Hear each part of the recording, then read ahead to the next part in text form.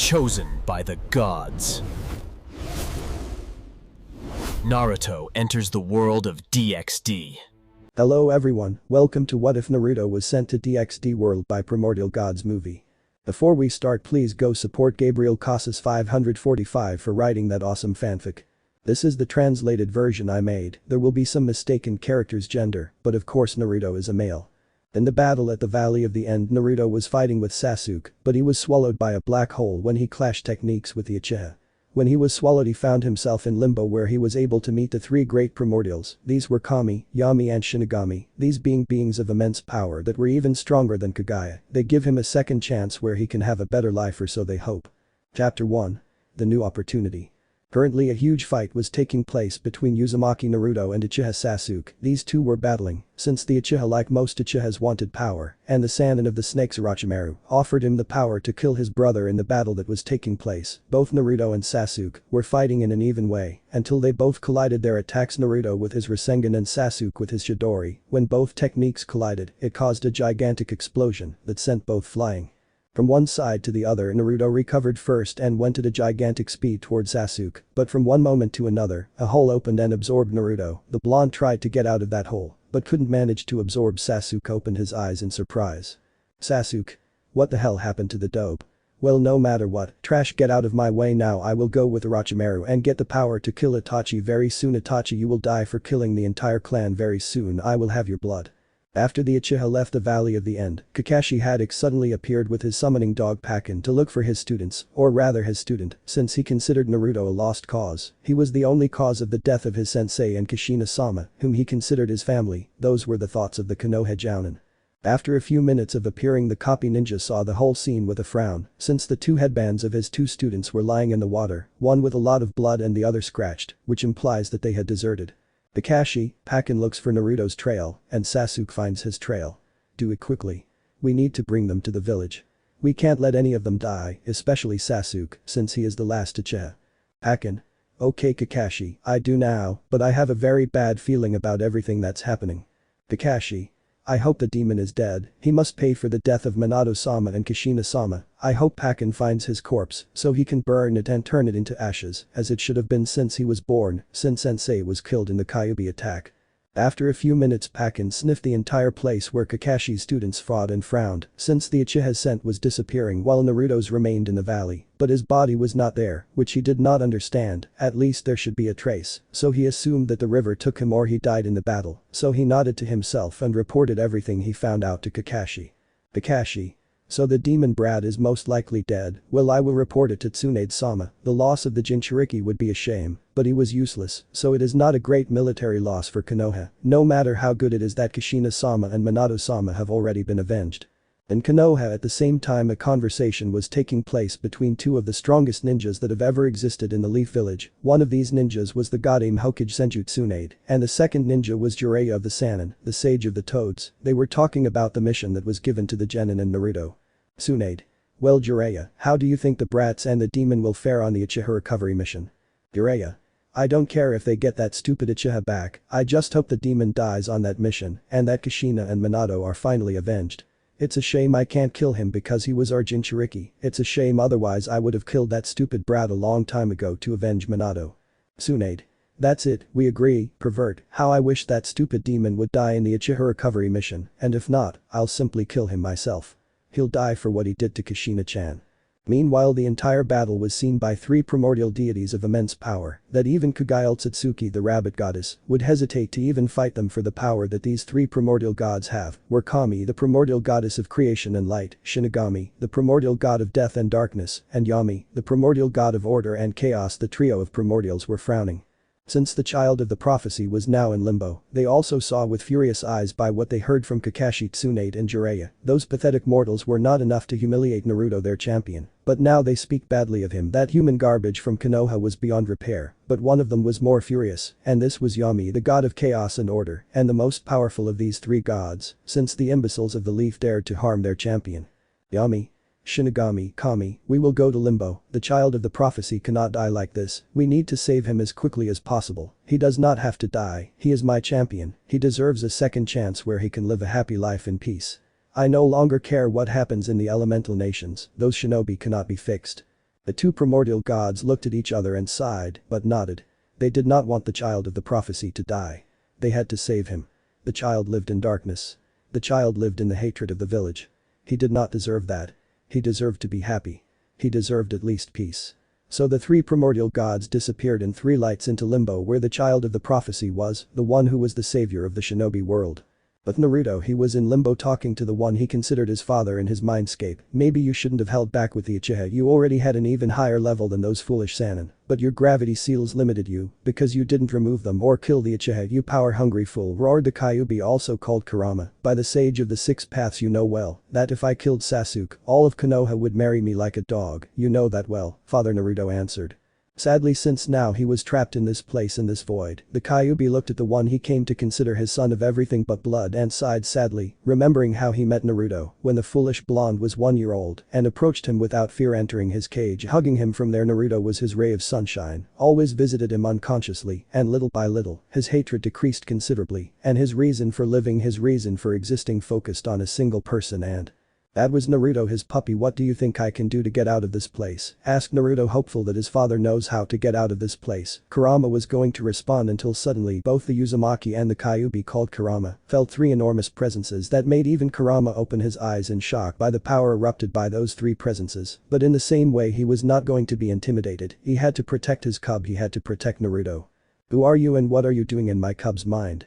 Kurama asked, filtering as much killing intent as he could to scare the individuals that entered Naruto's mind. He wouldn't allow anyone to hurt the one he considered his son. He would fight. Wow, your killing intention is very powerful, you are definitely powerful, Kyuubi said, one of which radiated an aura full of life and happiness. Kyuubi and Naruto narrowed their eyes, but did nothing. You are definitely a powerful nine-tailed Biju, said a man who radiated an amount of power equal to that of the woman. Indeed, he is very strong. Obviously he does not have as much power as us, but powerful enough to defeat any being in this dimension except Jubi, the sage of the six paths, Homura and Kagaya, said a man who was all dressed in black, who radiated a power comparable to that of the woman and the man before. At those names, Kurama opened his eyes in shock, since these beings knew his father, the sage of the six paths, his uncle Homura, the founder of the Hyuga clan, and his father's mother, grandmother Kagaya, the rabbit goddess, in addition to knowing the Jubi, a beast of destruction. Who are you? Can't you be normal if you know father? Kurama asked with curiosity and caution. The three beings looked at Kurama and Naruto and answered at the same time, well, we are gods, or to be more specific, we are primordial gods, beings above the gods, we rule not one but several dimensions. At that, Kurama and Naruto turned pale. Before them were three primordial gods. Kurama was worse than Naruto, since his father mentioned that the primordial gods were beings of unimaginable power to such an extent that not even his mother Kagaya messed with them for fear of being killed. She knew that these primordials were so strong that Kagaya, Homura, Hagoromo, Indra and Ashura would be needed so that they could even fight on equal terms. What do the gods want with me and my father? Naruto asked cautiously. Well, young Naruto, first let me introduce myself. I am Kami, goddess of life. It is a pleasure to meet the child of the prophecy, said a woman who appeared to be about 27 years old. I say the same, I am Yami, god of balance, said a man who appeared to be 32 years old. Likewise, although we already know each other, it is a pleasure to see you, Naruto. I am Shinigami, god of death, said the man dressed in black with a dead voice, but with a half smile that made him look about 30 years old. At that, both Kurama and Naruto opened their eyes in surprise, especially Kurama, since he had heard from his father about the primordials, but there were three that stood out above all. They were the pinnacle of power, and these were Yami, Shinigami and Kami, so he broke out in a cold sweat. He did not want to anger the three strongest primordial deities. Well, what do such strong beings want with me? Naruto asked curiously.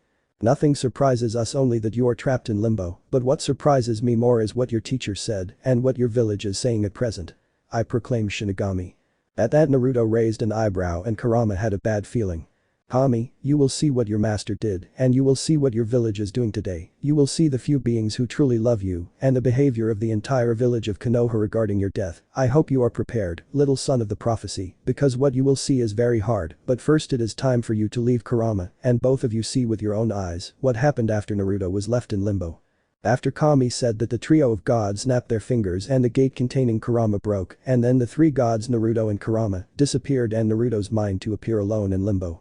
After Kami and the other two primordials did that, they opened a small portal where Naruto could see the moment that Kakashi said words that truly hurt his heart. He saw how the village seemed happy of his disappearance and supposed death. He saw how they blamed him for Sasuke's desertion. Not even the Sanin Jiraiya spoke good things of him, rather he seemed to despise and hate him with all his being, and that hurt him, since Naruto began to consider him part of his precious people, and now he realizes that it was all a vile lie to keep him loyal to Konoha just because he had Kurama inside him. He also saw the few people who cried for his death and saw with more pain who they were.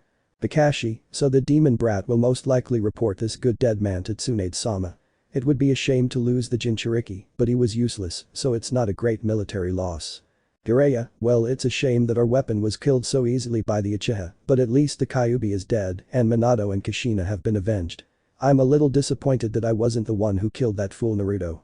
Civilians, finally the demon died at the hands of Sasuke-sama. Long live the death of the demon, long live the death of the hindrance. Finally the Kyuubi is gone, it's time to party, the demon is gone. Shikamaru, it's a shame that it's troublesome, but it doesn't matter anymore, it's too troublesome to think about Naruto's death. Iruka, it's a shame Naruto died, but finally I don't have to pretend to be his older brother anymore. That order was the one I hated the most from the Sandaime. Finally, the demon has died, now my parents can rest in peace. Neji, fate determined that the demon died. What a pity. I wanted to kill him with my own hands. Tsunade, finally the brat died. Finally Kushina-chan and Minato.kun have been avenged. If he had lived I myself would have killed him with my own hands. It is a shame to lose the last Uchiha, but it is a price that they are willing to give for the death of the Kyuubi. Hinata, it's a shame that Naruto died, but I suppose that maybe with him dead the Kyuubi will be gone forever. It's a shame, he was very attractive, he would have been a good slave for the clan, since he had the strongest Biju. Naruto, I wish you were alive, you were my family, and you will always be my little brother. Uchi, I wish I could have done more for you, son. I wish I had the strength to have protected you from this spiteful village that didn't deserve you. They didn't deserve how good you were to those bastards. Kurama, I knew that scarecrow was more fake than the stupid toad you have for a godfather, and the busty Godame, those stupid people, that trash from Konoha will pay for doing that to my puppy. Very soon I will get revenge for all the tears they brought to Naruto. Kushina Minato made a grave mistake saving Konoha, they did not treat their legacy as they should.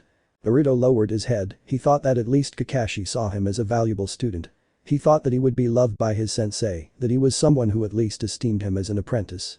He also thought that his friends would at least cry for him and that the village at least would not shout with joy at his death. But he was also happy that Tucci and Ayam saw him as family, but it also hurt that the majority of those he considered his friends didn't say anything and some of them celebrated his death. Don't cry about it, pup. That pervert isn't worth your tears. Those people aren't worth your loyalty or your sadness, pup. Kurama roared. His pup shouldn't cry over that trash. Naruto nodded sadly, but he will be strong for Kurama. He didn't want to disappoint the most important person to him, not being the crybaby, he would be strong for Kurama. The Primordials frowned, but continued with the images and videos where Naruto could see how Kakashi reported his death. He saw how the village celebrated how his friend celebrated his death. He saw how Sakura cursed him for not bringing Sasuke, how Team 19 was not affected by his death, rather they celebrated his death, that the Kyuubi had finally died. Naruto, so I was just a tool, I was just a toy for them, well no more, there will be no more ray of sunshine, now anyone who wants to use me will be destroyed, will be killed and tortured. Kami? Yes, that's why we want to give you a new opportunity where you will be sent and you will be cared for.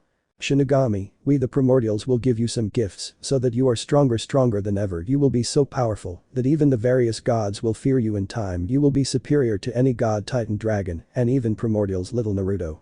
Yami, you will have a family, someone to take care of you, someone to protect you, you will have people to protect, you will no longer only have Kurama, now you will have more people, and with time you will become much more powerful, so much so that I see in you the potential to be one of the strongest beings in that dimension.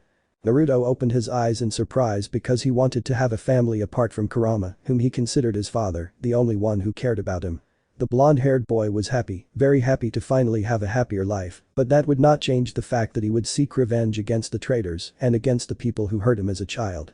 He would kill them and do everything possible to return to the dimension of the elemental nations. Kami, yes, but first we will give you different gifts that will be useful to you when you go to this new world where dragons, angels, fallen angels, demons, magicians, dragon gods and even some very strong primordials live. The Primordials looked at each other and nodded, implying what they would give Naruto and how beneficial their gifts would be for him, so the primordial god of death happened first. Well, I am the first, said Shinigami with a somewhat dead voice. I will give you the power of darkness manipulation and the powers of Reiatsu manipulation, as well as the knowledge of how to use it. And finally, I will give you the ability to remove the souls of any being and absorb their power and knowledge when killing them. Remember this ability, you have to use it carefully, since it will take time when you absorb a soul to have and process all its knowledge. Finally, I will give you Kurama, the rest of your power, which is possessed by the Yondaime Hokage, and an extra gift for you to protect Naruto. After saying that, the Shinigami takes out a red energy ball and a white ball, which he threw towards Kurama, causing him to grow and greatly increase his power, and changing his fur from orange to red with white stripes. The Kyuubi roared with joy at finally being complete, but looked at himself again and saw the changes. He realized that not only was he complete, but that he was now much stronger. If he calculated well, he might be 2 or maybe 3 times more powerful. When the Biju calmed down, he looked at the Shinigami and asked, "Why did you make me stronger?" At that the Shinigami looked at the Kyuubi and replied, "You may be strong, but in the world I will send them there will be stronger beings, so increase your power, train Kyuubi well and become more powerful. You have the potential to surpass even the Jubi at full power." At that Kurama looked at Naruto, then at the Shinigami. "Kurama, I thank you for giving me back my power and making me much stronger. With this power I can protect my cub." The Shinigami nodded with a smile hidden on his face. "Well, I will be the next. I am Kami. I will give you the power to use light and to be able to use magic as well as powers of regeneration and accelerated healing, to such an extent that you can even regenerate a limb. You can become a man of light, with time, train this element well, in addition to those eyes that have the Rinnegan, evolve it into Renacimiento, the most powerful version of those eyes, and finally you will receive 2 legendary summons. The first is that of the Phoenix, and the second is that of the Wolf. They are 2 of the legendary contracts, use them well, little one." Faced with these abilities, both Naruto and Kurama opened their eyes in surprise, since the power that Kami was giving them was enormous. "I am Yami, the god of chaos, and order Uzumaki Naruto for your heroic deeds in this dimension, for everything you have been through, son of the prophecy, for everything you have had to endure in that village that was your home. I will give you 2 sets of chess pieces. They are unique. They are very similar to the pieces that the demon faction has in the dimension that we will send you, with the difference that with these pieces, you can reincarnate almost any being. But if the individual is too strong, he will have to use more than 1 piece. One of these sets will be for you and the other for Kurama. I will also give you in Kurama the Zenkai ability, where you will become stronger every time you receive any damage, and to you Naruto, I will give you some extra genes from other species of the universes. Thanks to these genes, you will be able to access various transformations and powers. In addition to the fact that with these pieces the person you reincarnate will considerably increase their power, I will also provide you with a very powerful servant who will protect you, one who already lived in that world, to which you will be sent like this." Yami taking out a light that formed a young man who had light blonde hair, a thin build, and white skin. "What's that young man's name?" Naruto asked curiously. "Well, introduce yourself, boy," ordered Yami seriously. He had no patience for the pride and arrogance of the golden boy. The aforementioned only gave a sigh of resignation, but still nodded with a frown at the audacity of that Primordial, but said nothing, since he was somewhat curious to see his new companion. "My name is Gilgamesh, the king of heroes. I have seen your life half-breed thanks to Yami, and I respect everything you did and all the hatred you have endured. I am surprised that you have not destroyed your former home. You are worthy to serve, but I warn you, do not impose your will on me, and I will be loyal to you," said Gilgamesh, with a heart all at the end, since the king of heroes may agree to help the boy, but he will never be anyone's servant. Naruto was surprised, but nodded in understanding, as he understood the blonde-haired man in front of him, not to impose something he didn't like. He understood it perfectly, and he wouldn't impose his will unless necessary. "Well, let me introduce myself. My name is Uzumaki Namikaze Naruto. It will be a pleasure to be friends," said the Uzumaki with a smile. Gilgamesh nodded, somewhat impressed, since they were supposed to be his servants, but smiled, since he was someone worthy to serve for the moment.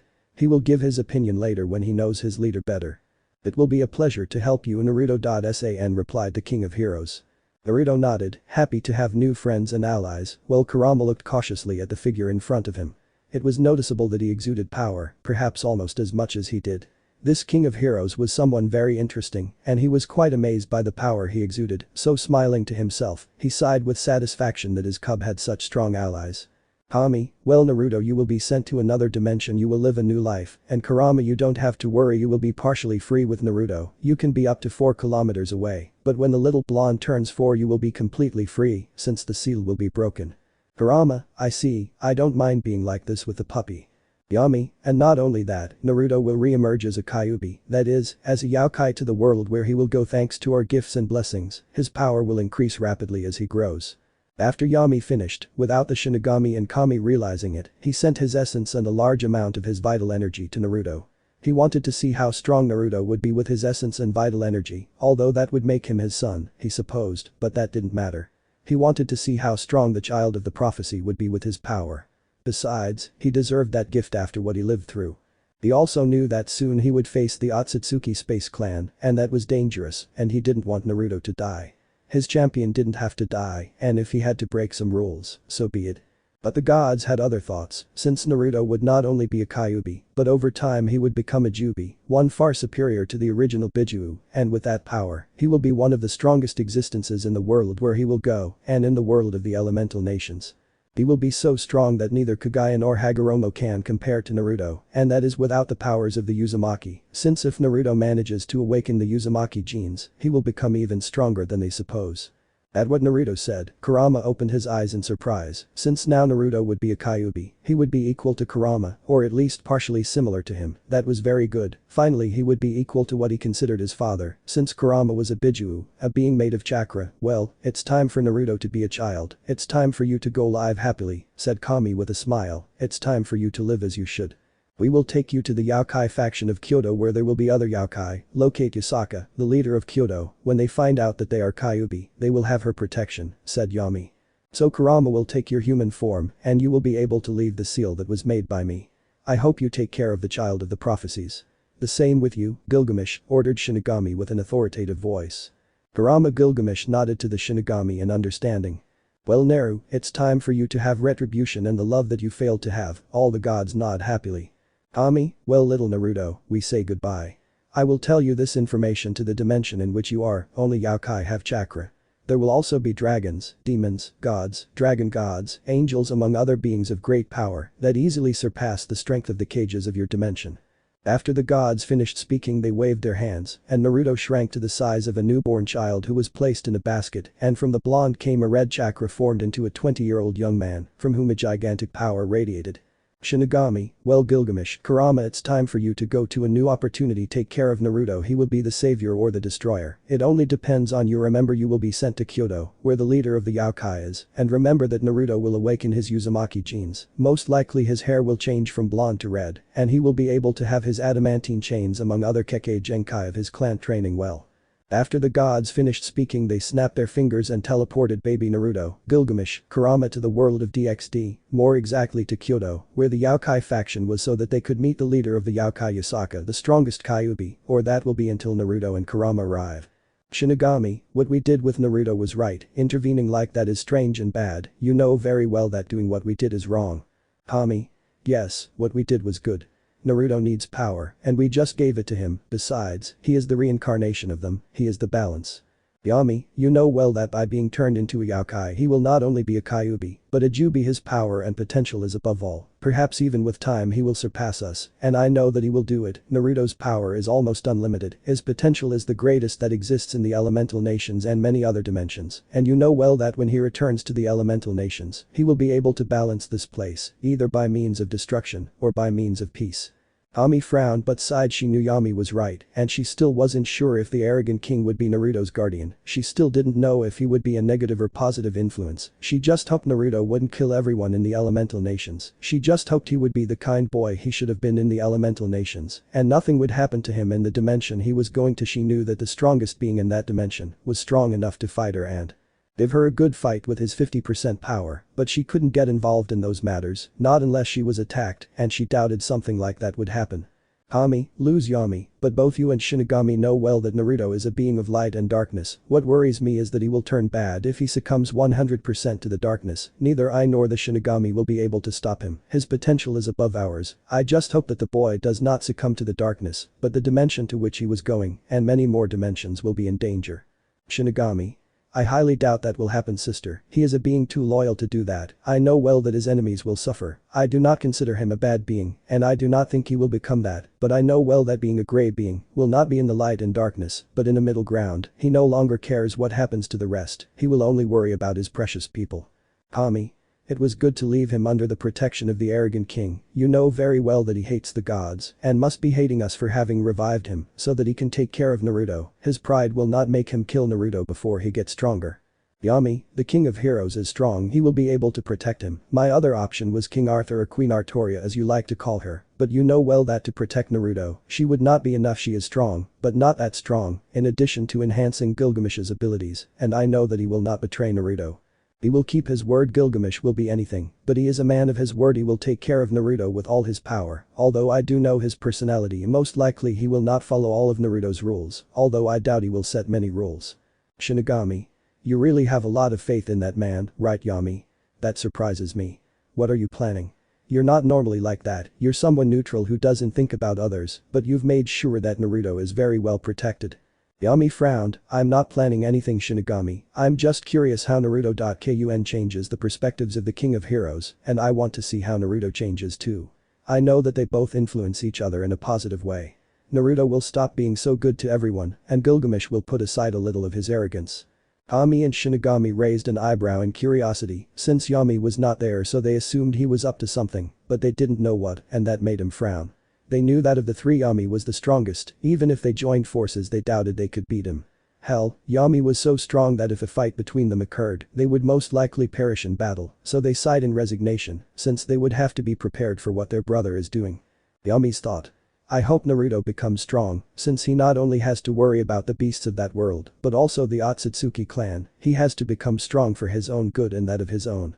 I just hope that his true self and true power awaken soon. He has my essence and part of my power that will be like a seed in him, making him not only a yokai, but also a divine being like me, and I feel that in power in a couple of years, he will surpass Kami and Shinigami, and I know for sure that shortly after he surpasses them, Naruto will surpass me. His potential is very great. How foolish were those of Konoha not to support them. If they had supported the boy, I am sure that Naruto would have surpassed Madara and Hashirama with ease in a couple of years. End of chapter. DxD and Naruto power comparison. This is the comparison of levels between the shinobi and DxD PDT in the case of Kurama. He will soon have a power compared to Shiva, perhaps a little superior, but he will not surpass Great Redder 666. 1. Low-class demons equals Genin and Chunin of the ninja world. 2. Middle-class demons equals Jounin from the ninja world like Kurenai, Anko and Shizune. 3. High-class devil equals characters like Asuma, Guren, Yamato, Jugo, Kabuto Shippuden. 4. Low ultimate class devil equals characters like Zetsu, Haiden, Zabuza, Kimamaru, Pakura. 5. Mid ultimate class devi equals Kakashi Sharingan, Dadara, Gaara beginning of Shippuden, Kakuzo, Tsunade base. 6. High ultimate devil class equals characters like Old Sarutobi, Kisame base, Jiraiya base, Mei Terumi, Konan and Sasori. It should be noted that the class varies. High ultimate devil class for example Jiraiya base and Konan both are cage level ninjas, therefore if Satan class in a battle in the end, Jiraiya would defeat her, although he is very injured. 7. Satan class equals Kakashi Manjikyu Sharingan, Tsunade Byakuya Jai, Orochimaru, the 4th Raikage, Mu, Inoki and Gaara 4th War. 8. Low class god equals characters like the 3rd Raikage, Jiraiya Sage Mode, Itachi Uchiha, Kisame combined with Samahata. 9. Middle class god equals characters like Tobirama, Itachi Ito Tensei, Kabuto Sage Mode, Pain 6 Paths and Minato. In this case the difference between these characters is not that great, although in a battle between base Minato and Kabuto in my opinion Minato would win, although it would be a very complicated battle for the Yondaime. 10. High class god equals Nagato Uzumaki Ito Tensei, Minato Imperfect Sage Mode. 11.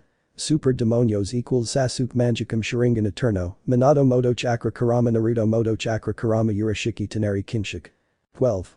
Evil Dragons equals characters like Kurama, complete. 13. Celestial Dragons equals characters like Madara, Hashinara, Indra, Ashura. 14. Amun-Ra equals characters like Obito Dai's Kolas, Sasuke Rinnegan. 15. Gods like Quetzalcoatl equals characters like Naruto Sage Mode 6 Paths, Madara Rinnegan, Mito Gai 8 Gates. 17. Gods like Hades equals characters like Madara 2 Rinnegan, Momochiki, Absorbing Kinshiki, Homura Otsutsuki, Hagoromo Otsutsuki. It is a comparison, some may be stronger than Hades, almost reaching the level of Indra, a clear example would be Hagoromo. 18. Gods like Indra equals characters like Kugai Otsutsuki. 19. Gods like Brahma equals characters like Asiki Otsutsuki. 20. Gods like Shiva. 21. One above will be Chaos, creator of the Greeks, this character is a little below Office, there will not be that much difference, but he will considerably surpass Shiva. 21. Dragon gods like Office equals. 22. Big Red in 666. Nobility of Naruto Akatsuki. Chapter 2. Arrival in a New World. After Kurama the Nine-Tailed Bijuu and Gilgamesh the King of Heroes were teleported to the world of DxD, more exactly to Kyoto, where the Yokai faction was located being led by Yasaka, the leader of the Yokai and a Satan-level Kyuubi. Kurama. Okay Gilgamesh, let's go find the leader of Kyoto. It's best to keep Naruto safe until he can protect himself. At the moment, the Gaki is defenseless so we must be careful. The King of Heroes nodded with a sigh of tiredness, since now he would be a babysitter, and he did not like that, since he was the great King of Heroes, the strongest hero, but he came out of his thoughts when both he and Kurama felt the strongest energies of Kyoto to find the leader of the Yokai, maybe she can help them, and who knows if possible, they could join the Kyoto Yokai faction. Meanwhile with Yasaka the leader of Kyuubi of the Yokai faction, was talking with the sun goddess Amaterasu leader of the Shinto faction, about some political issues until suddenly she along with Amaterasu, felt several high-level presences that could even surpass the sun goddess, and that amazed and scared both women.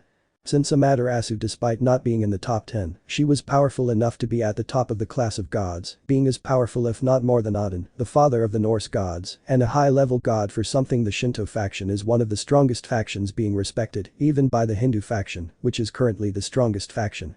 Yasaka, Amaterasu-sama felt those energies of immense power, these powers surpass us, it would be better to go as quickly as possible, do not become enemies, we must be cautious, the power of those individuals could easily be in the category of high-level gods.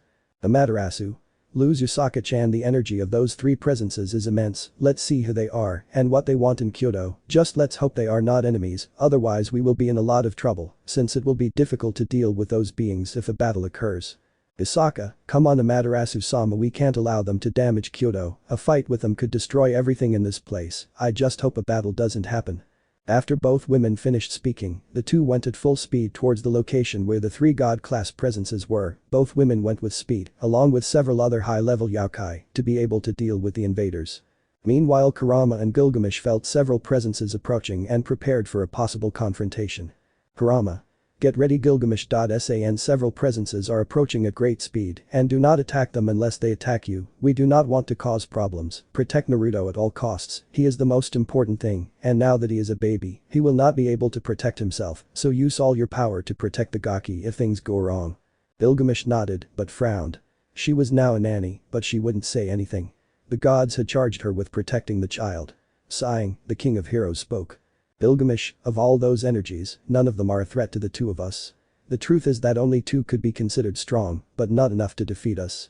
Although we are at a disadvantage since we have to take care of baby Naruto, hell, I don't understand why it was necessary for the Primordials to turn him into a baby. If he had been 13 years old, I know very well that he could fight with any of those presences and defeat them.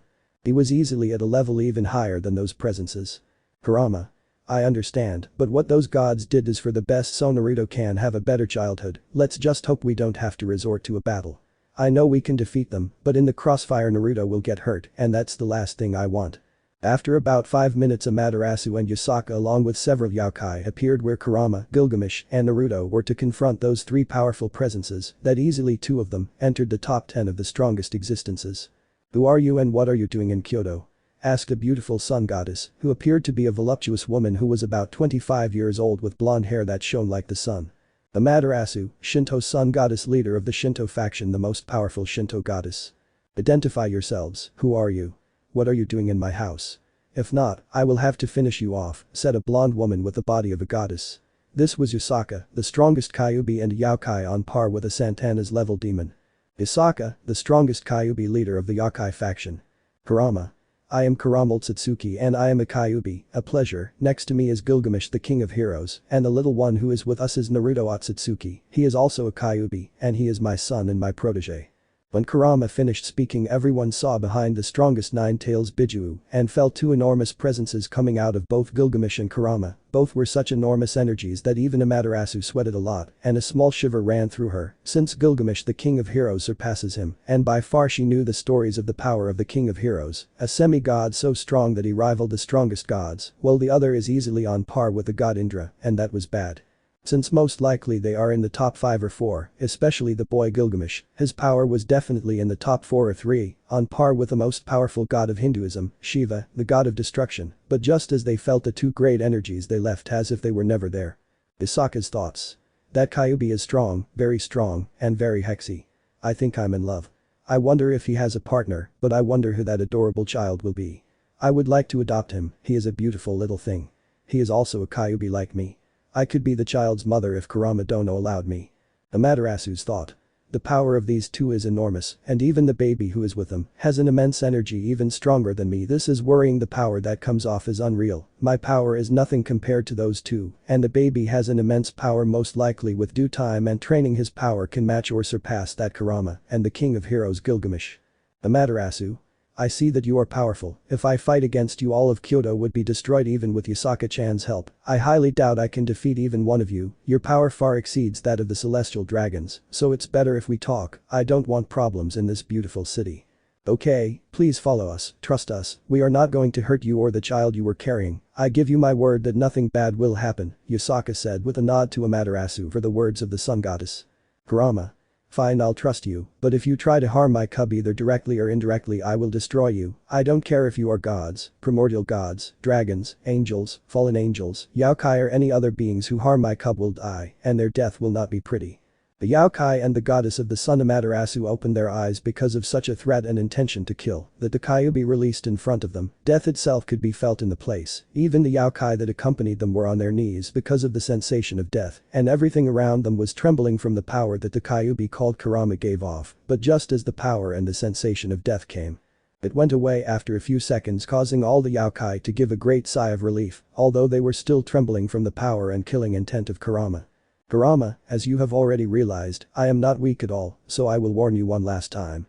Do not hurt my puppy, because if I see any of you trying to attack him, I will destroy this entire place and turn it into a crater. Isaka. You don't have to threaten us. Kurama Dono nor Amaterasu-sama, neither me nor even the yokai of Kyoto, will harm your cub. I understand how overprotective you are with a little Kyuubi and I respect that. I already realize that you are a good father.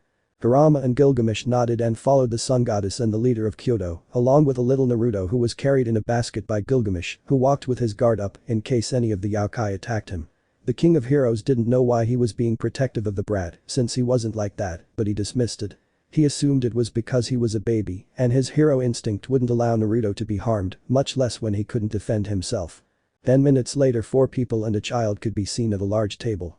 2 of these people were Amaterasu, the leader of the Shinto faction, and Yusaka, leader of the Yokai faction. In front of these 2 beings of immense power, first stood Kurama, the 9-tailed Bijuu, and Gilgamesh, the king of heroes and the most powerful hero. Amaterasu. Well, that is what they want in Kyoto. It is not normal for beings of their level to appear in this place, unless beings that are not known in the supernatural world. It is too strange, and especially with the power they have, that easily compares with the top 5 of the most powerful existences, and that is very true, since I thought that the king of heroes had died hundreds of years ago, and there were no signs that there was another Kyuubi in the world. Both Kurama and Gilgamesh looked at each other and both thought about whether to tell the truth, since if they wanted the leader of Kyoto and the leader of the Shinto pantheon as allies, it would be better to tell the truth or a half-truth so that they would be calm with their appearance. They did not blame the women in front of them, since they knew that each one was powerful enough to fight with the strongest in this dimension. Kurama sighed in resignation, since it was better to tell the truth if he wanted to have this goddess and Kyuubi as allies. Kurama, well, give me your hand. I won't tell you everything, I'll show you everything that happened and how we got to this place with my puppy and his bodyguard. Gilgamesh felt offended for being called a simple bodyguard. Hell, he is the king of heroes, the best king, and the strongest hero. Very few half-breeds would give him a battle, and this idiot called him a simple bodyguard, but he said nothing for now. He would stay quiet, and later he would teach that ball of fur a lesson. The goddess and the leader of Kyoto looked at each other as they were unsure whether to do what the individual in front of them told them, but they thought it over, dismissing everything as they were curious about what the Kyuubi in front of them would show them. Isaka. I think I speak for Amaterasu-sama as well, that we agree that you show us everything that happened to you. Amaterasu nodded, indicating that she agreed. Kurama, seeing that they agreed and that Amaterasu and Yusaka held out their hand, he also shook their hands, grabbing it tightly, and showed them all his memories since his creation of him and his brothers, how they were captured and used as weapons by the shinobi villages, how he was controlled by Uchiha Madara to attack Konoha, how he was locked in Naruto, how Naruto's life was in Konoha, the physical and psychological abuse he received, the betrayal of his best friend Sasuke Uchiha, the traction of Konoha, the new opportunity he had thanks to the dimensional primordials of the gifts that they provided to Naruto, and that Gilgamesh was sent for his protection, and even the increase in Kurama's power thanks to the dimensional primordial gods. When Kurama finished passing on his and Naruto's lives, both Amaterasu and Yusaka were crying for the tragedy of both, since the life of both was hell, and not even hell was that bad, so the goddess of the sun and the leader of Kyoto thought to herself, let's give them a chance, they are good people who deserve a chance to be happy, a chance to have a home in which to be at peace. Kurama don't know I feel very sorry for what happened to you Kyuubi I do not know if you will accept what I will offer you, but I hope that you do what I wish is to give you the opportunity to have a quiet life with little Naruto Lord Gilgamesh you can stay, if you wish you will have the protection of my faction, and from what I see Amaterasu-sama will also give you her protection, and I know that you are powerful, but remember that you are with Naruto.kun, he needs a quiet place to call home a place where he can train without the need to be alert 24 hours a day said Yusaka, somewhat sad for the memories of Kurama for the life that she could see, and honestly she would not have endured that life she would have gone crazy, for which I admire Naruto quite a bit. Kurama and Gilgamesh looked at each other examining the proposal made by Yusaka, as it was very tempting, a place where they could be calm and take care of Naruto, that would be very beneficial. For me there is no problem as long as they do not impose what to do, since the only one who will give me orders is Naruto, I am his protector and his sword and his caretaker, he will be the only thing that I will protect, and while he lives in this place I will protect him, I swore to Yami, as long as Naruto does not order me something that does not go with me, I will follow what he says, proclaimed Gilgamesh seriously. Kurama, I think the same as Gilgamesh, both you Lady Yusaka and Lady Amaterasu can ask for anything, but Naruto's care will be above all else, he will be above even the Yokai faction, he is my son, and I will not allow anyone to harm him. Both Yusaka and Amaterasu saw and thought things through. On the one hand, they would have powerful allies for both the Shinto faction and the Yokai faction, and on the other hand, these two would always put the child first, something that did not matter too much to them, since according to what they saw, the child is a loyal person who, as long as they did not betray him, would be loyal to his people, and they did not think of betraying a child as pure as Naruto. Amaterasu and Yusaka. Well, we accept and understand that putting little Naruto first is like your son, so what you ask is understandable, so there is nothing to worry about. Amaterasu, well I have to go, it was a pleasure to meet you, but I have to inform Susanoo and Tsukiyomi of everything that happened, and don't worry Kurama. Only they will know, since they are my brothers, they deserve to know what happened today, although there are some things that I will not tell you, for example, who brought you to this dimension, so rest assured. Kurama nodded in understanding and Amaterasu disappeared in red flames heading towards where her brothers were. She had to inform them of her new and powerful allies. This could be a change for the entire supernatural world and a positive change for the Yokai faction and the Shinto faction. Isaka, well, since you will now be our allies, what do you think if you stay with me, it will be good to meet you, in addition to that little Naruto will have a maternal figure which he could consider as a mother, so it would be good for everyone, and especially for Naruto. Kurama, I don't see any problems, by the way, we could train and even train with you to strengthen yourself as much as possible for your level. If I compare it in the shinobi world, you currently have the power of a mid-level kage, maybe a little above, so it would be good to strengthen yourself as much as possible. The stronger you are, the easier it will be for you to protect all the yokai that live in Kyoto. Isaka nodded at Kurama's words. She knew she was strong, but she knew well that she was not yet as strong as the gods. She had to strengthen herself, since if someone like Hades attacked her faction she would lose easily, and she could not allow that to happen. She had to increase her power as quickly as possible. Well, Lady Yusaka can show us the place where we will be so we can leave Naruto alone, said Gilgamesh, holding back the urge to tell this half-breed yokai that by the primordials, he had to stop telling everyone that it was better not everyone was half-breed except him, since he was the king of kings. Isaka, sounds perfect to me, okay guys, follow me, I'll show you where I live, since you'll be staying there, I hope you like the place and feel comfortable. Kurama, thank you Yusaka and don't worry if something happens to any yokai clan, I will support you, it's the least I can do for everything you and Lady Amaterasu are doing for us. Meanwhile in the world of elemental nations in a large cave, 9 figures were gathering. These 9 were members of Akatsuki, each of these shinobi were S rank, and some of these stronger than the current cages of the 5 great nations. These 9 figures were gathering for the presumed death of Uzumaki Naruto, the Kyuubi Jinchuriki. Pain, well Zetsu inform us what exactly is with the Kyuubi Jinchuriki. Zetsu? Well, Lighter-sama, what happens is that it seems that the Kyuubi Jinchuriki is presumed dead or missing. I know, since in Konoha they were celebrating his presumed death, it seems that he was killed in the mission to recover Itachi's younger brother, who ran away with our former companion Orochimaru of the Sannin. All the members of Akatsuki frowned while Itachi gave a small sigh of disappointment at what his foolish little brother did, and in the case of the leader of Akatsuki, he was furious wanting to kill the Uchiha who delayed his plans for several years, since the Kyuubi is the Bijuu that would take the longest to reform, and now that foolish Uchiha delayed his plans, he will kill him for interfering in his plans for peace soon. Very soon, the Uchiha will perish for his insolence. Madara. You should kill the fool. Uchiha has delayed our plans for many years. This is not just any Bijuu that will regenerate, but the Kyuubi demons. This is the Bijuu that will take the longest because of its power and the tails it has. Sasori, I agree with Madara, the boy has to pay for delaying our plans if you want leader. Sama, I can go for his head, he would be a good puppet, having the Sharingan, this child would be one of my best puppets, besides, we could ruin Orochimaru's plans, and thus get even for his betrayal. Haiden. Yes, we must sacrifice him for Jashin Sama leader, let's go for that Uchiha, and for the traitorous snake Orochimaru. Bikuzu. I support Haiden, Orochimaru's bounty will benefit us, and together with the Uchiha of Konoha, we will raise a large amount of these funds, not to mention the Sannin subordinates having some of these good bounties like that Kabuto. That and many more things were said by the various members of Akatsuki, while Pain watched the entire discussion with a frown, since the idiot Uchiha brat delayed his plans, he would personally go to give him a very painful death, and in the case of Itachi, the assassin of the Uchiha clan, saw with an unreadable face the entire discussion of his companions, wanting both the head of his foolish little brother and Orochimaru, and he knew that if Akatsuki went for Sasuke, he had little chance of survival. Especially if Pain and Conan go for his little brother and Orochimaru, since he knew that Pain was stronger than him, and Conan was easily at the level of a Sannin being that woman someone who is easily at a level comparable to that of her partner Kisame, and that was bad, very bad, but Itachi came out of his thoughts, since Pain spoke. Pain, we will not actively marry Orochimaru and Uchiha Sasuke, but if you run into them you have to kill them now we need to locate the other Jinchurikis, the Kyuubi must wait when Itachi Kisame regenerates they will go for him, but for now locate where exactly the Jinchuriki of the Four Tails is.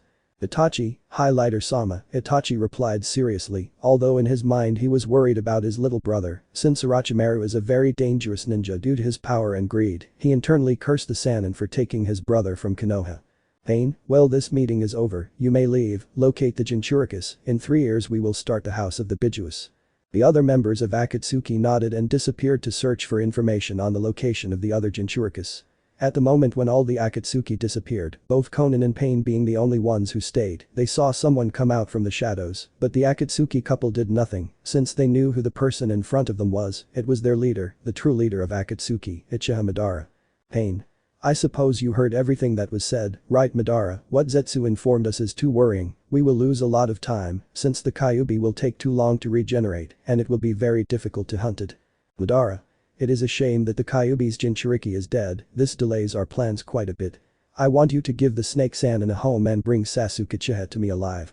He can be very useful for our plans, Pain, the boy has potential, not as much as Itachi, but enough to be able to rival some of us with proper training, ordered Madara. Conan. And what are we going to do with the other Jinchurikis? The 6 tails are missing, the 3 tails are reforming, and 5 and 4 tails are somewhere in the country of Earth, and the 8 and 2 tails are very well guarded. Well the 7 tails are somewhere in Tokigakur, and the 1 tail is well guarded, Itsuna, asked the angel of Omegakur and the only woman in Akatsuki.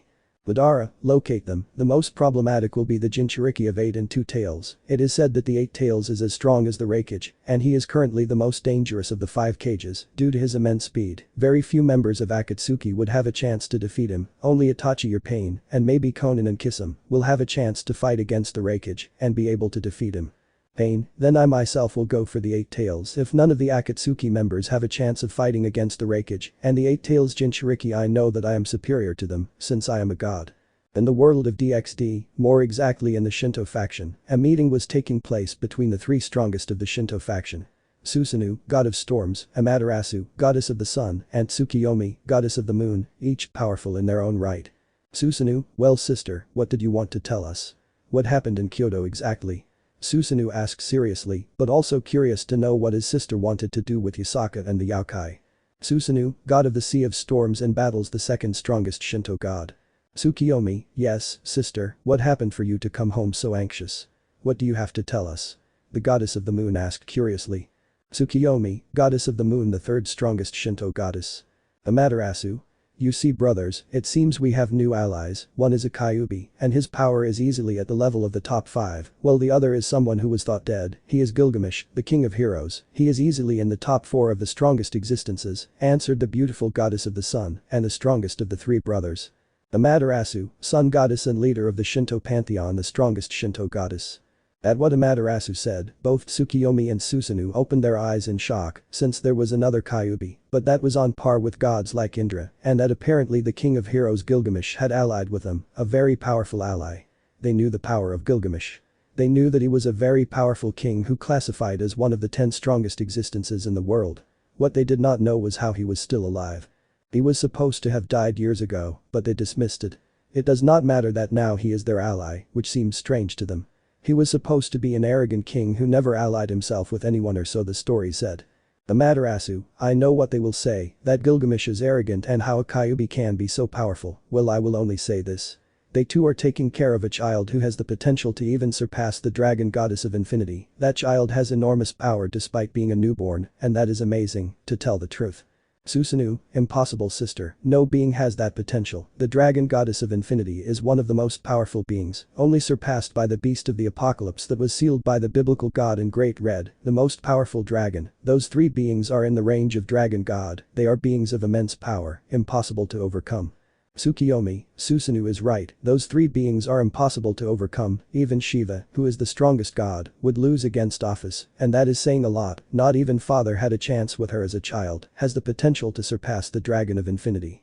Amaterasu, believe me brothers, that child will be one of the pillars for the Yaokai faction to emerge, not as a small or medium faction, but as a powerful one that could even equal the biblical ones or that of the Hindu gods. Susanoo, you say one of the pillars, so I assume Yasaka-chan the new Kyuubi and Gilgamesh the king of heroes will be the other pillars, am I right? Right sister, these will be the ones that guide the little brat to greatness. Amaterasu, exactly little brother, but I warn you not to try to bother either Gilgamesh or Kurama the Kyuubi who settled in Kyoto, and much less do anything to endanger Naruto the baby that they too protect, because if not you will be eliminated, and not even I will be able to protect you from the wrath of those 2. Since from what I noticed they are too protective of the child, and to be honest, not even the 3 of us together, I think we can face the king of heroes, and the Kyuubi known as Kurama are too strong. Susanoo snorted, annoyed. He wanted to meet and train the boy, but he wouldn't do anything. His sister was right, if those 2 who were taking care of the boy were in the top 10 of the strongest beings he had no chance, hell he wasn't even in the top 20, so he nodded to his sister. In addition to the same way these will be allies of the Shinto faction, they would not do anything against him and his people, despite Gilgamesh's hatred for what his sister told him. The king of heroes would not do anything against him or his people, as long as they did not harm or hurt the boy that made him sigh, since there were few beings who could face Gilgamesh being the dragon gods, and the Hindu gods the few who could do it, so it would be bad to anger the strongest hero. He is not stupid, so he would leave him alone. End of chapter. Chapter 3. The years pass and a new empire rises. It's been 7 years since Kurama the nine-tailed Bijuu, Gilgamesh the king of heroes and Naruto the heir to the Uzumaki clan, the strongest clan of the elemental nations, joined the Yaokai faction of Kyoto. In these years, several very interesting events occurred in the first year. What happens is that Yasaka, the leader of the Yaokai faction of Kyoto and a Kyuubi, became a girlfriend couple of Kurama Akatsuki, the nine-tailed Bijuu, being that the Kyuubi woman in that year went into heat, having both Kyuubi, a great night of passion that resulted in Yasaka becoming pregnant, which made everyone happy, being Amaterasu the happiest because finally her friend and adopted daughter Yasaka is having a boyfriend who loves her and protects her from all the idiots who were insinuating themselves to Yasaka. In addition to the fact that thanks to this union, there will be more Kyuubi in Kyoto, for which she blessed Yasaka and the baby she carried in her, giving them the power to handle the call, as she thing that the Kyuubi appreciated in the second year was the birth of Kuno Akatsuki, the princess of the Yaokai, and the little sister of Naruto Akatsuki, who at present was already adopted by Yasaka, being this the new mother of Naruto, thing that made Kurama happy.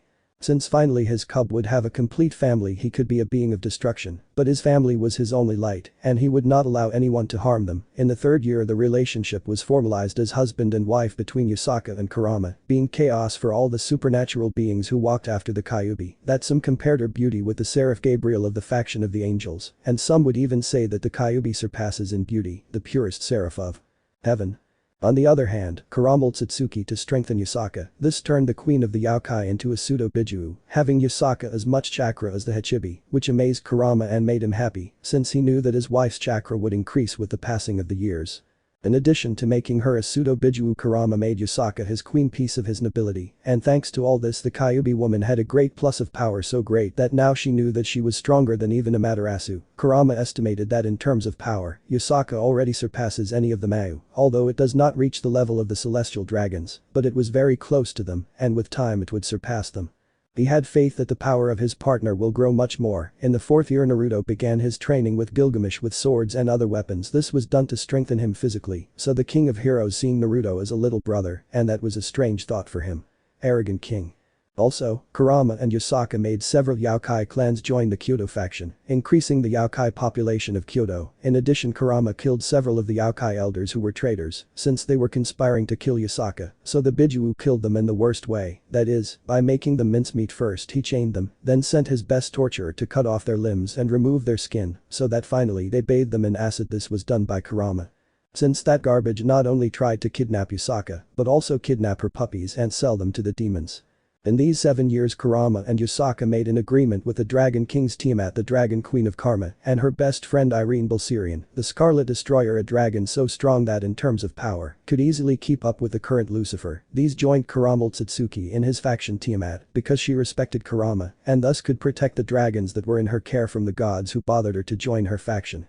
In addition to that, Yusaka was a good friend, so she trusted her, so Tiamat became the first tower of Kurama, while Irene Bulsirian joined Kurama for her daughter. She wanted her daughter to live more peacefully. Since because of her power gods like the degenerate Zeus went after her to want to sleep with her, and that put her daughter in danger, and having the protection of Kurama, she could raise and train her daughter, so Kurama made Irene Bulsirian his first bishop, increasing both dragon queens their power considerably. On the other hand, in these 7 years Kurama and Yusaka with the help of Amaterasu were creating where their faction could reside. They did this because when the dragons joined the population in Kyoto increased although they were not yet overpopulated. They knew that their population would increase, so they were creating a place where they could live. This was not so difficult since Amaterasu knew a lot about what refers to magic runes and dimensional magic, while Kurama was an expert in Fuinjutsu thanks to being in pure Uzumaki, so in this time they had already created a dimension in which these 3 powerful entities were building the new empire where their entire faction would move. In the 7th, a 7-year-old Naruto who was with Gilgamesh his knight as a guard, since thanks to the fact that Kurama and Yusaka were too overprotective with him, they would not let him go out without Gilgamesh accompanying him, but when they left and moved away from Kyoto, they were attacked by Krom Kruich, dragon of the Crescent Circle, the strongest evil dragon, since he was ordered to kidnap Naruto, even though he did not like the order in the least. Since that did not go with him, but he obeyed the order, although with reluctance, the young Kyuubi wanted to test himself against Krom Kruich and see how strong he was, so they both fought intensely. "Ready kid, it's time to fight, let's see how strong you are," commented the evil dragon with a wild smile. Now he would test the brat, he will see if he is strong or if he is garbage. "We'll see, little dragon," Naruto replied with mockery in his voice, but inside he was anxious for the battle, since it was clear that the dragon is strong enough for his curiosity. Krom Kruich frowned at the silly nickname, but widened his eyes in surprise when the brat disappeared. "Were you looking for me, little dragon?" Naruto asked from behind Krom Kruich, then threw a magic attack so strong that it sent the evil dragon flying, as if it were a simple fly next to a god. "Naruto. You may have experience and power, but you are very confident, evil dragon Krom Kruich, maybe you have become old and need a retirement," mocked the Uzumaki. Krom Kruich. "You may be right that I am trusting, but now I realize that you are not normal, you boots divine energy of a very high level. Tell me exactly which pantheon you belong to, little Kyuubi, since you are definitely not from Kyoto, otherwise the supernatural world would know that another Kyuubi is with the Yokai faction, so I ask you, where are you from, little Kyuubi warrior? If you defeat me I will answer everything dragon.sa and it's time to start the real battle and stop playing, don't you believe it?" asked the Redeed. Krom Kruich smiled and increased his aura, forming a black dragon behind him, while Naruto also smiled and increased his aura, forming a large red fox behind them. Both beasts looked at each other with threatening eyes. "Fire release great sea of flames," shouted Naruto, launching a tide of fire towards the dragon, who did the same and launched its own flames towards Naruto, causing both attacks to collide with each other and cancel each other out. Naruto frowned and in a burst of speed appeared in front of Krom Kruich, throwing a punch that sent him flying, but he didn't stay there, instead he opened several magic circles, sending several water and lightning dragons towards the evil dragon, causing them to collide with Krom Kruich, causing a huge explosion. Naruto stared at the place of the explosion. He knew that this attack would barely do any damage to the dragon, so he didn't lower his defenses. After all, he was facing an opponent of the size of the celestial dragon. Good attack, kid, you are strong, and you are definitely worthy of me getting serious. I realized after receiving your attack, since it damaged me, and not just any being could harm me, not even high class or supreme class demons could harm me, like your attack did now. Yes, I will go with all my power. You are not an ordinary child, said Kromkruch, with a wild smile surrounding himself with flames, a large part of his body to cause greater damage. Naruto opened his eyes in surprise and with a sigh, he activated his Sharingan and activated his lightning armor. It was time to get serious. He had to finish the battle before the barriers that Gilgamesh put up broke. Both opponents disappeared, colliding blows that caused shock waves, where they were reshaping the landscape with ease. Lightning and flames went from one side to the other. The waves of power made the weather change, causing a storm around. Gilgamesh watched everything with some amazement. He knew that Naruto was already stronger than Amaterasu, Susanoo and Tsukiyomi, and could fight on equal terms with those three at the same time, although Naruto never activated his Sharingan in any fight, so he wasn't serious, but now he watched in amazement as his little redeed, and that dragon fought with surprising ferocity. He was sure that he could match that dragon, although he would have to be serious if he wants to defeat it. In the battle of Kromkruch and Naruto, both entities of celestial dragon level or higher, continued to fight in a destructive manner. In the battle, the evil dragon could be seen with several bruises and blood on his face, while Naruto had a few small blows, since thanks to his Sharingan, he was able to dodge most of the attacks with ease. I think it's time for this to end, Death Pulse, said Naruto, sending a huge attack of darkness towards Kromkruch, who, unable to move due to his wounds, had to receive the full attack, causing a huge explosion. When the smoke cleared, Kromkruch could be seen very weak and almost knocked out, but things didn't end there. Naruto sent several energy chains towards the dragon, trapping it, causing it to be unable to move. You accept defeat, well, Dragon Kromkruch, said Naruto with a small smile. Kromkruch frowned, but sighing he nodded. He lost fairly. He realized that child was far superior to the devils. He thought that maybe the child is close to the level of Indra or close to that god. Gilgamesh was going to finish Naruto's job and kill the evil dragon, since it endangered Naruto's life, whom he considers his apprentice and his new brother, so he would finish it. He knew that Naruto spent a lot of energy fighting the evil dragon, so he would finish the dragon quickly if it didn't join Naruto's side, so he had weapons ready to kill it. Naruto, Gil, don't kill him. I want to know why exactly he wanted to kill me. As I understand it, this dragon doesn't kill children, he only fights strong opponents, so it's surprising that he goes after me. Gilgamesh, fine Naruto, but if he attacks you again I'll finish him off. I won't let anyone hurt you, much less a pathetic dragon. Kromkruch watched everything with caution to the two individuals in front of him, since the boy in front of him was immensely powerful, and he realized that his potential was enormous. Hell, at the age of 7, he was defeated by a dragon that is in the range of a celestial dragon, so he realized how dangerous the individuals in front of him are, and realized that it was a mistake to attack them. Naruto. Well, evil dragon Kromkruch, I want to know why you attacked me if I have never attacked you or seen you. What is it that you are looking for? And don't lie to me, please. I don't want to kill a dragon like you. I feel your heart, and for an evil dragon, I don't feel that much evil in you, Kromkruch, rather I feel some sadness in you. That is strange for an evil dragon. Kromkruch frowned and gave a sigh of resignation. He would tell the brat everything in front of him, everything, since 1, he defeated him in a fair battle, 2, the brat seemed to spare his life, and 3, he was not loyal to the Chaos Brigade. He was only there to fight and have worthy opponents, since that was the only thing he lived for since his wife died. Kromkruch.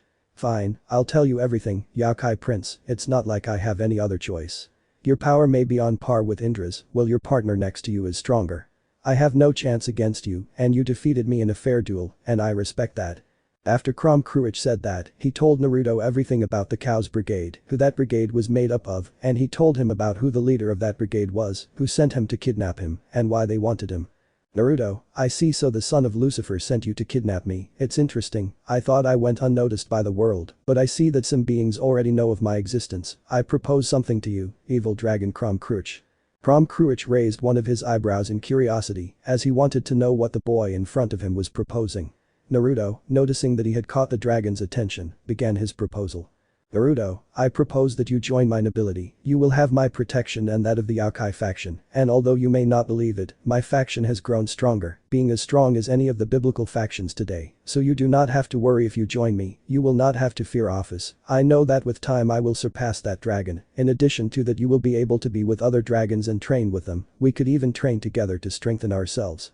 Kromkruch widened his eyes in surprise, and he knew the boy in front of him was right. He knew that in a couple of years the brat would be at office's level. He estimated that he would be 5 more years old, and this child could match Shiva or even Office, the Dragon of Infinity. He wondered to himself what kind of monster the boy would be when he reached his full potential. It would be interesting to see all his growth. Besides, the boy spared his life and he couldn't detect any lies in the brat. It was better to be under the brat's command than the crazy son of Lucifer. Prom Cruach. Well, what do I have to do to join you? I find your proposal very interesting. I want to see your growth and see how strong you will become in the coming years.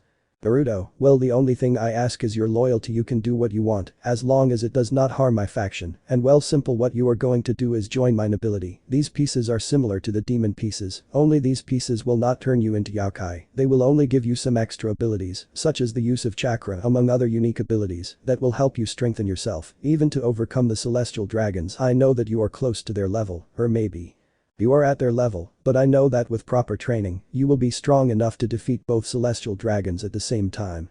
Prom Cruach opened his eyes in surprise, as that would be very beneficial for him, plus he could become stronger by training with the boy and the King of Heroes, and who knows, maybe the boy is someone worthy to serve, not that he would like to serve someone, but he doesn't dislike it either as long as the person he serves is worthy in his eyes, and the brat for the moment was. All this was seen by Gilgamesh, who was impressed as Naruto convinced the strongest evil dragon to join him, but he also had a small frown, since the dragon was not yet trustworthy. Prom Cruach, fine, I agree to join your nobility. I accept that you be my leader. I will be loyal to you as long as you do not impose your will on me. I still have my dragon pride, but I recognize you as my leader. You are much stronger than me and you spared my life, so I owe you my loyalty. I promise to be your shield as long as you do not betray me. Naruto, well, don't worry about that, you will be my new tower. Prom Cruach, become strong by my side and defeat all our enemies with all your power. Prom Cruach. Fine, I'll follow you and I'll be your tower, I'll be your shield against any being that tries to harm you, boss, I just hope you're still worthy. Gilgamesh, well, since you agreed to join Naruto, I just hope you don't betray him, half-breed, because if not I will destroy you, I don't care who gets in my way, half-breed, you will end up torn to pieces if you hurt my little brother. Naruto sighed, since Gilgamesh may have behaved politely and well with him, although he was a beast with training, but with others he behaves like shit, he sees most as trash, unless they prove their strength or are worthy in his eyes. Well, Prom Cruach frowned at Gilgamesh's threat, but said nothing. He knew the strength of the King of Heroes today, and it was worrisome. Hell, that blonde was on par with the god of destruction Shiva if the rumors are true, and from what he felt about the power of the King of Heroes, the rumors were true. Naruto. Gil, stop threatening our new ally, let's go home, I want to talk to Kurama Tosen, it's time to see the Dimensional Project and the new home project, you know well why each of these projects are important. Gilgamesh. Okay Naruto, let's go. Prom Cruach, follow us. It's time to go inform the Kyoto leaders about what happened and that you will join the yokai. After Prom Cruach, the strongest evil dragon, joined Naruto, both Gilgamesh and Naruto told Kurama and Yasaka what happened with Prom Cruach and the attack they received by order of Rizavam Live and Lucifer, who is part of the Chaos Brigade, being the leader of this brigade, the Dragon of Infinity Office Ouroboros. When they found out that Prom Cruach attacked Naruto, Kurama and Yasaka almost launched to destroy the evil dragon, but were stopped by Naruto telling them that now Prom Cruach was now their new tower and that they have no reason to worry. This made Yasaka and Kurama stop and nodded, although they did not like what Naruto did, so they would keep an eye on Prom Cruach for a nod from Naruto, since he knew that he still would not trust Prom Cruach, so he knew they would keep an eye on him. Naruto, well Kurama, it's time to carry out the Dimensional Project, it's time to go to the Elemental Nations, in addition to when the new home project is finished. Both Yasaka and Kurama opened their eyes in surprise, since Naruto wanted to carry out the Dimensional Project, they knew that this project would still take a couple of years to complete, they estimated that it would take about 6 or 7 years, maybe a little more, well the new home project will be ready much sooner than expected. Kurama, you know well that this project will take a couple of years, according to the scientists it will take a long time, although I will still ask him to speed up his hand in the Dimensional Project, but most likely he will finish that project in about 7 or 8 years, you know how complicated it is to open a mini-dimensional gap for several people, we know that both you and I can go there individually, but it is better to go prepared and with strong people to be able to eliminate Akatsuki and rescue all the Biju and Jinchuricus, otherwise it would be risky, since each of the cages is at the level of an ultimate class demon, or even at the level of a Mayu, maybe a little stronger. Naruto, well I understand and indeed you are right father, the power of the old witch Tsunade is on par with an ultimate demon, almost at the level of a Satan, or maybe she is already at that level. Well Jiraiya, if the rumors that he investigated in the Elemental Nations are true, then I estimate that he is at the level of a Mayu like Seraphol Leviathan or maybe even higher. Kurama, you're right about that part. I'd even say that the wise toad may be stronger than a Satan, maybe on par with the Monkey King, while the members of Akatsuki may be at the same or similar level, but the leader of this group must be close to the level of gods like Zeus or Odin. Naruto, lose Kurama, I'm not stupid. I know well that the Sannin, Kakashi and Guy will be the biggest threat when I go to Konoha, but leaving that topic aside, how do you think the elemental weapons Yasaka Akasan will be ready soon, or will it still take time to build them? Yasaka, Naruto.kun the weapons will be ready in 2 years, with it we will be able to equip all the yokai of our empire, as well as arm all our allies. Naruto nodded and said goodbye and signaled Gilgamesh and Crom Cruach to follow him. He had things to do and people to see, he needed to get stronger and make his companions stronger, he wouldn't allow any of them to die when they go to the elemental nations, and he will seek revenge or justice, depending on who you ask, but he needed the dimensional project, it's not that he couldn't go to the elemental nations dimension. It's just that he wouldn't go alone, and taking more people would cost him a lot, he just waited a few more years to be able to use his dimensional jumping ability more efficiently. 2 years after Crom Cruach joined Naruto's nobility as his tower, some events happened that shocked the supernatural world, among these was that Kurama declared that now the Kyoto Yokai faction moved to their new place of residence that was created by Kurama, Yasaka and Amaterasu, being like a small dimension the size of a country or maybe larger in that dimension, they created various cities being the main city or the capital named Peace. Since that city will be a place of peace for all the oppressed, finally Kurama changed the name of his faction by naming it the Empire of Light, since they will be the light of all the people who were discriminated against that, and it was made public that the Dragon Queen of Karma and Irene Bulsirian the Scarlet Destruction, along with all the dragons that they lead, joined the Empire of Light. This shocked several factions. Since both women were even stronger than the Mayu and several gods in the supernatural world, especially Irene being a dragon on par with Lucifer or so they assumed, since Irene had currently become stronger to the point that she is close to the 2 celestial dragons. Currently Naruto was talking with his mother and Kurama his father about a trip he would take to travel the world and maybe meet members of his nobility. Meanwhile, Naruto and his family were discussing this. "You are too young to leave Naruto, I can't leave you," Yasaka said in a worried manner. "Well mother, I know I'm strong, but with my power I know I can defend myself, plus I can go with Gilgamesh and Crom Cruach, they are strong, I think for you, it would be more than enough escort if something happens," said Naruto.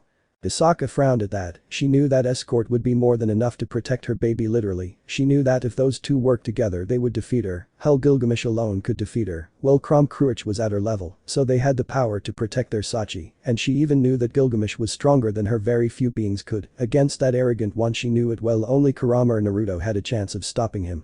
One with their power and the other didn't know how, but Gilgamesh didn't like to see Naruto upset and didn't know how his son was able to control that idiot, it was then that he reluctantly nodded. "You'll go well Naruto, get stronger son. I will take care of strengthening our faction along with Kurama.kun and our allies the dragons, but please be careful son, I don't want anything to happen to you." Naruto nodded happily, finally able to travel the world and maybe finish his nobility if he's lucky. After 3 weeks Naruto took a plane heading with Gilgamesh and Crom Cruach to Rome, much to the annoyance of both powerful warriors, as they were now Naruto's nannies, even though he didn't need a nanny, as the duo knew that only the Tremurti and the dragon gods pose a threat to the Yokai prince. They were visiting Rome 1 because Naruto wanted to travel the world and 2 because maybe they could find strong warriors to face and recruit. Currently the trio of strongest god-level individuals were walking in Rome until they saw with curiosity and surprise how several demons were chasing a 10 or 11-year-old boy, something that made Naruto frown, since he did not understand what those demons wanted to do with the brat, while Crom Cruach saw everything with some interest, and in the case of Gilgamesh, he saw everything with disinterest. He did not care about the child, although he was somewhat curious why those half-breeds were chasing the brat. Demon 1. "Give up brat, we outnumber you 20 to 1, it's time to finish, just like we finished off your family, that's what happens to them for not accepting our proposal." Demon 2. "Haha exactly, surrender and let yourself be killed, you will pay for what your father did, you stupid brat, it's time for your punishment, stupid brat." After saying that the demons rushed towards the boy with a sadistic smile on his face, since they thought to capture him and torture him, since his father refused to join them, he tried to defend himself, and despite putting up a fight, knocking out 2 of the 20 demons, and killing one by burning him with his powers, which impressed Naruto who was watching everything, and seeing that the boy, despite being good, would lose since he faces medium and low-level demons. So he intervened and sighed and said lightning element, a large discharge, thus sending a current electrocuting all the demons, leaving them knocked out. After doing that, Naruto frowned with his hand and launched a stream of fire, incinerating all the demons. After doing that, the boy looked impressed by the ease with which a child younger than him had destroyed those demons, but after a few seconds seeing Naruto, he fainted. Naruto approaches along with Gilgamesh and Crom Cruach, one with a look disinterested and another with a frown, carries the child. Crom please says to Naruto the evil dragon sighed he wanted a good battle, but nods, and they take the young man going towards the hotel where they were staying. They could not leave the brat in that place. He was not like that. Maybe Gilgamesh does not care, but he was not like the arrogant Gilgamesh, besides he was curious about the fire powers that he had. After waiting a couple of hours for the young man to wake up, Naruto was getting impatient. He was not a patient person. That was due to the Uzumaki lineage. Neither of them were patient at all. While Gilgamesh was somewhat irritated, since now he felt that he would be the fire brat's babysitter, but they both calmed down and dismissed their thoughts when Crom Cruach noticed and said that the young man they rescued had already woken up, and they both went towards the room. One in a red flash and the other in golden particles. After a few seconds, Naruto and Gilgamesh appeared in the room where Crom Cruach was, who seemed somewhat irritated because he had become a babysitter, but both dismissed it and saw the wounded young man wake up and was scared, putting himself on guard since there were three strangers. Crom Cruach. Calm down, we saved you from those thugs. Well, the one who did it was Naruto. Killing everyone was easy for him, so there's nothing to worry about, damn it. The boy, about 10 or 11 years old, nodded, somewhat distrustful of the three individuals in front of him, especially because he felt a gigantic power from them that made the demons that attacked him look like a fly. What's your name? Naruto asks with some interest, since he was curious about the firepower the boy used. The boy looked at him somewhat suspiciously, something that was noticed by everyone and made them sigh in resignation, while Gilgamesh already wanted to finish everything. He was getting bored and impatient. He did not understand how Naruto could have patience with a brat if he was nothing more than a simple half-breed who, despite having a power above average, was not at all impressive to the king of heroes. You don't have to be distrustful of us, we're not going to do anything to you, brats, said Crom Cruach, already very annoyed by the boy who couldn't say his name. Hell, he wanted to end this stupidity. If they were going to kill him, they would have done it a long time ago. The brat may be strong for his age, but in his eyes he was a fly that if he didn't say his name quickly, he would kill him, or so he wanted. Since he knew that if he tried to do something to the brat, Naruto would get in the way and most likely beat him up. After all, his boss is much stronger than him since their last confrontation. The boy nods with some distrust and with a frown. He was really nervous. The three individuals in front of him were in another league that he doubted he would even reach in 100 years. Boy. My name is DxD Ace. Who are you? Asked the one called Ace with curiosity and a lot of nervousness. He may be a disrespectful idiot, but he knew well that these three guys were in a league of their own, and he didn't want to screw up their chance at life. Besides, it was noticeable that two of the three guys were angry, he thought, and shuddered in fear. Let me introduce myself. My name is Akatsuki Naruto, said our red-haired hero, although inside he was somewhat curious about the Ace boy's abilities. Ace nodding his head, it was better not to talk since he could say something stupid. He didn't want to anger those powerful beings. Gilgamesh, the king of heroes, presented himself, the protector and the strongest hero. My name is Crom Cruach, I am the strongest evil dragon, said the first Naruto tower, and one of the strongest beings to the point that I could currently defeat celestial dragons. Why did they save me? Ace asks with curiosity and caution, since no one saves you without asking for anything, or so he thought. Naruto. Simple kid, it seemed to me that it was the right thing to do. Besides, you were facing 20 demons. What I want to know is why those 20 demons were chasing you. A 10 or 11-year-old boy, what was it that they wanted from you, kid? Ace frowned, not wanting to reveal his past, but he knew he had to talk, lest he angered those people. Sighing, Ace spoke. Ace, they attacked me, since a high-class demon forced my father to join his nobility. My father refused and they ended up killing him, giving me time to escape, but the demons still chased me and almost kidnapped me, but thanks to you I was saved, and that would be the summarized part of my story. Also, why do you call me a boy if you look even younger than me? And what exactly are you? By the great power that I feel from the three of you, you are not human, or at least not completely. Ace asked with a frown and with some curiosity, since he wanted to know why the Redeed called him a boy if they were almost the same age. I simply see you as someone younger than me.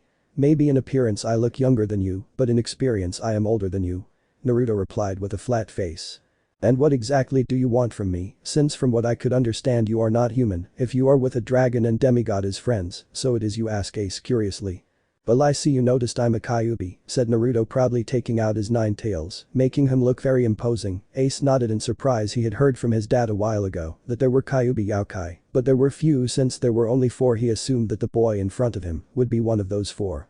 Ace was thinking what to do because he noticed these people were strong, maybe they could train him so he could protect himself from the demons who wanted him as a slave for his unique abilities, and that frustrated him, he hated being weak and he was ashamed to ask strangers for help. Naruto read Ace easily, so he had an idea of what he was thinking, and the truth is that it made him feel a little sorry, since he lived something similar to the boy in Konoha, only he had constant murder attempts by both the villagers and the shinobis, maybe he could propose to him to join his family. Ace, is there any way you guys can have time to protect me? I know it's a lot to ask, but I know the demons will come for me. They already went for my father. He gave his life to save me.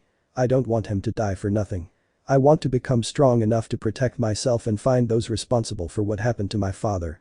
Naruto looked at Ace and sighed if there was a way, but the boy acquired some extra abilities and would live much longer. He would not be a Yaokai, although he acquired his abilities and lifespan, as well as the power to use chakra among other powers.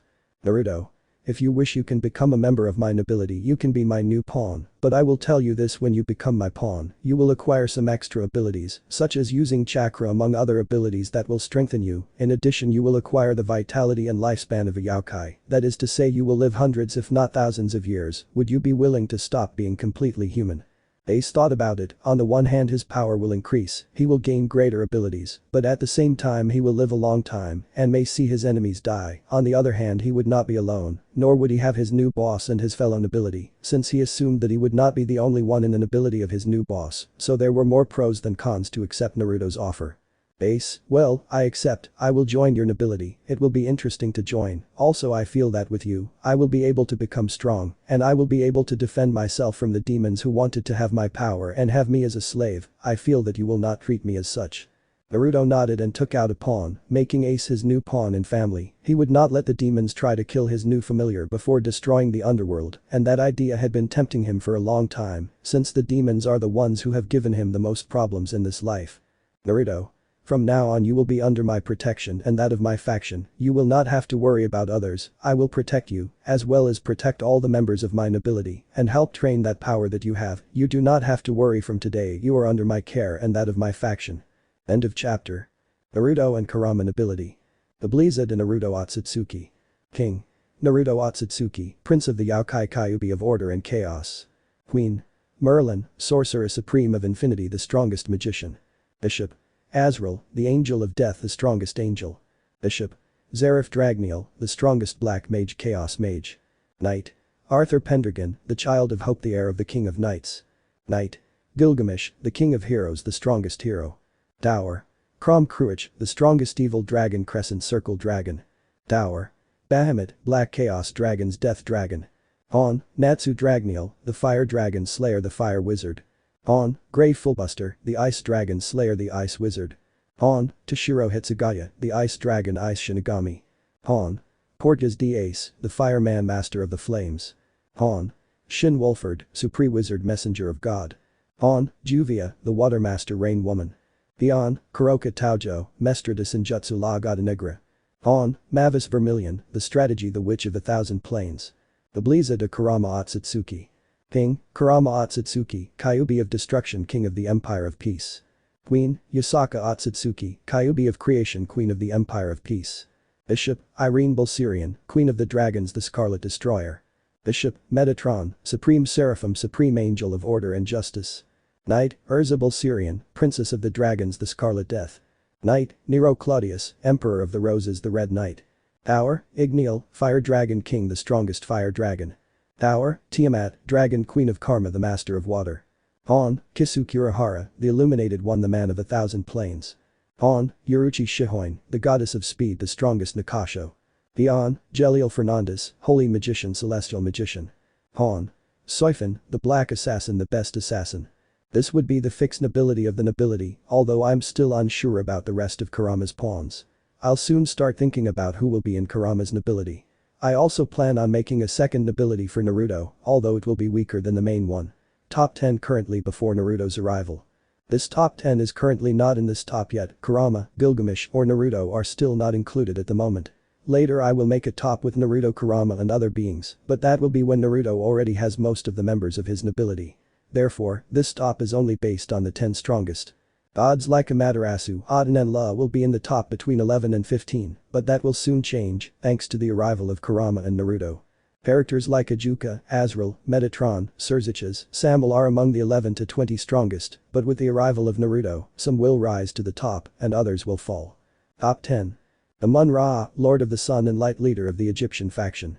Prom Cruach, the strongest evil dragon crescent circle dragon. Top 9.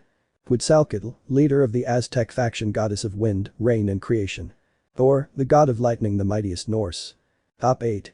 Hades, Greek god of the underworld the strongest Greek. Buddha, lord of wisdom the enlightened one. Top 7. Typhon, the prediction of the gods the Greek destroyer. Top 6. Izanami, goddess of creation and death mother of the Shinto. Izanagi, king of the Shinto gods god of creation father of the Shinto. Top 5. Indra, king of the Devas and lord of heaven. Top 4. Brahma, creator god of Hinduism one of the three great gods of Hinduism. Vishnu, Hindu god of preservation and goodness one of the three great gods of Hinduism. Top 3. Shiva, god of destruction the destroyer of worlds leader of the Hindu faction. Top 2. Taos, god of creation the creator of the Greeks the Primordial. Top 1. Ophis Ouroboros, dragon god of infinity dragon goddess. Top 0. Great Red, dragon god of the apocalypse the true dragon god Red Emperor. Trihexa, the beast of the apocalypse the strongest beast. The top 0 are the stocks above all, their power cannot be calculated, I will only tell you that those stocks are not equal. Big Red and the 666 have a considerable difference in power, not that extensive, but considerable. The top 1 and 2 don't have that big of a difference if a fight were between Cows and Office, either one could win, although obviously Office has more chances being the top 1 and having almost infinite energy. The top 3 can face the top 1 and 2, but not beating them would give them a good fight and damage them, but not beat them. The top 4, 5 and 6 have a level close to but considerably lower than the top 3. The top 7 and 8 also don't have much difference, they can face the top 6 in power level, there isn't that much difference. The top 9, 10 do not have that big a difference, they are all at a higher level than the celestial dragon level, although minimally. The biblical god is also in the top 4, but since he is dead I didn't count him, well I would place the ancient Lucifer in the 7th of the strongest, along with Typhon. Chapter 4. Reunion of the new family. Share. After Ace became Naruto's new pawn, he along with Crom Cruach and Gilgamesh went to Russia, more exactly to Moscow, since they were going to stay a couple of weeks, everything went well the first few days, until Crom Cruach heard from a couple of soldiers about a program to create super soldiers and something about supernatural beings. Doing a survival exam and those who survived will immerse themselves in the experiment to develop super soldiers with superpowers. After the strongest evil dragon hears that information, he told Naruto, since even though he does not care much about what happens to those children, he knew that Naruto will not allow anything to happen to the boy, he knew why Naruto would try to save those children. Since he knew their past and their dimension and respected Naruto for having so much will and courage not to unleash his power and kill that entire village, he is an evil dragon, but not even he would do what they did to Naruto. Naruto. Are you sure of what you say, Crom, and how much do you believe that what you heard about those children who will be test machines for those experiments is true? It will be better to rescue them as soon as possible. Crom Cruach, yes, Naruto, I heard it from the military of this country, so how do you want us to proceed? I know that you wouldn't let anything happen to those children. I personally don't care that much about them, but I know that you have a heart that is too pure to leave those children alone. Naruto nodded, but frowned at the lack of empathy Crom Cruach had with the children captured for those horrible experiments, but he also understood that he was an evil dragon, he may not be the most evil, but he knew that he had very little love for people he didn't know. Gilgamesh. And what are you going to do, Naruto? Are we going to save the children or are we going to stay out of what those soldiers do? For my part, I don't care so much about what happened, but as the king of heroes, it is my duty to finish off those idiots who do experiments on children. Ace. I think we should go save the children, they need support, and I think you can give it to them, Naruto has the power to protect them, it would be good if they could join us, and with you as their teacher, they would be loyal to you. Naruto. Okay, we'll help the children Crom Cruach, Gilgamesh, I want you to investigate the place where the base is where they experiment on the children. The two nod their heads in understanding, one in a bored manner and the other indifferently. They will save the brats not because they like it, but because it was the right thing to do and what Naruto wanted. Naruto. Okay, when you locate the base you throw this kunai and in a flash I'll be with you. After Naruto told Crom Cruach and Gilgamesh to investigate the location of the base where they experiment on children, Naruto stayed talking with Ace. 2 days later Gilgamesh and Crom Cruach found the military base. They were investigating the various entrances and exits of the base where they were conducting experiments on the children. After 2 hours they had already located all the entrances and exits, so they quickly threw the 3-pointed kunai that Naruto gave them. After doing that in a red flash, Naruto appeared along with Ace, which impressed Gilgamesh and Crom Cruach, but after a few seconds they came out of their astonishment and reported everything to Naruto. After the duo informed Naruto of all the entry and exit points that the base has, Naruto said, "Well, we will split up Ace, Gilgamesh, Crom Cruach, you two destroy the entire base. I will free those who are kidnapped, and Ace, don't be afraid, you have the level of a high-class demon at its maximum level. Maybe you are even at the lower part of a supreme-class demon, so don't be afraid, you are strong and you will get stronger, you just need to gain experience." Ace nodded although he was still nervous. After a few minutes you could see and hear several explosions in the military base where they experimented on humans. The soldiers were in chaos. They tried to stop Gilgamesh, Crom Cruach and Ace, but every soldier who got in their way was eliminated by Naruto's 3 friends, while deep inside the base Naruto was killing, as if it was nothing, every soldier and scientist who got in his way. After 10 minutes, Naruto arrived at a laboratory and saw 2 children imprisoned and unconscious. Naruto made 2 shadow clones and ordered them to release the 2 young men and go to the apartment where they were staying. The clones nod and release the young men locked up and chained and disappear in a red flash. After the clones disappear, Naruto continued walking and killing everyone who gets in his way until he reaches a laboratory and sees 2 girls. He breaks the door and says, "Naruto. Okay, so you are the scientists who do all these atrocious tests on children. You remind me of Orochimaru. You disgust me, so die garbage wind element 1000 air needles." After Naruto says that, the wind needles kill all the scientists by piercing their vital points. The girls look at Naruto with fear and astonishment. The Uzumaki notices this and approaches carefully, not wanting to scare the children. "Naruto. Don't be afraid, girls, I'm not here to kill you, but to rescue you. You have nothing to fear, I will free you and take care of you."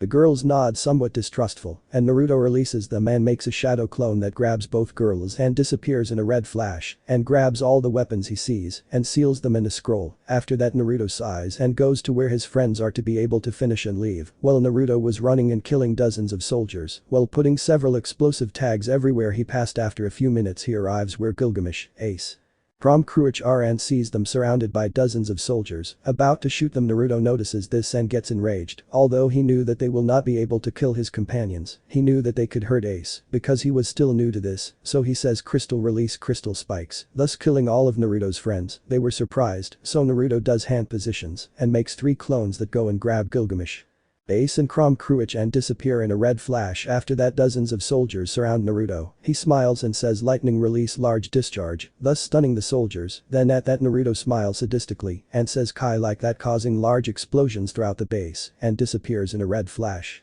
After Naruto and his group rescued and destroyed the military base, Naruto appears in his apartment and sees the 4 children awake and smiles. "Naruto, hello guys, don't be afraid, you won't be harmed young people, trust me, okay, let me introduce myself, I'm Akatsuki Naruto, can you tell me your names kids?" The children look and nod suspiciously and introduce themselves. First, a black-haired girl of approximately 10 years old walked by and says, "Let me introduce myself, my name is Akame, nice to meet you." Then the other girl with short black hair, who seemed a little younger than Akame, walked by and says, "My name is Kurama, I am Akame's sister, nice to meet you Naruto.san." Then a blue half-black boy of approximately 10 or 9 walked by and says, "My name is Gray Fullbuster, can you call me Gray after Gay?" Introduces himself. A young man of approximately 9 or 10 years old walked by and came forward. "My name is Toshiro Hisagaya, but can you call me Toshiro? Nice to meet you and thank you for saving us." Naruto nods smiling as he could see hope in the children's eyes, a hope that was almost denied to them by that trash who kidnapped them, but he came out of his thoughts as Akame asked the question, "Naruto, why did you save us? What benefit does it bring you to save us? We are just simple children who were experimented on, maybe thanks to that we have gained additional abilities, but I don't think that's why you saved us, so do you win by saving the 4 of us?" Akame asked suspiciously. "Naruto. The truth is I didn't gain anything, I just wanted to save them. Crom Cruach told me what those soldiers were doing and I didn't like it, so I decided to destroy their base and rescue them, so you don't have to worry." Akame. "I see then, thank you very much for the help you gave us. I know you don't earn anything, so I really thank you for saving me and my sister." Gray. "But then what will we do if we have no family, no money, no food or home? We were kidnapped and everyone in the orphanage where I was with Mika was murdered, we have nothing left," he says sadly. Toshiro. "Calm down Gray, we'll find a place where we can live, at least we're better off free than with those crazy scientists who experimented on us, besides I'll always be with you, you don't have to worry, we'll take care of each other." Well, maybe you want to stay with me if you wish, Naruto said happily, since he did not want these children to leave, not because he was interested in them, but because it was noticeable that they were weak and mistreated, and that infuriated those scientists by order of a stupid government who wanted to experiment on the child. How he hated that, but very soon that would change. After all, his father and mother along with Lady Amaterasu had plans, and he knew that power and money would be necessary for the plans to be carried out and for him to carry out his plans, and for that he needed more power, more resources. We accept, the four said without hesitation, since that young man rescued them and could protect them for what they owed him, their lives, and what better way to pay the debt of life than to serve the one who saved them. Naruto sweated a drop at the children's quick response, but replied, well, first of all, I'll tell them what I am. Since they're staying with me, after 20 minutes of explanation, and when I tell the four of them about the factions that exist in the supernatural world, the four are surprised and in shock. I understand, I know something about the supernatural world like Gray, although I never thought there were so many beings, Toshiro mentioned, somewhat nervous about everything Naruto mentioned. I came swear loyalty to you, I don't care if you are an angel, fallen angel or a demon or whatever you are, you saved me and my sister, and I owe you my life, and I swear that I will do everything possible to be the best fighter for you, Naruto-sama.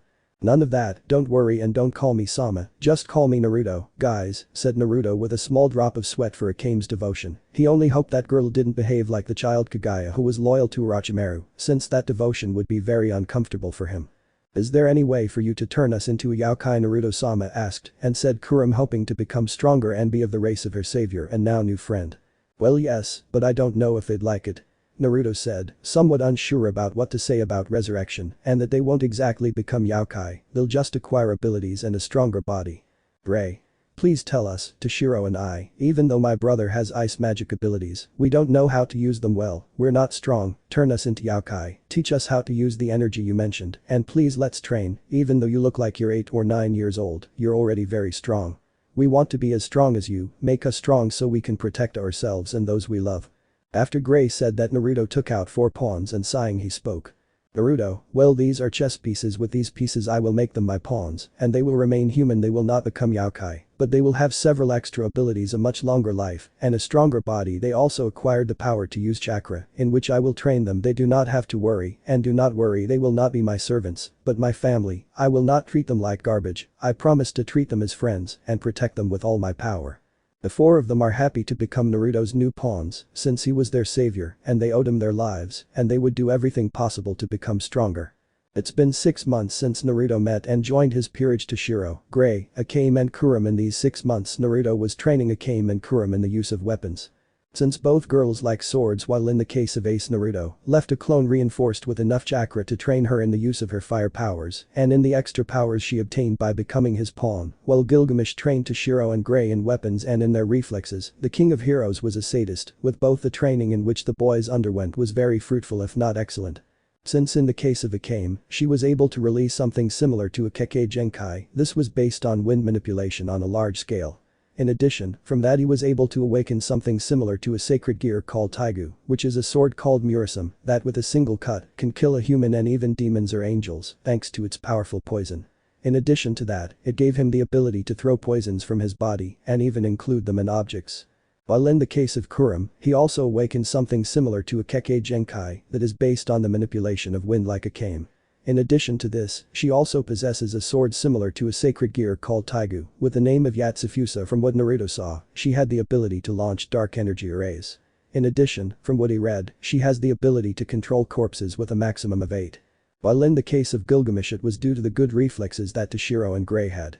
Currently Naruto's group was already in England heading to Camelot Castle, since Naruto was curious to visit that place, but before arriving, they saw a small light that made Naruto very curious, since he felt energies coming from that place, so he set out to look for said energy. Naruto. Guys, follow me, I feel that something is around that place. I feel 2 energies, one very powerful easily at the level of a seraph, maybe a little superior, and another that is comparable to that of a super demon like Ajuka or the current Lucifer. Maybe his power is comparable to the celestial dragons. I would even say that he may surpass them. This is rare, since there are very few beings that surpass the celestial dragons. The others nod, somewhat confused by what the retard said, but they still follow Naruto, curious to see where they are going. After about 15 minutes of walking, Naruto feels a gigantic amount of energy under the ground, so he opens the ground, and from it, a gigantic crystal was coming out, in which everyone saw two people trapped. One was a young man of approximately 12 years old, and the other was a woman of approximately 20 years old. Everyone is impressed, but the most impressed is Kurama and Gilgamesh, since in the crystal was someone who was well known in the supernatural world, someone who easily rivaled the gods, someone they respected, and who was feared throughout the world for her great magical power and her intelligence to such an extent that even first-level beings were careful with her. Impossible, said Kurama with wide eyes, since the people in front of him were supposed to be dead or disappeared years ago. He knew that the power of that woman was terrifying back then, even Lucifer feared her power and intelligence. He knew it well, that woman was dangerous in her own right. She was a woman he respected, and a brat called the Knight of Light, a prodigy brat, son of King Arthur, and the successor to his throne, thought the strongest evil dragon. So she was alive. It doesn't surprise me, she always has solutions for everyone, said Gilgamesh very seriously, but really curious to know how they survived, since they were supposed to have died in the war of the three factions. According to what he investigated recently, he came from this world and knew that Merlin was strong and smart enough to survive, but he wondered who the brat was that he was protecting. He feels an energy similar to Artoria's, and that intrigued him. Bray. What do you mean? Do you know who those two are and how strong they are? The Ice Mage asked curiously. These people are the magician Merlin, one of the strongest sorceresses that have ever existed, and the other is Arthur Pendragon. In his time he was one of the most powerful knights. But from what I see he is injured, and do not be confused, despite being a child this child can kill high-class demons and supreme-class demons. I would even say that he can fight with Satan-level demons. For something he is the son of King Arthur, said Kurama seriously, and very impressed to have someone like Merlin in front of him and alive, and not only that, but also the son of King Arthur, and the successor to his throne is impressive. Both are powerful beings, difficult to deal with, especially Merlin. Powerful is an understatement. This woman would be at the level of Leviathan or even higher, although I don't know if she could handle the previous Lucifer, but this woman is certainly strong, while the prince was said to be able to even fight against several supreme-class demons from what I investigated, said Kurama. Naruto. Wow, I think it's time to free them, don't you think so? I don't feel any evil in them, especially in the boy, so as soon as I free him, I'll cure him and they don't have to worry. They are not a threat to us. They may be strong, but I know I can deal with Merlin if things get serious. I think you are right to free them, and maybe they can even be good allies, and Merlin-sama can support us regarding magic. Everyone nods and Naruto touches the crystal, destroying it in the process, thus freeing Merlin and Arthur. When they came out of the crystal they are unconscious, so Kurama and Gilgamesh pick them up and were ready for Naruto to teleport them away. Naruto makes a magic circle and transports everyone to the hotel where they are staying. They lay Merlin and Arthur on the beds, and Naruto heals his wounds, regenerating the burned skin and all the cuts he had on his body. After an hour both Merlin and Arthur wake up from their sleep, and Merlin is on guard when he sees Kurama and Gilgamesh. She knew she couldn't fight them both, but she wouldn't die without a fight. She knew her level wasn't enough to fight them both, much less in her weakened state. Naruto. Calm down Merlin, we're not here to kill you, we just rescued you from where you were imprisoned along with the young man. Merlin. I see, but who are you? The Infinity Mage asked cautiously. Naruto. I am Naruto Otsutsuki, a pleasure, Sorceress Merlin. I have a question, who is the boy accompanying you, Merlin-san? Arthur. I'm not a child, I'm even older, replied the heir of the King of Knights, somewhat frustrated by the redeed. Naruto, if you say so little one, but well can you introduce yourself, boy Naruto asked at the end, rolling his eyes at how childish the heir of the King of Knights behaved. Arthur rolled his eyes, but still answered, I am Arthur, son of the King of Knights, I am the Prince of Knights and heir to Camelot, or I was at one time, since now there is nothing of Camelot, or at least not the one I know. Some were surprised by this, and others nodded in understanding, as they knew who the brat was. Naruto stepped forward to speak. Naruto. And what do you plan to do now? The war between the factions ended hundreds of years ago. Both are practically relics of the past, and the humans who lived at that time are all dead. What will you do? I see, and I really don't know what to do. The only thing I'm sure of is that I will protect Arthur with all my power, and I would even give my life for him, since I see him as my little brother, Merlin replied with a tired sigh. I see he, and what do you think about staying with me? I mean being part of my nobility, so you can have a safe place to be in addition to having a family and being able to have my protection, Naruto said with a small smile. Arthur. Well, what do you think, Merlin-chan? We joined them. He said this with his puppy eyes, so that Merlin agreed to join Naruto's nobility, since at least he would be protected and could have friends, since he was the prince at that time and the hell they were at war, and the truth is he never had friends his age. He knew he was strong, he could against high-class demons and supreme-class demons of low or medium level. But if someone of Mao level came for him he would be finished, and Arthur knew they would come for him when they find out about his existence, and they knew how greedy the biblical factions are. Even the angels did not understand how his mother could serve them after all. Thanks to that war, the most affected were the humans, hundreds if not thousands of dead, due to the foolish war of the biblical factions. Merlin.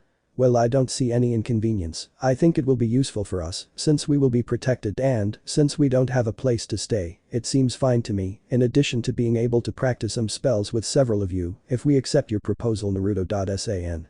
After Merlin said that, Naruto took out two pieces, one was a queen, and the other was a knight. From both pieces came out a gigantic power.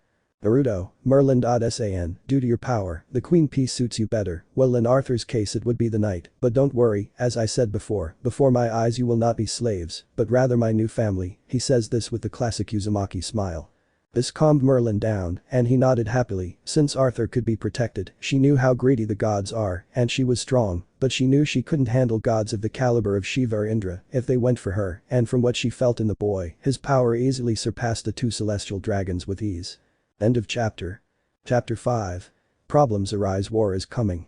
2 months after Merlin, the supreme sorceress of infinity, has become queen of Naruto, Akatsuki, and Arthur has become his new knight. Naruto and his group before leaving Rome showed Arthur and Merlin different places which excited Arthur and made Merlin very curious about the various changes that had occurred in the world. In addition, Merlin taught the boys magic control, since in the attacks they launched they did so with too much energy. In addition, after that they left for China. Since they became curious to go to that country, because according to what they had heard in that place, there was a powerful monster. They heard that there was a powerful being. According to various rumors, the monster was exactly in Urho, the ghost castle in the city of Kurama, and so Naruto's group went to investigate. After a week they arrived at the ghost castle and entered. Both Merlin, Gilgamesh, Prom Cruich and Naruto barely entered. They felt a gigantic power which alerted them they were walking in the castle until a beam of purple energy was against them, but Merlin noticed and made a barrier that withstood the attack, which surprised the attacker. Why do you attack us? We come in peace. Who are you exactly, or what are you exactly? I feel an enormous amount of energy in you, but at the same time it is very dark. Who are you exactly? Naruto asked cautiously and curiously. I attacked you because you entered my house without my consent, brat, and well, answering your question, I am Zeref Dragneel, the stranger answered simply, but at the same time cautiously, as he felt several high-level energies. Zeref Dragneel, the strongest black mage, chaos mage, calamity mage. Merlin opened her eyes in surprise. She knew who the boy in front of her was. That boy in ancient times was a prodigy in magic, both black magic and white magic. He would easily be among the 10 strongest wizards at that time, only below Morgana and her, although after this time the boy may have equaled her. It would be interesting to have a rival when it comes to magic, but she was also curious about the last name. If she remembered correctly, that boy had a younger brother. She wondered what had happened to the boy. Merlin, Supreme Sorceress Merlin, the magician of infinity, queen of Naruto Akatsuki. Gray, Zeref Dragneel, a pleasure. My name is Gray. The orange-haired boy with an idiot face is Arthur Pendragon. The arrogant blonde-haired boy is Gilgamesh. The sadistic black-haired boy is Prom Cruich. The bold-haired girl is Kurama. The other girl with an emo face and long black hair is Akame. The exhibitionist black-haired boy is Ace. The white-haired boy is my best friend Toshiro. The red-haired boy with a fox face is Naruto, and the exhibitionist girl in front is Merlin. Gray Fullbuster, Ice Mage, the Ice Master Pawn of Naruto Akatsuki. They all had a vein in their forehead at the nicknames Gray gave them and cursed themselves for how idiotic he is when the Ice Mage gained a little confidence with them and made a mental note to kill him if they left this place. But they came out of their thoughts when they heard Zeref let out a small chuckle which made everyone frown, and some of them wondered if all powerful beings had a stupid personality, since the nicknames Gray gave them weren't funny at all, and this black mage was making fun of them, which none of them liked at all. Meanwhile in the underworld Lucifer sneezes. Graphia, Lucifer-sama is fine, it's rare that he sneezes. Lucifer, it's nothing Graphia-chan, I'm sure someone is speaking highly of me. Graphia rolled her eyes at such a thought but said nothing. It wasn't her place to say anything and she wouldn't do it despite how idiotic her king sometimes behaves. But Naruto and his group. "What witty names you remind me of my little brother Gray," said Zeref with a somewhat tired sigh, remembering his brother and how he revived him using forbidden magic and was cursed by God. Also remembered how he sent his brother to the Fire Dragon King and left him in his care as the biblical god cursed him with immortality and with not being able to love anything, since by loving that person they will die, since his magic would annihilate them. That is why he sent his brother away, and to make sure that he can be okay and not hurt him, he sent him to the future along with Igniel the Fire Dragon King, since Lucifer wanted to blackmail him by capturing his brother to support him in his war against the angel faction. He would never allow that, so he sent his little brother to the future. He would never allow anything to happen to him. But to revive his little brother he had to take some of the blood from the original Lucifer in a battle and with it revive his brother, turning him into a medium demon, although by doing that he could create something bad in his brother, but at least he is alive and that is what he hopes. But he came out of his tragic memories of his life before locking himself in this castle so as not to hurt anyone. "Merlin, I see that you were thinking of someone other than Zeref, but what I don't understand is how you are alive, how you could be alive after so much time. You were supposed to die years ago, which is exactly what happened to you." Merlin, Supreme Sorceress Merlin, the magician of Infinity, Queen of Naruto Akatsuki. Zeref, simple, the biblical god and Lucifer passed. In short, my brother died because of the silly war between the three biblical factions. I used forbidden magic, as well as the blood of the original Lucifer, to be able to revive my little brother, although it was at the cost of turning him into something else, something stronger than a simple human. But for doing that, especially because I used the blood of Lucifer, the biblical god cursed me with immortality and with something else that made me let my brother go. Practically anyone I love will die if they get close to me, thanks to the energetic that I will expel the moment I have positive feelings for him or her, be it romantic love, love of brothers or friends. That is why I locked myself in this castle, so I cannot harm any innocent. Merlin opened her eyes in surprise and disbelief. She didn't think that the biblical god had given such a cruel punishment to Zeref. She didn't know him that well, but she knew that despite always using dark magic, he was not an evil being, according to what she could investigate, so she frowned. Sometimes the biblical god punished in an overly exaggerated way. Zeref was a teenager at that time. He did not deserve the punishment that the biblical god imposed on him. Naruto and his group opened their eyes in surprise and disbelief, since they never thought that the biblical god would have done that. Damn, that is cruel, very cruel for anyone. Naruto was thinking, if he could break the curse made by the biblical god, no one deserves to have that curse, no one deserves to live in loneliness. Meanwhile, Gilgamesh and Crom Cruach had similar thoughts, since one had a friend he loved like a brother and the other had a partner he loved too much, and if they had had the boy's curse, the truth is they would have gone crazy, so they had a little respect for the black magician for enduring so many years in solitude because of the curse made by the biblical god. "There is some way to break your curse, right?" Zeref asked Naruto seriously, but he was also curious. Merlin and Zeref looked at Naruto with surprise. They didn't think he would ask that, while the others looked at Naruto with some surprise. They didn't think he was thinking of breaking the curse made by the biblical god, since few beings have the power and knowledge to break curses at the level of the biblical god. Zeref sighed with some sadness, but still answered Naruto that one way to break my curse is if a comparable power superior or close to that of the biblical god tried to do it, and that those beings have the necessary knowledge to break the curse, and the only beings that could break my curse are Indra, the Trimurti, the dragon gods, and the primordial cows. No one else has enough power to break my curse, since the power that the biblical god used when using it was enormous. At that, Merlin and the others opened their eyes. If that was true, then Naruto could break the curse imposed by the biblical god, since his power was close to that of Shiva, and the god of destruction was stronger than the biblical god. He also had the necessary knowledge in runes and seals to be able to break Zeref's curse. Naruto nodded to Zeref in understanding and thought to himself how to break the curse. From what he felt, he could feel inside the strongest black mage a solar holy energy, that from what he deduced was Zeref's curse. He only had to destroy it and the black mage would be free of his curse, although it would be a little risky if he wasn't very careful.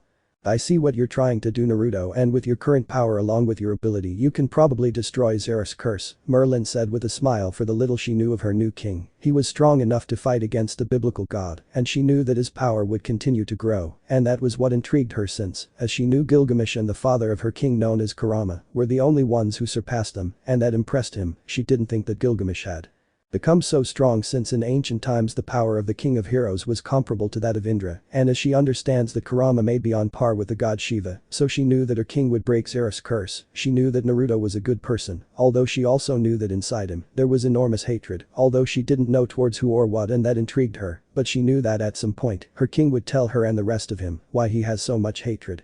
In his heart and only felt sorry for the people who hurt her king, since they would get a big surprise when he got even. He didn't know who or how many, but he knew one thing: his king would destroy them, and he knew that no one could stop him, since the power of his boss was currently in a top 4 or maybe top 3, and he knew that in a couple of years, Naruto would easily be at the level of the dragon gods, but he came out of his deep thoughts, since the black magician spoke. "What do you mean, Merlin, that the red-haired boy can break my curse? Do you think he has enough power to break my curse?"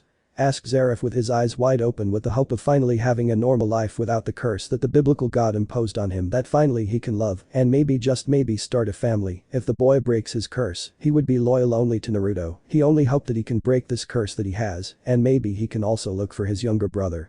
Simple Zeref, my king Naruto Akatsuki has enough power to rival that of the biblical god, if not surpass it. Although he lacks experience, I know that he will become stronger, and therefore he can currently break your curse. I am almost sure that he can. Since Naruto can do the impossible, just look at how Cruich, the strongest evil dragon, joined him, and the same as the arrogant king, impossible feats, since both are so proud that they will not serve anyone, Merlin answered with a small smile.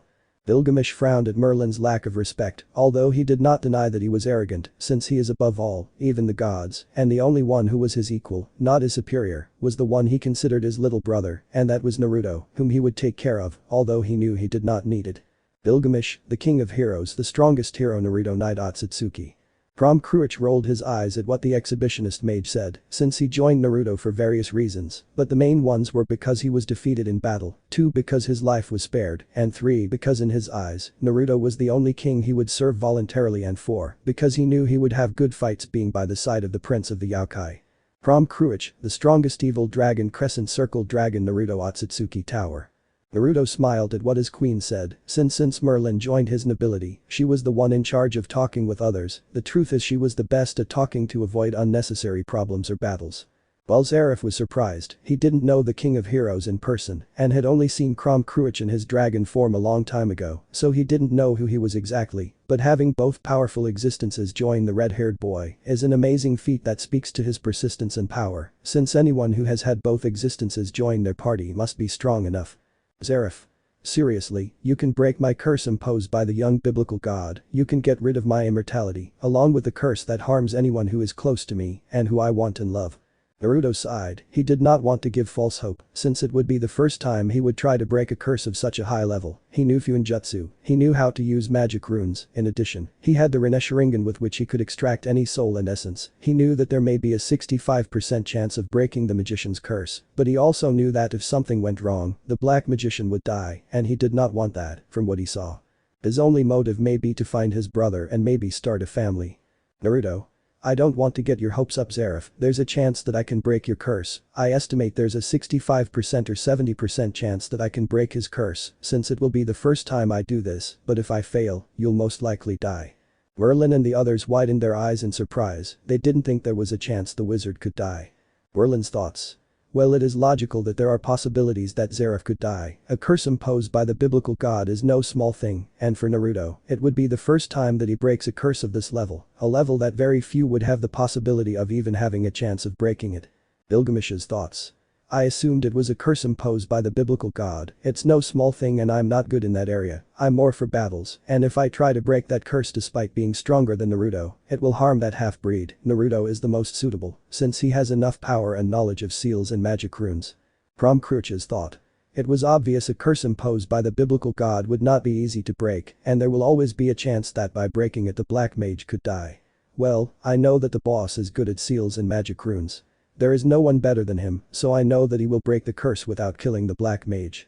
Meanwhile, Zeref was thinking about it for a few seconds. What Naruto said: on one hand, there was a chance that he would die, but on the other hand, if everything went well, he would be free, so he decided even if he died, he would be free from his curse. He was finally calm. He may be a dark wizard, but he wanted to love and know what it would feel like to have a family, and if possible, he wanted to see his little brother again. He wanted to see how strong he had become, although most likely he won't remember it. Well, I accept. Remove this curse imposed by the biblical god, and I promise to be loyal to you if you manage to remove this curse from me. I swear on my honor to serve you, proclaimed Zeref seriously, since he wanted to be free, and if he had to serve the child in front of him, he did not care. Furthermore, it was noted that he was a decent person if Merlin, Gilgamesh and Cruich served him. Besides that, he was powerful and he knew that he may be strong by supernatural standards, but there were beings stronger than him like Thor or Indra among other beings, but he will become stronger to be able to help Naruto. Naruto sighed, but nodded sighing again and said, well, I will remove that curse, you know the risks, let's hope everything goes well, and if it does you will become my bishop, and don't worry, you will have your freedom, I will not impose my will on you, the only thing I will ask of you is loyalty, and as he says, loyalty is paid for by loyalty, so as long as you are loyal to me, you will have the protection of me, and my faction. Naruto ended seriously. Zeref nodded, the deal was completely good. The truth is that it was very good. He would have his curse removed and could do whatever he wanted as long as he was loyal, and he would be loyal. He was no fool and he knew that by being loyal he would have the protection of the child, and that was good. He was no fool or arrogant. He knew he was strong, but there were beings that surpassed him considerably, especially those at the top of the top 10 strongest existences. Meanwhile, in the Empire of Peace, an urgent meeting was being held between the king of this empire Kurama Akatsuki and the clan leaders and leaders of small factions that joined the Empire of Peace. This meeting was being held because of what happened with the Nakasho, which has made Kurama and Amaterasu furious at what the devil faction has done, to the point that they were thinking of going to war. Buck the plan, they wanted the heads of those demons. Kurama. Well, you know why we are here. You know what happened with the Nakasho clan of the underworld, and that is unforgivable. We cannot stand idly by with what happened. What the demons did is unacceptable. Kurama, Kyuubi, god of destruction, king of the Yokai, leader of the Empire of Peace. Amaterasu. We have to destroy the underworld, this won't stay like this, almost all my kittens are dead because of the demons, I want their heads on a silver platter, especially those responsible for the Nakasho massacre. Isaka. We can't rush. If we attack like crazy it might not turn out well for us. We have to have a plan, Lady Amaterasu, but one thing is certain, the demons will regret what they did to the Nakasho. Isaka Otsutsuki, Kyuubi, goddess of creation, queen of the Yokai, god of destruction, the strongest Yokai woman. Irene, Yasaka-sama is right, Lady Amaterasu, Kurama-sama, we have to be careful. The problem is with the demons, but if we are not careful the angels and fallen angels may get involved, and that would be bad for us. Irene Bulsirian, the Scarlet Destroyer, the strongest dragon queen, bishop of Kurama Otsutsuki. Julios. I agree with Irene, if we do something reckless the other factions may get involved, and no one knows exactly our military power at present. Everyone thinks that in terms of power, we have an army comparable to that of any mid-level faction, but that is far from the truth. That is why we have to be careful, we are not yet strong enough to face the world. Julius Navachrono, the strongest wizard king, the wizard of time. Iruchi. Lose Julius, but I want my revenge on those who harmed my family. I am stronger than Seraphil or Graphia.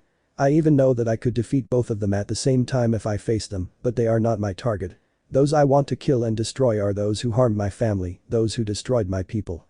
Iruchi Shihoin, goddess of speed, the strongest Nakasho pawn of Kurama Otsutsuki. Kisuke. Iruchi, calm down, Yasaka-sama is right, we have to come up with a plan to attack the underworld. I also recommend that you call his son Kurama-sama, if what you tell me is correct, he is with the strongest evil dragon, and with the king of heroes, with them too, it will be easier to attack the demons. And Amaterasu-sama, I think we need you to contact Susanoo Dono and Tsukiyomi Dono, they should also know the plan that we will organize, since most likely we will prepare for war. Let's just hope that it doesn't escalate so much, and that the demons hand over those responsible for the Nakasho massacre. Kisuke Urahara, the man with 1,000 plans, the enlightened one, pawn of Kurama Otsutsuki. The others nodded at what Kisuke said. First they asked for the heads of those involved, and if the demons did not give them, then they would crush the demons and leave the underworld in complete destruction. Kurama, well, I'll call Naruto and his group. It will most likely take him a few days to return, and if I'm angry Naruto will be even more angry. He's more dangerous than me. The demons don't know what they got themselves into. End of chapter. Chapter 6. The War Begins Part 1. Share. After Naruto recruited Zeref, the strongest black magician, being this one turned into his bishop, being able to increase the black magician's magical reserves and the power to use the chakra, along with various abilities that he acquired by being part of Naruto's nobility. On the other hand, Kurama, the strongest Bijuu and the leader of the Empire of Peace, sent a message to Naruto to return home and help them prepare for the next confrontation against the demons and the coming war, thanks to the fact that the demons massacred the Nekashu clan, something that would not go unpunished, and the demons would get a tragic surprise when the Empire counterattacks. Currently both Naruto and his group were in Korea walking and training their powers. Everyone was strengthening both in their physique and in their magic, chakra and other abilities. This is because, since Naruto imposed the rule to Merlin and Zeref, that at least they have to be able to fight hand to hand in a decent way, the wizards reluctantly listened to him because they knew that their king was right and they had to have more skills apart from their great magical power. Most of Naruto's group were in their morning training section as usual, until from one moment to the next Gilgamesh, the king of heroes and the strongest hero, appeared in golden particles with a serious face, which made everyone serious and somewhat nervous, since it was rare to see Gilgamesh that way, since he was usually an idiot who always stops with an arrogant smile, bragging that he is above everyone else, or with a disinterested face as if nothing mattered. Something that everyone in the nobility had already become accustomed to, and seeing him serious is strange. What happened? Naruto asked seriously to see his guard and adoptive brother behaving that way. It was unusual for him, and it worried him. He just hoped that nothing bad had happened to his people.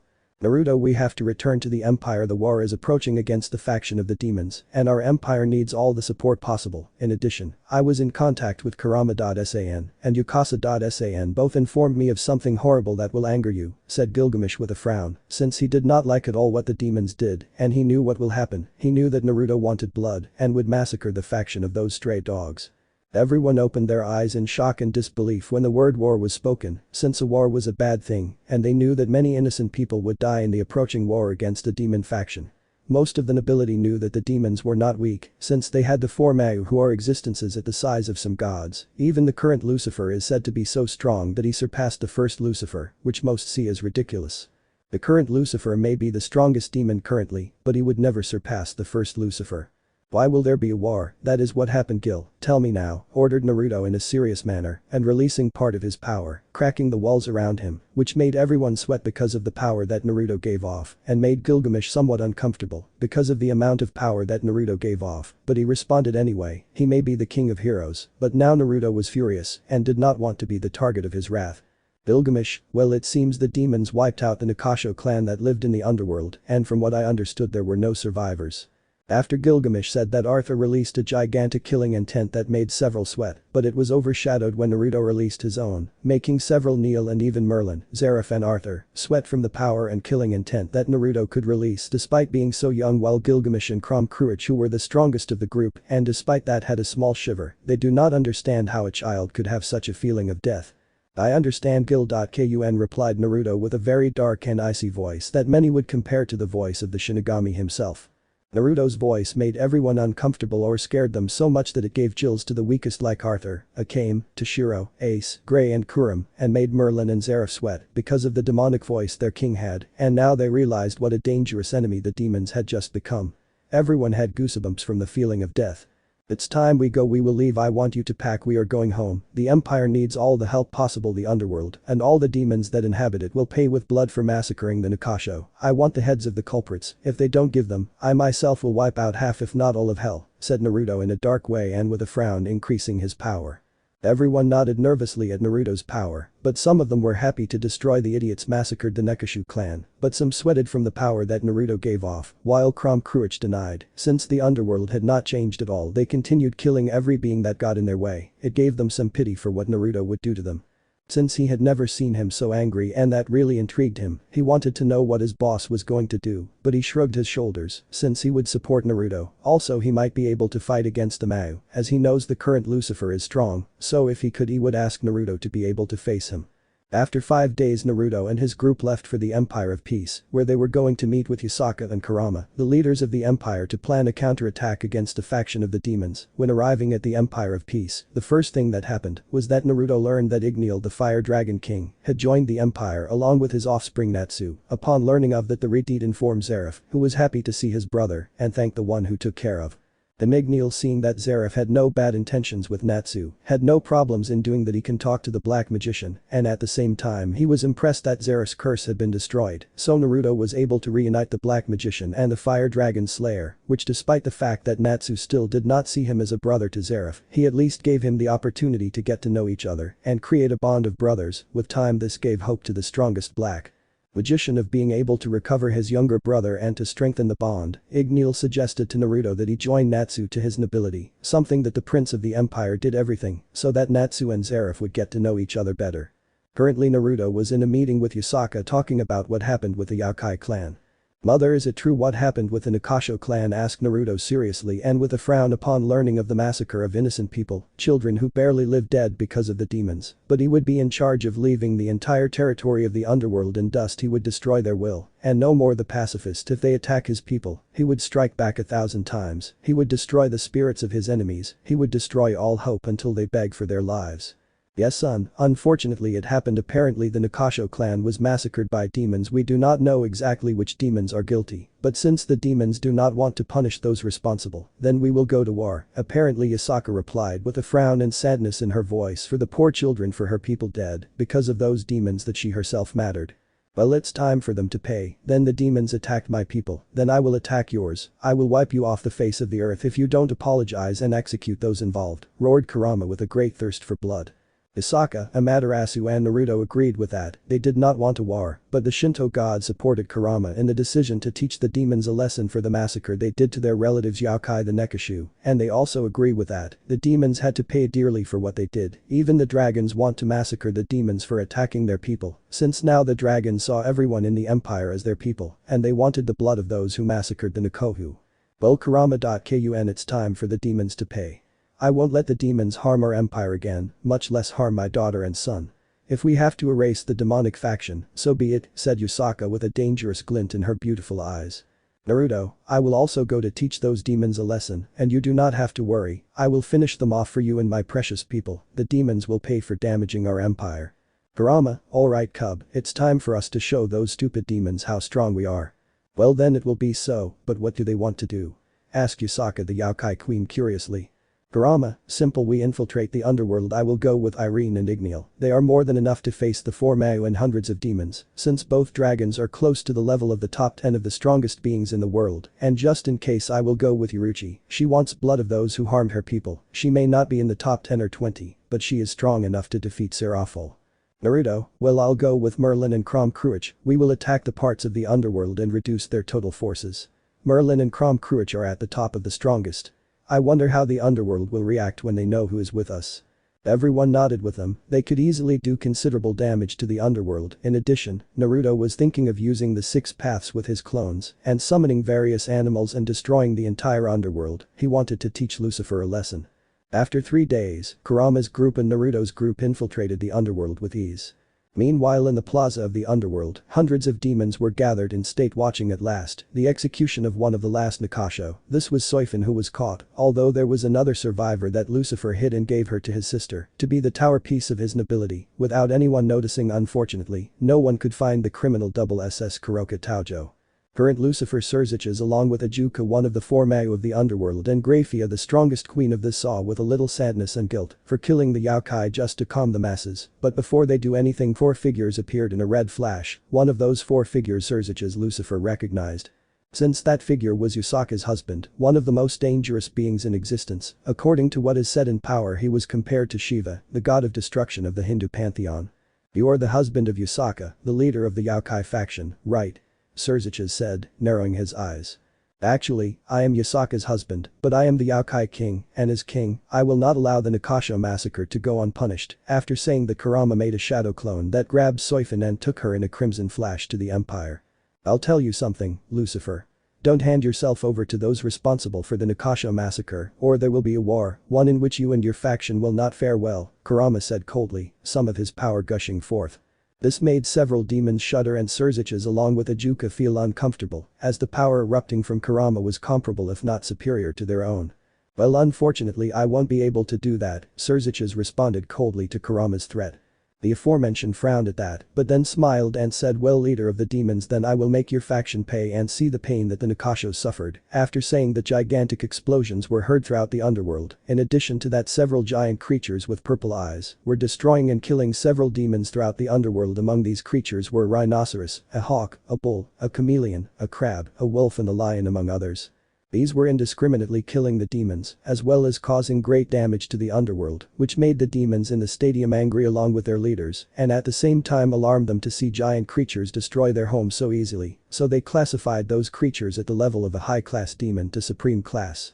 Since you already rejected my calm way of asking for justice, then it will be in a chaotic way. I will destroy everyone who does not allow me to do justice. Uruchi, go for the woman, she is strong. But I know that you are stronger than the strongest queen of the underworld. Destroy her. Igneel, go for Ijuka. I know he is close to the level of the current Lucifer. But I know that you are much more powerful. Libya, with him, crush him. Well, you Irene, finish off the demons of this damn stadium. They will learn the hard way not to mess with our family, roared Kurama mentally, but with a very dark voice the three nodded, and in a burst of speed, Igneel, the Fire Dragon King in his human form, gave Ijuka a powerful punch, sending him flying, while Uruchi in a shunpo of fire, appeared behind Grafia, kicking her, which made her open her eyes in shock, and grimaced at the pain of the kick. Surziches was going to attack Uruchi, but Kurama got in the way and threw a strong chakra-reinforced punch that made Lucifer fly with great force while Irene was in charge of killing all the demons that stood in her way. The battle between three of the most powerful warriors on the side of the demons, along with the army of demons of the stadium, and four of the most powerful warriors on the side of the Yokai/Empire of Peace, was in favor of the Yokai. The battle was destroying the entire state. Ice, lightning, red and blue fire, lava and the power of destruction came and went from all sides. Several of the demons were killed in the crossfire. In addition to Irene Bulsirian, the strongest dragon queen killed several high-ranking demons, as if they were flies. In Grafia's battle against Uruchi, the most powerful queen was being cornered, since despite her ice defense being powerful, the energy attacks completely nullified it. It's time you paid for harming my clan. Foolish demons, burst fire lightning, roared Uruchi after saying that a large amount of blue fire projectiles that were around them rays went towards Grafia. She opened her eyes surprised by the attack, so to defend herself, she summoned several ice walls to contain Uruchi's attack, to give her time to dodge, which she did, and sent several ice swords to Uruchi, is to protect you. Made hand positions, and said fire element scorching rat projectile, both the ice swords and Uruchi's rat missile collided, causing a gigantic explosion, but Uruchi did not stay there. She made hand positions and said fire element blue fire tsunami. Grafia opened her eyes in shock by the attack, so she sent a large tsunami of ice towards Matatabi's attack. Both attacks collided, neutralizing each other, causing a large amount of mist. The two-tailed cat took advantage of that and sent a large number of rats of fire towards Grafia. She was able to dodge some of them, but others hit her directly in the arm, burning it, making her moan in pain. After a few minutes, the mist dissipated and you could see a very injured Grafia and Uruchi, only somewhat disheveled. Meanwhile, in the battle of Igneel and Ijuka, the fight was in favor of the Fire Dragon King, since despite the fact that Ijuka had great demonic power and his Kantara formula, Igneel's raw power was even superior to his. In addition to the large amount of fire that the Fire Dragon King threw, did not let Ijuka respond, which made him worry, since he realized that Igneel was not going all out, which disconcerted and scared him, since from what he saw, he was not the strongest of his group. But Kurama and Surziches both were battling. Even though Lucifer had the power of destruction, Kurama had his raw power, which was slowly overwhelming the current Lucifer element. Burn, heat, bombardment, said Kurama, sending a large amount of fireballs towards Surziches. Surziches dodged with some difficulty, but the heat balls hit some high-level demons, incinerating them completely. This made Surziches open his eyes in shock and realized how dangerous that attack was, so Lucifer launched a great wave of destructive power at Kurama. He smiled and increased his aura, putting it as protection, which worked and made Surziches frown and realized that if he continued like that he would lose, but he came out of his thoughts when he saw Kurama concentrate a large amount of energy in his hand, which alarmed him and tried to stop him, but it was too late. Biju Dama, said Kurama, thus launching his attack towards Surziches. In order to defend himself, he sent a great amount of power of destruction, holding back and weakening Kurama's attack a little, but even so the Biju Dama surpassed Surziches' power, hitting him squarely, causing a gigantic explosion and destroying a large part of the stadium. The explosion caused all battles to stop, and the demons watched in horror as the dust from the explosion cleared to see their leader Surziches Lucifer, with part of his arm burned away and bleeding from the head. Wow, so you survived, my Biju lady. Well, it was to be expected that you would. After all, you are the strongest demon currently alive. Well, I hope you survived this, Lucifer. Sand element, burn heat tide, said Kurama. After saying that, a large amount of heat went towards the injured Surziches, but a gigantic amount of ice protected him for a few seconds, since Kurama's attack was completely destroying the ice wall. But those seconds were enough for Ijuka to be able to grab Surziches and escape from Kurama's attack. The Nine Tails frowned at this, as he wanted to finish off Lucifer to further weaken the underworld. Kurama, well, from what I see, Uruchi and Igneel couldn't finish off Ijuka and Grafia. Both Uruchi and Igneel sighed, but the cat replied, no, Kurama-sama, the truth is they are somewhat tough, but it doesn't matter, they are very damaged, so it will be easy to finish them off. Both Kurama and Igneel nodded. Well Irene, I see that you have already finished with most of the demons. I think you can join us, it is time to finish off their leaders, Igneel said seriously. After the Dragon King said that, Ajuka, Surziches and Grafia prepared for combat. Why do they do this? Why kill everyone in this place? Several of them are innocent. Surziches shouted angrily. Simple Lucifer, I warned you if they didn't give us the guilty ones and let us do the justice we deserve there would be war, and unfortunately in war there is death, Kurama replied frowning, but with some sadness he didn't want to kill so many, and Saidi will be with Yasaka, he had changed him. It shouldn't have come to this, but you wanted it, you let the Nakasho massacre go unpunished, but we won't do it, you demons will pay for what they did, Yurichi said angrily. Surziches, Ajuka and Grafia frowned at that, but didn't say anything. They knew the Yaokai leader was right. If they hadn't let the Nakasho massacre happen, this wouldn't have happened. Both sides were going to attack each other again. Until suddenly all the demons and Bijuas felt three very powerful presences and made the battle stop and saw the three presences and what they saw terrified them, while Grafia, Ajuka and Surziches Lucifer opened their eyes in shock for two reasons. One of them was to see their two companions Mau Falbium Asmodeus and Seraphol Leviathan unconscious and with several burns on their bodies being carried by two people, as if they were anything Seraphol by a woman who gave off a gigantic aura, while Falbium was without an arm carried by a young man who gave him great power, which made several of the survivors who remained in the state sweat.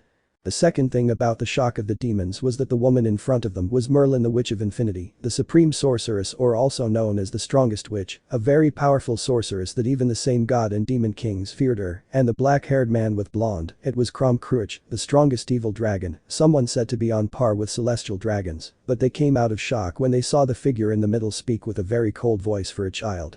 Naruto, Kurama Odasan, Yoruchi-chan, Igneel and Irene, we're leaving. We already have what we want, but first I'll make the demons beg never to attack a Yaokai clan, a clan that is under our protection, said the boy who was Naruto. The four nodded reluctantly after they stepped back. Naruto snapped his fingers and said meteor shower, then spoke again.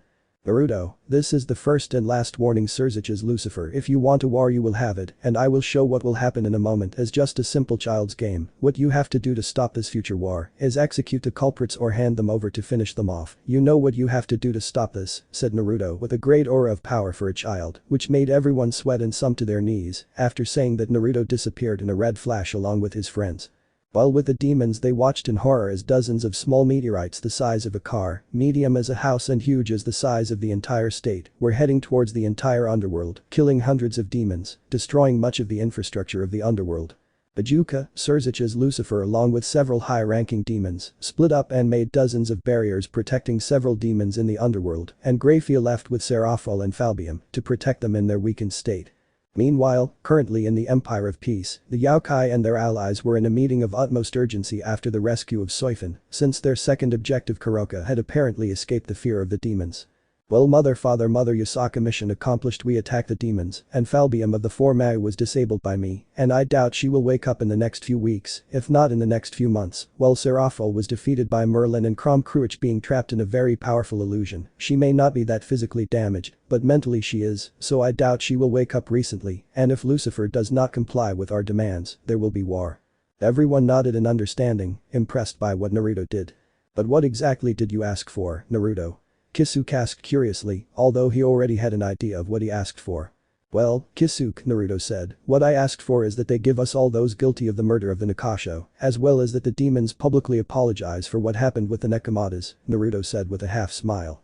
And if they don't do it, what are we going to do? Questioned Akira Kaburagi, leader of the werewolves who joined the Empire of Peace, being recruited by Yasaka. Well if they don't they are fools, replied Kurama, since after the large number of medium and high-level demons that we killed, as well as those that Naruto, Merlin and Krom Kruich killed, in addition to the little gift that Naruto left them, replied Kurama smiling sadistically. Everyone got curious. What little gift? Asked Tiamat, leader of the dragon faction, now joining the newly formed Empire of Peace. Well what happened is that Naruto made one of his most powerful attacks and launched a meteor shower to the entire underworld, and I know that this attack may not kill the strongest of that faction, but it will completely destroy its infrastructure, as well as kill several low medium and maybe high-level demons, Kurama responded sadistically. Everyone opened their eyes in shock and looked at Naruto, who became uncomfortable by the look of his friends, allies and family. Naruto, what did you do exactly? Like you sent a meteor shower, said Lictalius the light elf for his great skill in light magic and leader of the elves now belonging to the recent Empire of Peace after being recruited by Kurama. Well my good friend, I simply used a large amount of chakra and used my Sharigan sending hundreds of meteorites to screw the devils for screwing us, Naruto replied. Everyone sweated at such a simple answer to the great attack their prince carried out, but they nodded wisely anyway. Well we have to prepare for war if the demons do not accept our conditions, said Yusaka seriously. Everyone nodded and prepared their clans and people for war, and left the meeting. As Naruto left the meeting he went to meet with his nobility. Next to him was Crom Cruach and Merlin flanking him. Naruto, hello guys, I want to tell you something important. If it's about the war we've heard about, I'll participate. You don't have to worry Naruto-sama, you saved me, and I'll fight for you in my new home. I won't let the demons harm the Empire of Peace. The red-eyed assassin Naruto Akatsuki's pawn. Naruto shook his head at Akame's words. He wouldn't allow her to participate in the war, she was still young and didn't have the power to fight high-level demons.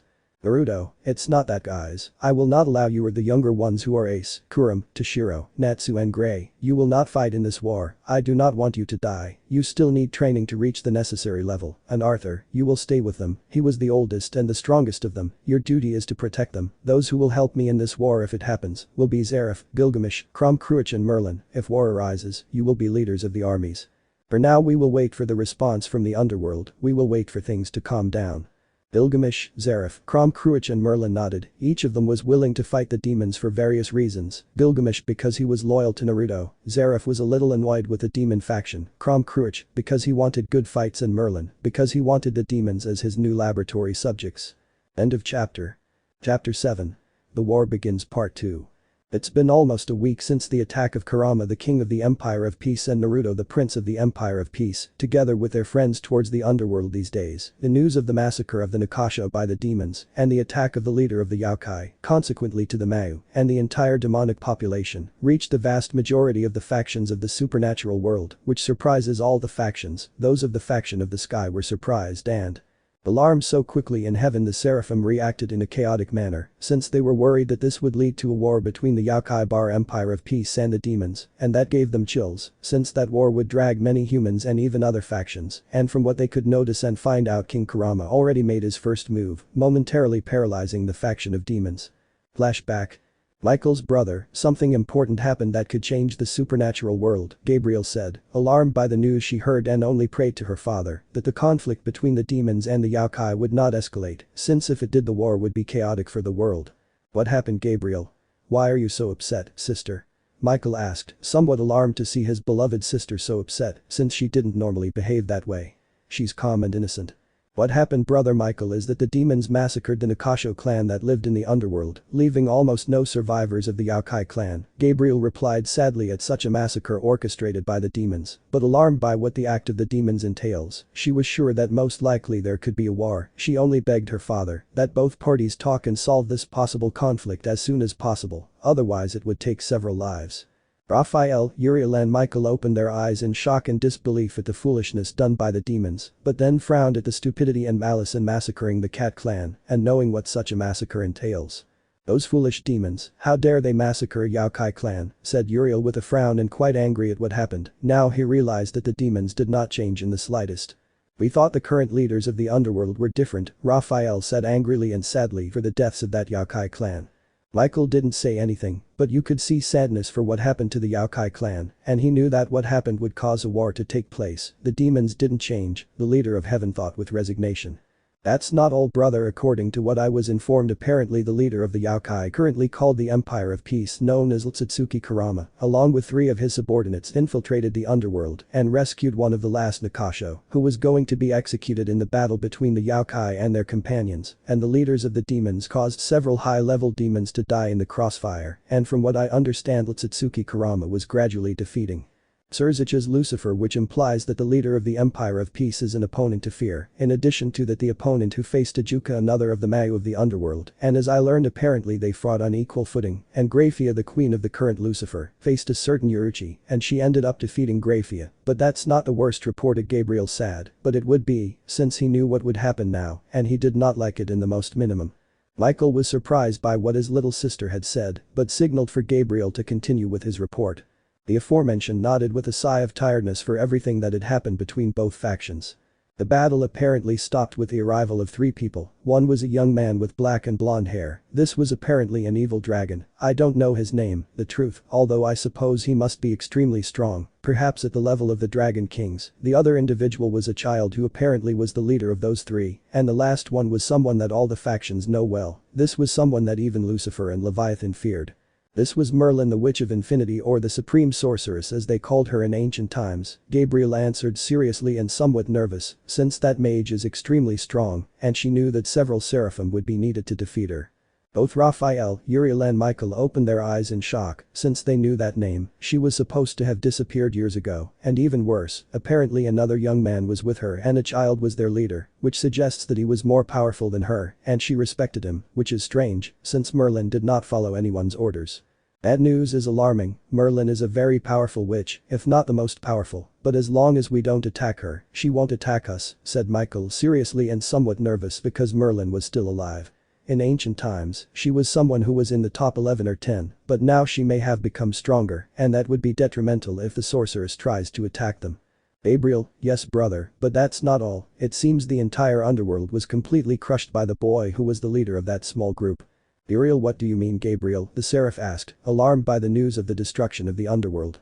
Gabriel, what I mean is that the boy appeared with Seraphol and Falbium and the men of the black-haired boy with blonde and Merlin, the supreme sorceress who accompanied the boy, and apparently these two were completely crushed by them then, from what the red-haired boy called the leader of the Yaokai faction and his companions to retreat, but then before leaving the boy launched a meteor shower towards the entire underworld, destroying its infrastructure, killing hundreds of medium, low and high-class demons. Finished speaking the purest seraph of heaven, sad by the number of dead. She did not hate demons, since for her all life was precious, and what happened because of the Nikasha massacre was sad, but now she knew how serious the conflicts between both factions will be.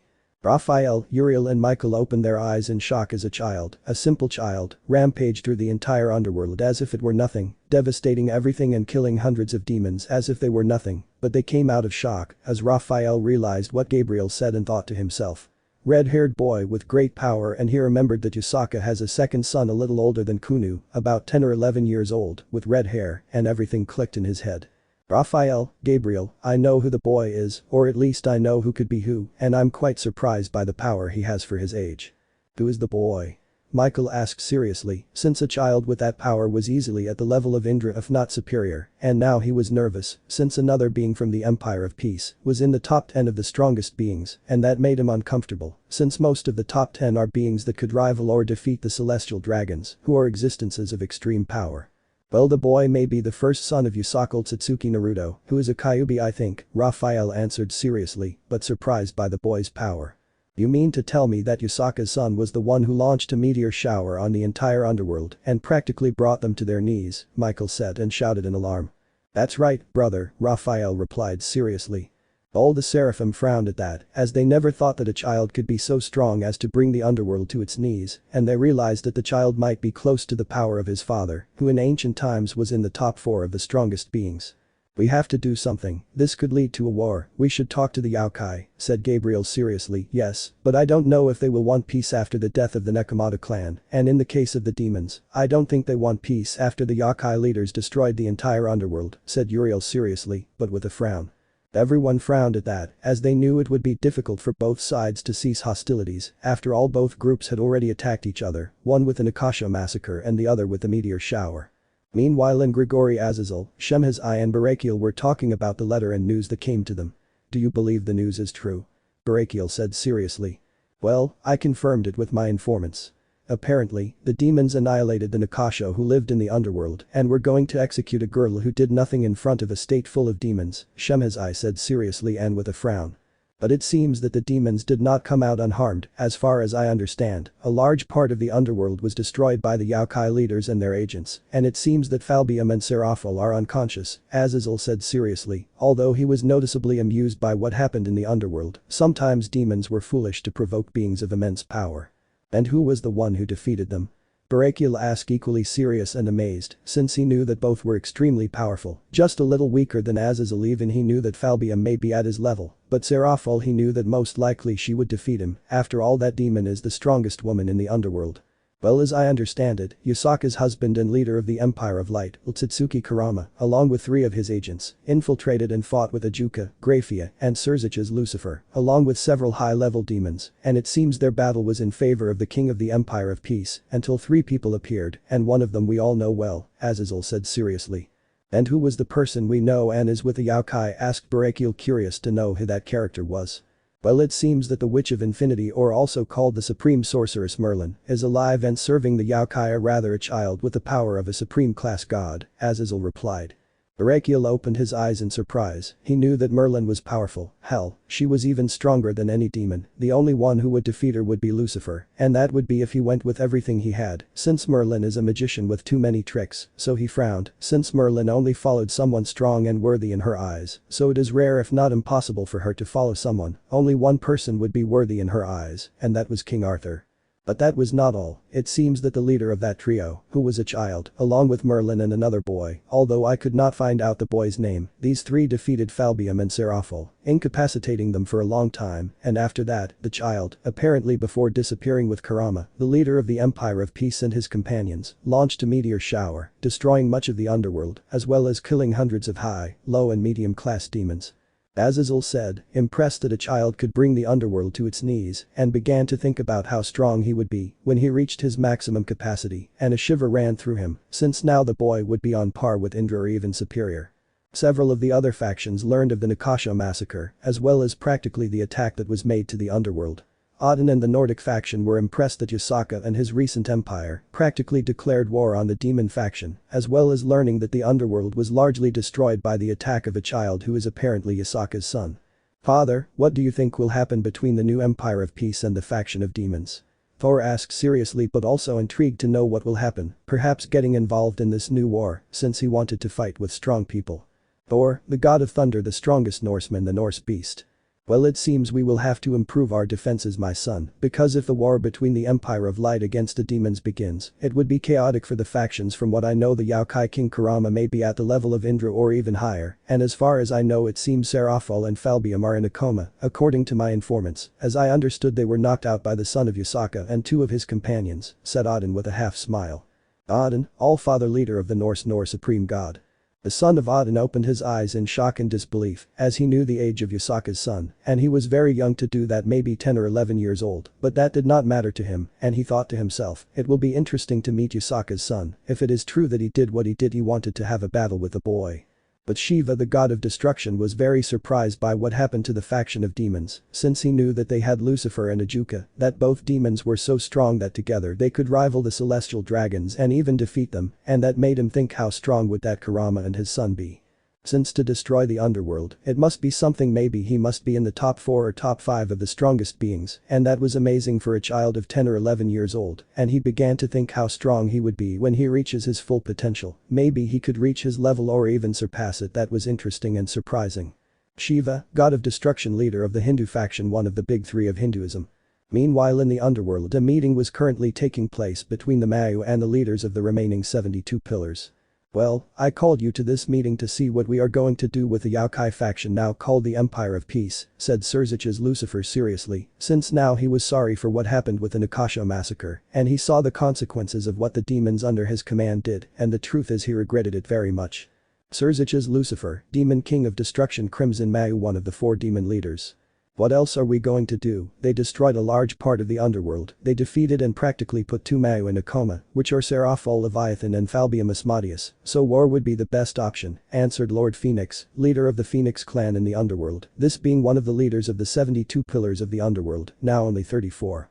Most of the clan leaders nodded, as they wanted revenge against the Yaokai, but others shook their heads, as they did not want to go to war, but rather try to make peace with the Yaokai, especially because of the power they demonstrated by destroying much of the underworld.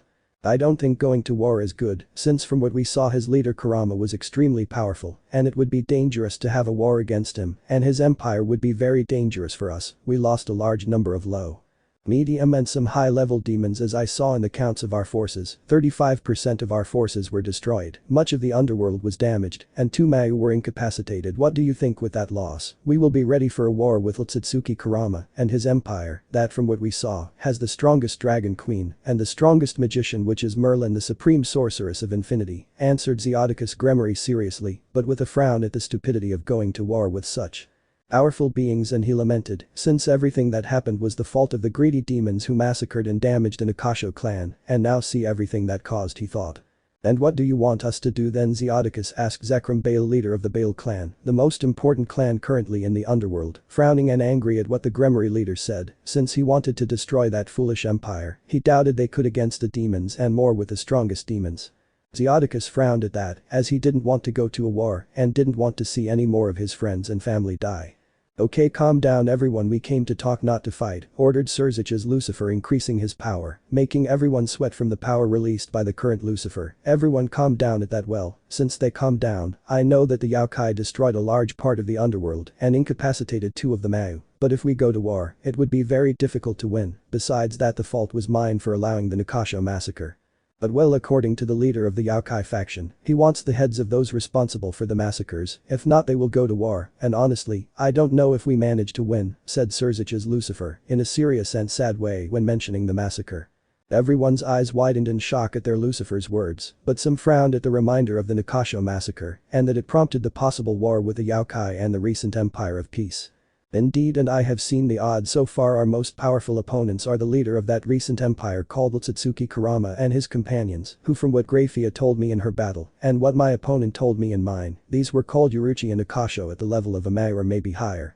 Then there is Irene Bulsirian, the strongest dragon queen, and Igniel the fire dragon king, someone who can easily fight and face Urziches, and I do not think that going to war with the Empire of Peace is good, since if we go to war we may lose against them, said Ajuka seriously and laughing softly at the annoyance that this meeting results in.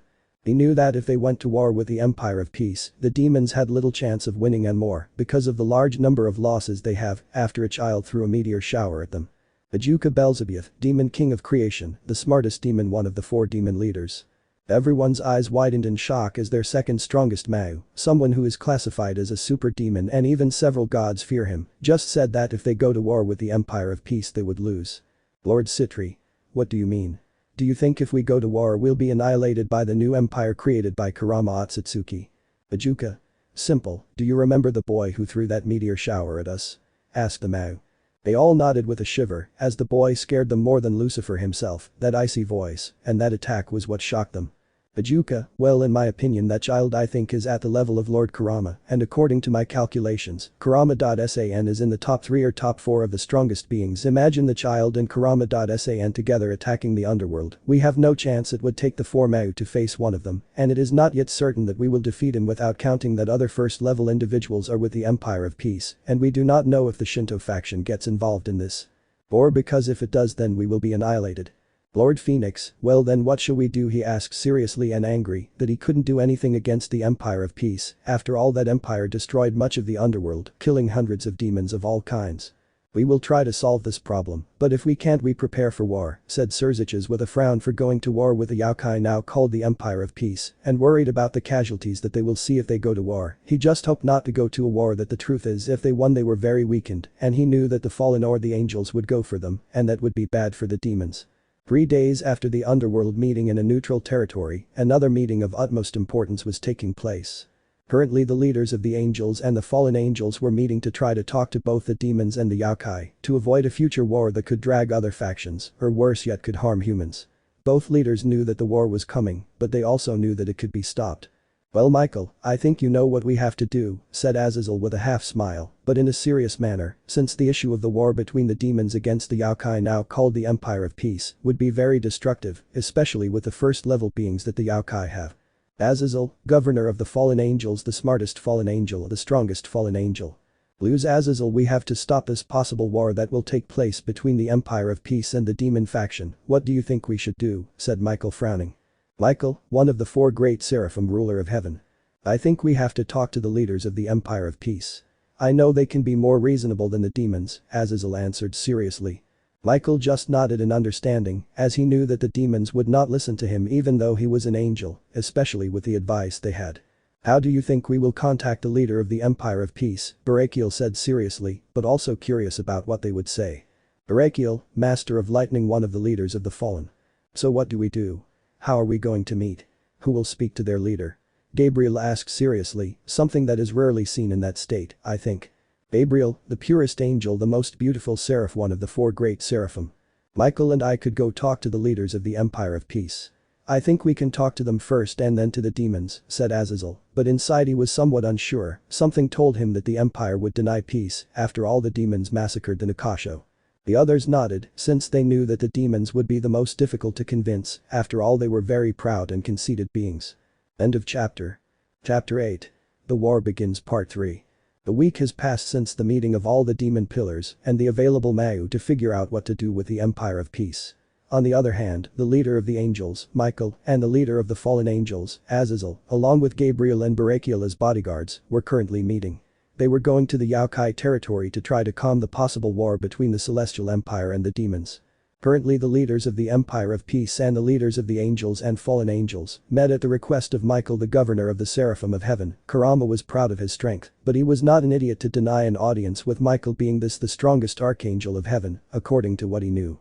Well, Michael.san, Azazel.san, it's a pleasure to see you, but what is it that you want in my humble home? Yusaka said seriously, although inside she suspected that both leaders of the biblical factions wanted it. She was not stupid, most likely they want them to stop the dispute with the demon faction. Both Azazel and Michael sighed, knowing that Yusaka already suspected what they wanted, but Azazel responded in the same way. Azazel. What we want is for you to stop this war with the demon faction. This war will cause too much death. We want you to reach a peaceful solution with them. We do not want you to drag humans or other factions into this war. One know well the blow you dealt to the demons, but it does not seem enough what you did to the underworld. You have already weakened it enough. Do not you believe that peace is the best option?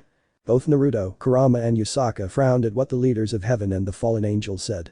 They wanted peace, but they would not back down unless the demonic faction met their demands. If the demons did not comply with their request, they would destroy the underworld. We will stop the war if those responsible for the Nikasho massacre pay with their heads, and since the current Lucifer does not wish to do that, then war will be inevitable, proclaimed Naruto, narrowing his eyes and releasing part of his power, cracking the walls and making everyone uncomfortable and tense, since the power that was coming out of Naruto would easily be comparable to that of Thor or Indra. Michael's thoughts. Lord Naruto's power is too much. He may be on par with Indra. This is bad. The young man's power is incredible, and he's going to get stronger, and with Lord Kurama's level of power, almost no being will be able to stop them. Azazel's thoughts. The power of the child Naruto is incredible. I think it would take the 4 Mayu to face this young Yaokai. Now I see why he is the prince of this powerful empire. Kurama. Well, Michael.san, as my son said, what we want is justice for those responsible to pay for what happened to the Nekomata clan, and as Lucifer does not want to hand over the heads of the guilty parties, the war will be inevitable, he answered seriously. Both Michael, Barakiel, Azazel and Gabriel sighed in resignation, as from what they felt the Yaokai did not want a war until the demons publicly apologized. Please think about it, war will not lead to anything good, Michael said sadly, because of the war between the Yaokai and the demons. Don't come to me with that, Michael. If your angels had been killed by the demons, you would have declared war on the demons, or at least you would have wanted the blood of the guilty ones, said Kurama with a dark and serious voice. Michael said nothing, as he knew Kurama was right, since if they had killed Gabriel, he would have easily declared war on the demons, or at least wanted the heads of those responsible. Well, calm down everyone, I think you can at least think about it, Lord Kurama. The war will only bring death to both sides, and may even harm others, since we know that if a war happens other beings get involved, said Azazel with a nervous smile. Both Michael and Kurama stared at each other, neither looked down, but then looked at Azazel for the words he said and nodded and calmed down. Well, Lord Michael, Lord Azazel and company, please, since you know that peace will not be possible unless the demons do what we ask, which they will not do, so you can leave. It was a pleasure to meet you, Naruto said seriously, with his eyes shining red. Both the leader of the fallen angels and the leader of heaven looked at each other and sighed, but nodded and left. Well, mother, since the leaders of heaven and the fallen angel left, what are we going to do? I know that the demons are preparing for war. We are going to do the same. Naruto asked curiously. The aforementioned queen of the Yaokai sighed. We will go to war, my son, the Shinto gods and the clan leaders will have to prepare. Both Naruto and Kurama nodded. Currently several airships along with a large army of hundreds of yokai of all kinds, plus a large number of elves, mages and some dragons, were going along with several of their leaders, among which was Zareth, Gilgamesh, Lemuel Silvermillion, Julius, Merlin, Lik, Yuruchi, Igniel, the Fire Dragon King. Irene Bulsirian, the Dragon Queen, the Scarlet Destruction, and the Tower of Kurama, all of these easily at the level of Seraphol or even higher. This whole group continued marching along with their leader Kurama the Nine-Tailed Fox until they ran into a gigantic army of demons led by Ajuka Beelzebub, Diehauser Belial, Graphia the strongest queen already recovered along with the current Lucifer. Surziches and the Mau Seraphol Leviathan that although it was still somewhat weakened after the defeat it suffered, still had the power to face others. Mau. Since you did not want to hand over those responsible for the Nikasho massacre, there will be no mercy for you, said Kurama seriously. Surziches frowned, cursing the Demon Council for not letting them hand over the culprits of the Nikasho massacre to avoid this stupid war that will cause hundreds if not thousands of casualties for the demons.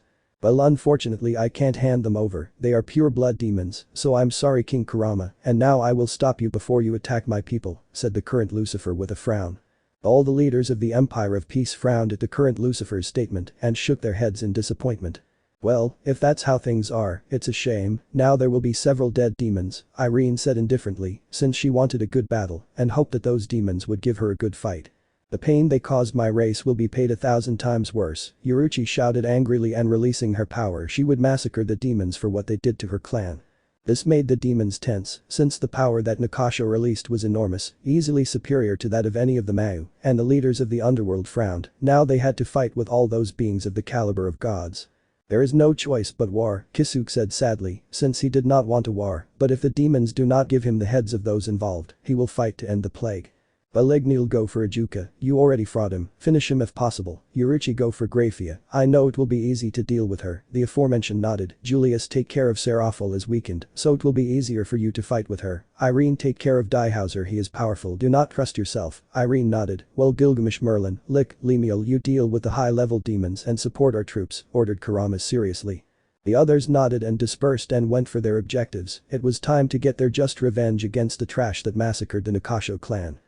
Kurama in a burst of speed threw a strong punch at Surziches sending him flying several kilometers, since Kurama knew that if he did not send him far, many could die with their clash of powers. After Surziches was thrown flying he recovered with some difficulty, since the blow that Kurama threw at him stunned him a little and was going to attack him. But before this attack he heard 4 voices say formation of the 4 violet flames and he saw impressed as a gigantic purple barrier rose around him and his opponent, so Surziches frowned at that, since he knew he was trapped, so he tried to teleport out of the bar, but realized that the barrier prevented him, so he sighed and prepared for the battle to come. Surziches looked towards the 4 corners of the barrier and gulped. He knew he was strong, and although he knew he wasn't as strong as the ancient Lucifer, even though he said he knew he was powerful enough to defeat several gods. He even knew he could fight on equal terms against the Dragon Kings, even defeating them with great effort.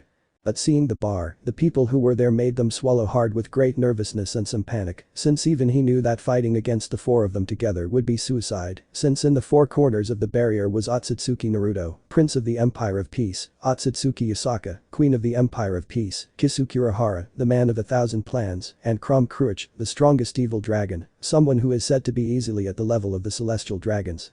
But he came out of his thoughts as he saw Kurama take a step forward. Well, how about we start this battle, Mau Lucifer, since I'm getting bored of waiting and seeing your shocked face, you disappoint me, Gremory brat, said Kurama with a very dark laugh and releasing his power, causing the ground to crack and his aura of power to become visible, which would bring most supernatural beings to their knees. Kurama, Kyuubi god of destruction, king of the Yokai, leader of the Empire of Peace. Surziches frowned and released his aura so he could try to face the strongest Kyuubi and one of the strongest beings he will ever face in his entire life. Surziches. Well, Kurama.sa, and it's time to see who is the strongest, if the demon of destruction or the Kyuubi of destruction. We will see who survived this battle and who stands above the other Kyuubi. Surziches Lucifer, demon king of destruction, Crimson Mau, one of the 4 demon leaders. Kurama laughed darkly and sadistically and released more of his aura, overwhelming Lucifer, causing the demon to shudder, as the power Kurama was releasing easily equals that of the Norse god Thor, if not much stronger. Kurama, fine, I'll destroy you, demon lord. It's time for you to test my true power. It's time for you to pay for not keeping the agreement we had. It's time for all the demons to pay for massacring the Nikasho clan. After Kurama said that, he raised his aura even more and went against Surziches at immense speed, trying to hit him. Lucifer tried to dodge, but he wasn't fast enough, so he was sent flying by the large fist that was reinforced by fire element chakra.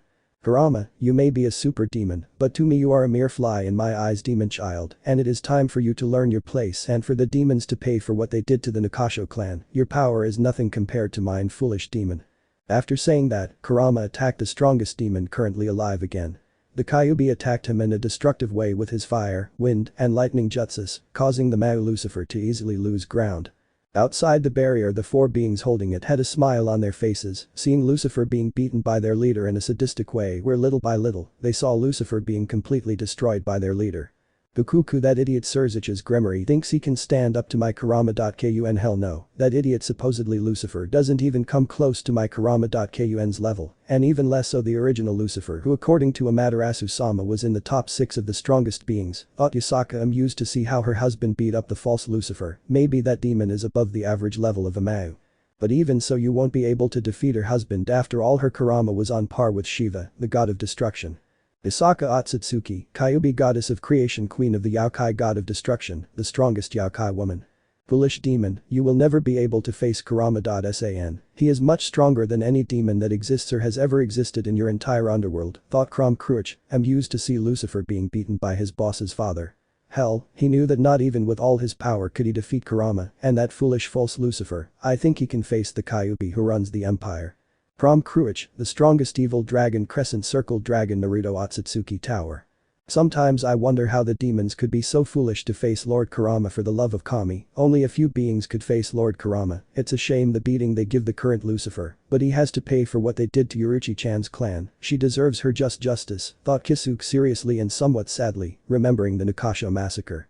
Kisuke Urahara, the man with 1,000 plans, the enlightened one, pawn of Kurama Otsutsuki.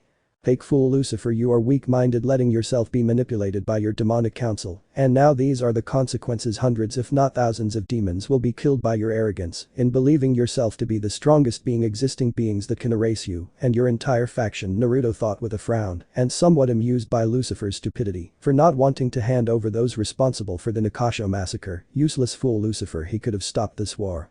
And now because of his stupidity the demonic faction will be hit. Naruto Otsutsuki, Kyuubi god of balance, the Kyuubi of chaos and order, prince of the Yaokai. Meanwhile, the various leaders of the Peace Empire and the demon faction scattered across the battlefield to fight more easily. After all, each leader, in terms of power, could easily destroy cities, and they did not want to affect their armies. In the battle of Seraphil against Julius, the aforementioned was nervous. She had already heard rumors about Julius and knew that he was someone of the stature of a Mao, and she was weakened. She did not know if she could fight him on par. She calculated, since she was at 55% of her total power, she had not yet recovered from the previous battle, but she would do everything possible to defeat her opponent. She doubted that she could win against him, but she would not give up, and if she has to die, she would take him with her no matter what the cost. Well, I think it will be time to defeat you, Mao Leviathan, said Julius with a friendly, but at the same time mocking smile. Seraphil frowned at Julius's statement, and in response, she sent hundreds of ice spikes towards Julius. Julius dodged with ease and sent a torrent of magical energy towards Seraphil. The Mao Leviathan Seraphil sent a large amount of ice. Both attacks collided, but Julius's surpassed Seraphil's, so she made a large wall of ice to defend herself and then sent several ice spears towards the time mage. Julius smiled and teleported behind Seraphil and said restriction, thus imprisoning Seraphil in a time loop, but the mage knew he couldn't trap Seraphil for long, so in his other hand, he charged a gigantic amount of magical energy that he sent toward Seraphil, who couldn't even move. The torrent of magic on impact sent the third strongest Mao flying, causing her to moan in pain from Julius's attack. I told you, demon girl, you will lose this battle. You may be strong, but I am much stronger. You are no match for me, said Julius, expelling his aura, making the atmosphere tense. While on the other side of the battlefield, Graphia was battling Uruchi, the queen of Lucifer. Despite being one of the most powerful demons, she was at a disadvantage since from what she could notice the woman in front of her was easily on par with Seraphil. Maybe superior. Graphia knew that Uruchi was stronger than her since they faced each other, but she would not let herself win even if she died. While Uruchi looked at Graphia with caution until the strongest queen, the Nakasho, knew that the Strongest queen was at the Mao level after their confrontation, that is why it was precarious, but before thinking of a strategy Graphia threw a torrent of ice. Graphia took her opportunity and went against Uruchi at full speed, trying to throw a punch. Uruchi dodged with ease and tried to kick Graphia. She protected herself with her hand and sent a large amount of ice to Uruchi, but she is in a burst of speed dodged and Uruchi activated her Shunko thing that he impressed Graphia with the power he gave off, and in a burst of speed he threw a strong punch at Graphia, sending her flying. Worthless demon, if I can't have the heads of those who killed my relatives, I'll have yours, Ice Queen of the Underworld, Uruchi shouted, releasing her aura. On the other side of the battlefield, Irene, Bulsirian and Ignil are fighting against Daihauser and Ayuka. The battle was at a disadvantage for both demons, since Ignil's fire abilities made it difficult for the demons to defend themselves, and Irene's lightning and energy attacks made it difficult for them, already 2 Mao level demons. They won't be able to defeat us. You may be strong, Ajuka, but in terms of power, either of us could fight on equal terms with the celestial dragons, and being that you are much weaker than a celestial dragon, you don't stand a chance, mocked Ignil, amused by the demon who wanted to face him, and Irene Bulsirian being that woman just as strong as him, and one of the few beings that he respected for her power and intelligence. Ignil, the fire dragon king, the strongest fire dragon, Kurama Otsutsuki Tower. And not only that, but I'm here to support Ignil. If it were just him, maybe you two would have a chance, but if it's just the two of us, you have no chance of defeating us demon children, so why don't you give up? You may be at Satan's level, but you're not at our level, Irene mocked with a sadistic giggle and expelling part of her power that broke the floor beneath her and tensed the atmosphere. Irene Bulsirian, the Scarlet Destroyer, the strongest dragon queen, bishop of Kurama Otsutsuki. It doesn't matter if you are stronger than me, I will fight you anyway, even if I have to sacrifice my life, said Daihauser Belial seriously and expelling his power that was easily comparable to that of Seraphol. Daihauser Belial, the emperor, the champion of the raiding game, the demon who nullifies everything. Both Irene and Ignil were a little surprised by the power that the demon in front of them emanates, but they were not so alarmed. They had been informed by Kurama that this demon was one of the most dangerous, and in Kurama's opinion, it was the third or fourth strongest demon, so they would see if it is worthy of Lord Kurama's recognition. And in the case of Lik, Zareth, Gilgamesh, Lemuel, Silvermillion and Merlin, the five were decimating hundreds of demons with their army, either with the various magics of the Black Mage Zareth, the elemental handling of Merlin's magic, along with the creatures summoned by it that slowly decimated the demons. Despite the fact that the army of the underworld was more than those of the army of the Empire of Peace, they had a greater variety of attacks. In the case of Gilgamesh, he killed the demons with his divine weapons with ease and indifference to coldly kill a large number of demons, and Lik was not far behind. He was killing dozens of high-class demons, thanks to the immense speed that he possessed by his light magic. The same thing happened with Lemuel. He also continued to cut demon after demon, thanks to his great speed and good handling of hand-to-hand combat. After about 15 minutes, the 5 god-class individuals decimated a large number of demons with great ease, whether with fire, lightning, earth or other magic or sacred or magical weapons that made the demons gradually lose hope. But all the battles stopped when a gigantic pressure was felt, so everyone stopped fighting to locate where the power came from, and when what they found, the demons and their leaders saw with horror and disbelief, as their leader Surzich's Lucifer was unconscious, being carried like a sack of potatoes by the leader of the Empire of Peace, who barely looked somewhat mistreated. But then 4 figures appeared that made the demons and their leaders became more nervous. These 4 were people with power comparable to that of a demon king or superior in their own right. The first figure looked like a young man of 16 or 18 years old with black hair, with blonde, one that many of the demons knew was not a child at all. This was Krom Kruich, the strongest evil dragon. The second figure was a blonde-haired man who appeared to be in his 30s. This was Kisuke Urahara, the man of 1,000 plans, someone who is easily at the level of a Satan. The third figure was a blonde woman with huge breasts and immense power. This was Ltsutsuki Yasaka, wife of Ltsutsuki Kurama, and the last figure was a deed that all the demons recognized and terrified them, since only he was necessary to destroy a large part of the underworld. This was Ltsutsuki Naruto, son of Yasaka and Kurama, the leaders of the Empire of Peace and adoptive brother of Kuno Otsutsuki. Seeing those 4 figures in front of them and seeing their demon king defeated by the leader of the Empire of Peace lowered the morale of all the demons, since those 4 individuals were recognized throughout the supernatural world, either for their intelligence, power, beauty, and devils. They were all beings of enormous power in their own right. Especially Naruto Otsutsuki, who was the one who terrified the demons the most for what he did to the underworld. After all, the boy swept the floor with the underworld alone. I will give you a choice, faction of demons. As you may have noticed, your leader is unconscious, and his strongest fighters are being held by those of my faction, so I will give you one last chance. I want the heads of those involved in a maximum of a month, as well as a public apology from the leaders of the underworld, and we will be at peace. Those are my 2 demands, said Kurama seriously, but increasing his power to scare the trash in front of him. After all, he had the power to do it. This made the demons nervous because of the great power that Kurama gave off, but it was then that Ichigo spoke. Fine, I'll do what you ask, King Kurama. I'll keep my word. As one of the leaders of the underworld, I know that if this war continues it will cause a greater number of deaths, Ichigo responded seriously. All the demons looked at Ichigo in surprise, but Kurama spoke again. Kurama, well, I will see you and Lucifer in 3 weeks. I will send you where we will meet. In those 3 weeks you will have 2 options. Execute those responsible for the Nakasha massacre or give them to my Mayu Beelzebub, otherwise this war will continue, and I myself will destroy the entire underworld along with my armies. Ichigo thought about it but nodded, since it would be better to meet with the leaders, and he knows that the Yaokai in front of him is of his word, so he didn't have to worry about a trap. Perfect, take your leader, I will wait for you soon, leaders of the underworld, and remember this. I did not kill your leader because it made me feel sorry for him and because of the little respect I have for the current Lucifer, since I know that he is not totally guilty, so this will be his last chance. Betray him and I will destroy the entire underworld, said Kurama, releasing his killer instinct, which terrified most of the demons. After Kurama spoke this shot at Lucifer towards the demons, Ichigo caught him and frowned. After that event, Naruto approached Kurama and grabbed him with his hand, so both combined their chakras and enveloped the entire army of the Empire of Peace and its generals with their power and disappeared in a red flash. Ichigo's thoughts. I just hope this doesn't continue, since the war with this empire will be difficult and I know that Igneel was not the strongest, much less in the top 5 of the strongest in the empire. If we continue with this war we will lose, since this empire has Lord Kurama and Prince Naruto, who are at least each at the level of Indra or higher, and that would be difficult to deal with. The 4 Mayu are needed just to have a chance against Indra, and I'm still not sure I can beat even a god. And not only do they have those beings, but there's also Irene Bulsirian, who is on par with the Dragon Kings, and Lady Asaka, a Kyuubi who may be as strong as high-class gods. End of chapter. Chapter 9. War or Peace. It's been a couple of days since the Empire of Peace, along with several of its leaders, among which were Gilgamesh the King of Heroes, Naruto the Prince of the Empire, Kurama the King of the Empire among other beings of immense power, destroyed and humiliated the entire underworld, killing hundreds of demons of all ranks, and left the leaders of the demonic faction weakened.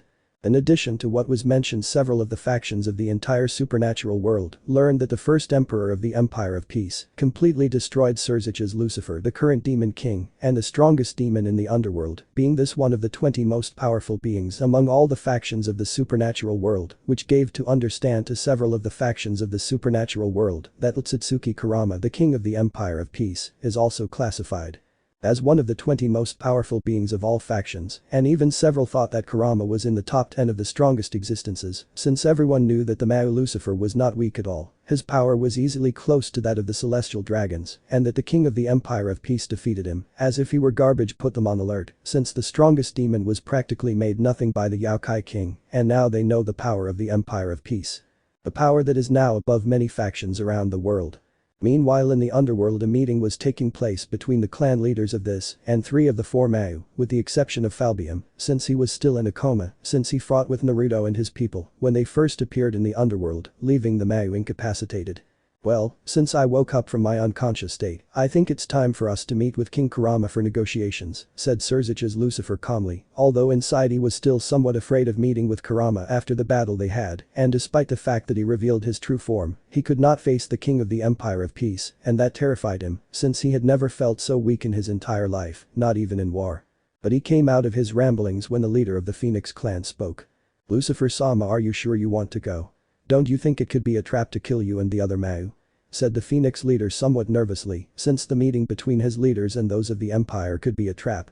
The Mayu trio frowned at that statement. They knew that wouldn't happen, since the Yaokai leaders and their king could have done it when they fought devils and could have wiped out the underworld, since the Mayu knew the power level of the entire empire, or at least calculated the power they possessed. All the Mayu knew that nothing would happen. Surzich's still remembers the beating he received and grimaced as they treated him as if he were a simple child, while Seraphil blushed a little remembering how she had been cornered by Julius, but at the same time she also frowned.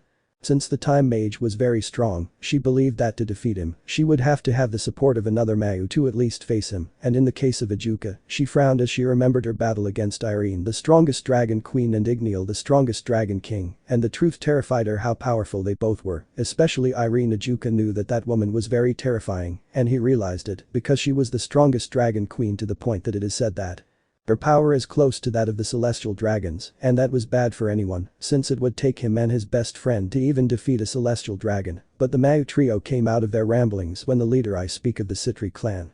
Lord Citri.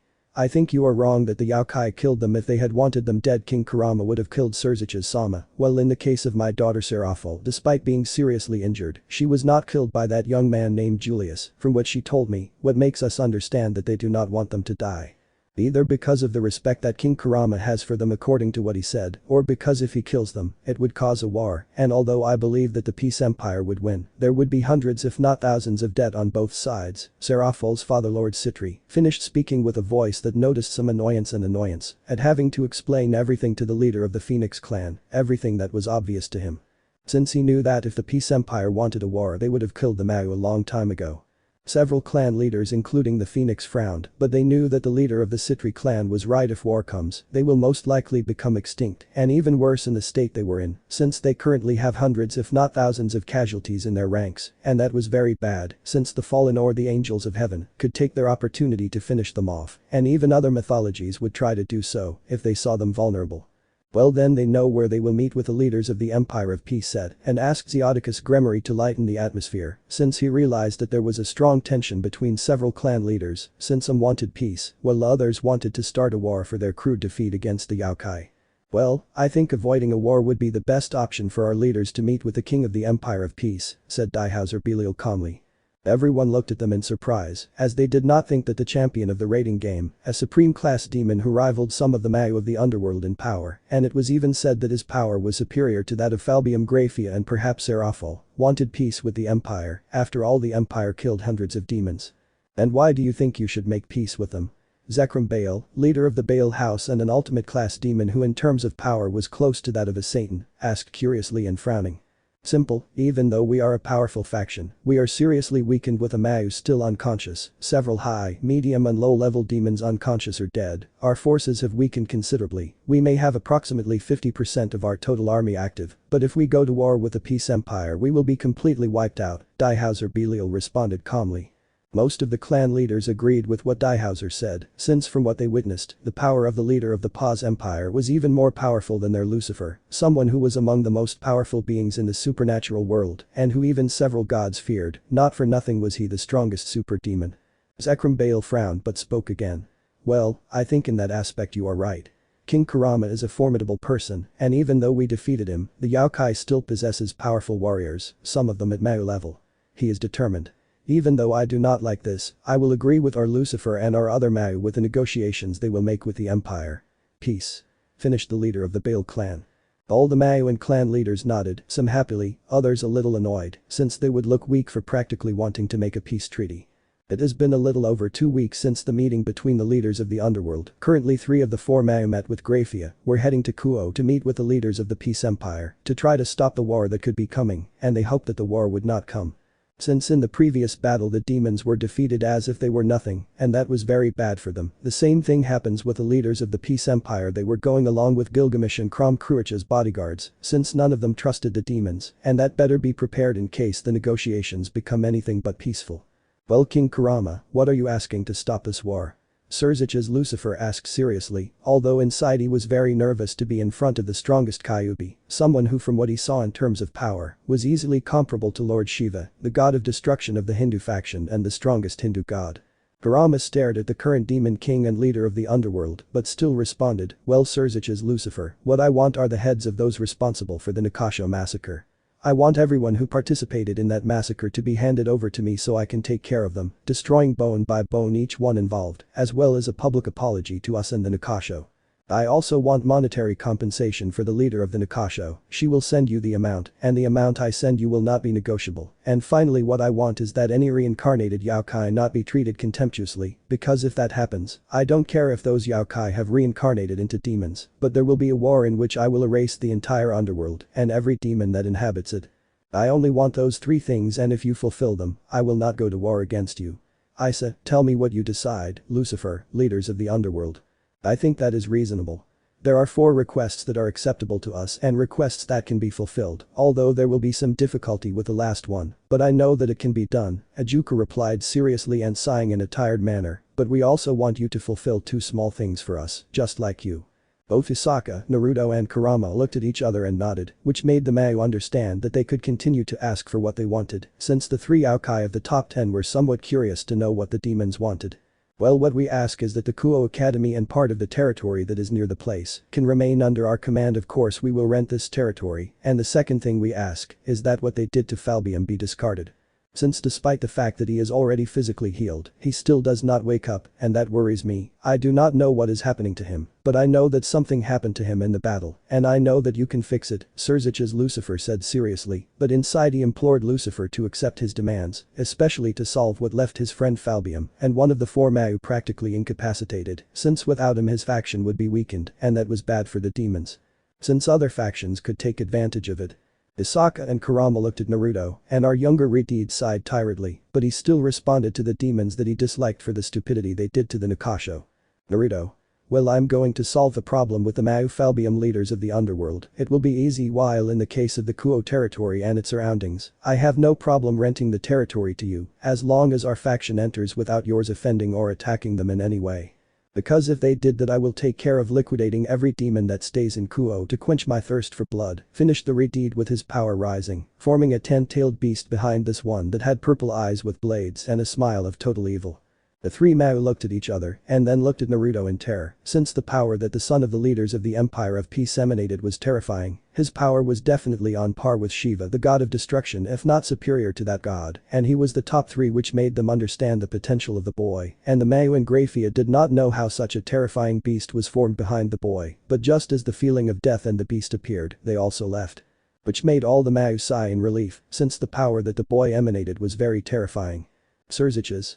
Fine, Lady Isaka, Lord Kurama, Lord Naruto, we accept your demands. I promise that nothing will happen in Kuo. I give you my word, and you have no reason to worry. I know the consequences if what you said is not fulfilled. Isaka. Sounds perfect to me. Then I think this will be a deal, Surziches.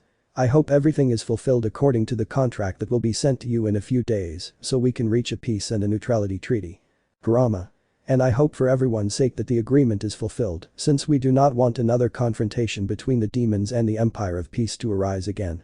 Naruto, because if that happens there will be no mercy for anyone, there will be no mercy for any demon, whether they are guilty or not of causing another war. I do not like to kill, but I will erase your entire faction if something like that happens again. Prom Cruich. If that happens, the dragons will attack the entire underworld and no demon will be able to stop us. Gilgamesh.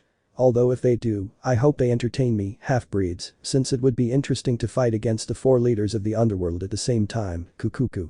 After saying that, the 5 individuals in the top 10 raised their power by forming their auras behind them, but, just as they formed, their auras disappeared, causing the demons who were tense to sigh and nod, not wanting a war to break out, since if that happened, they knew they had no chance against 5 beings who were in the top 10 of the strongest beings. Ajuka.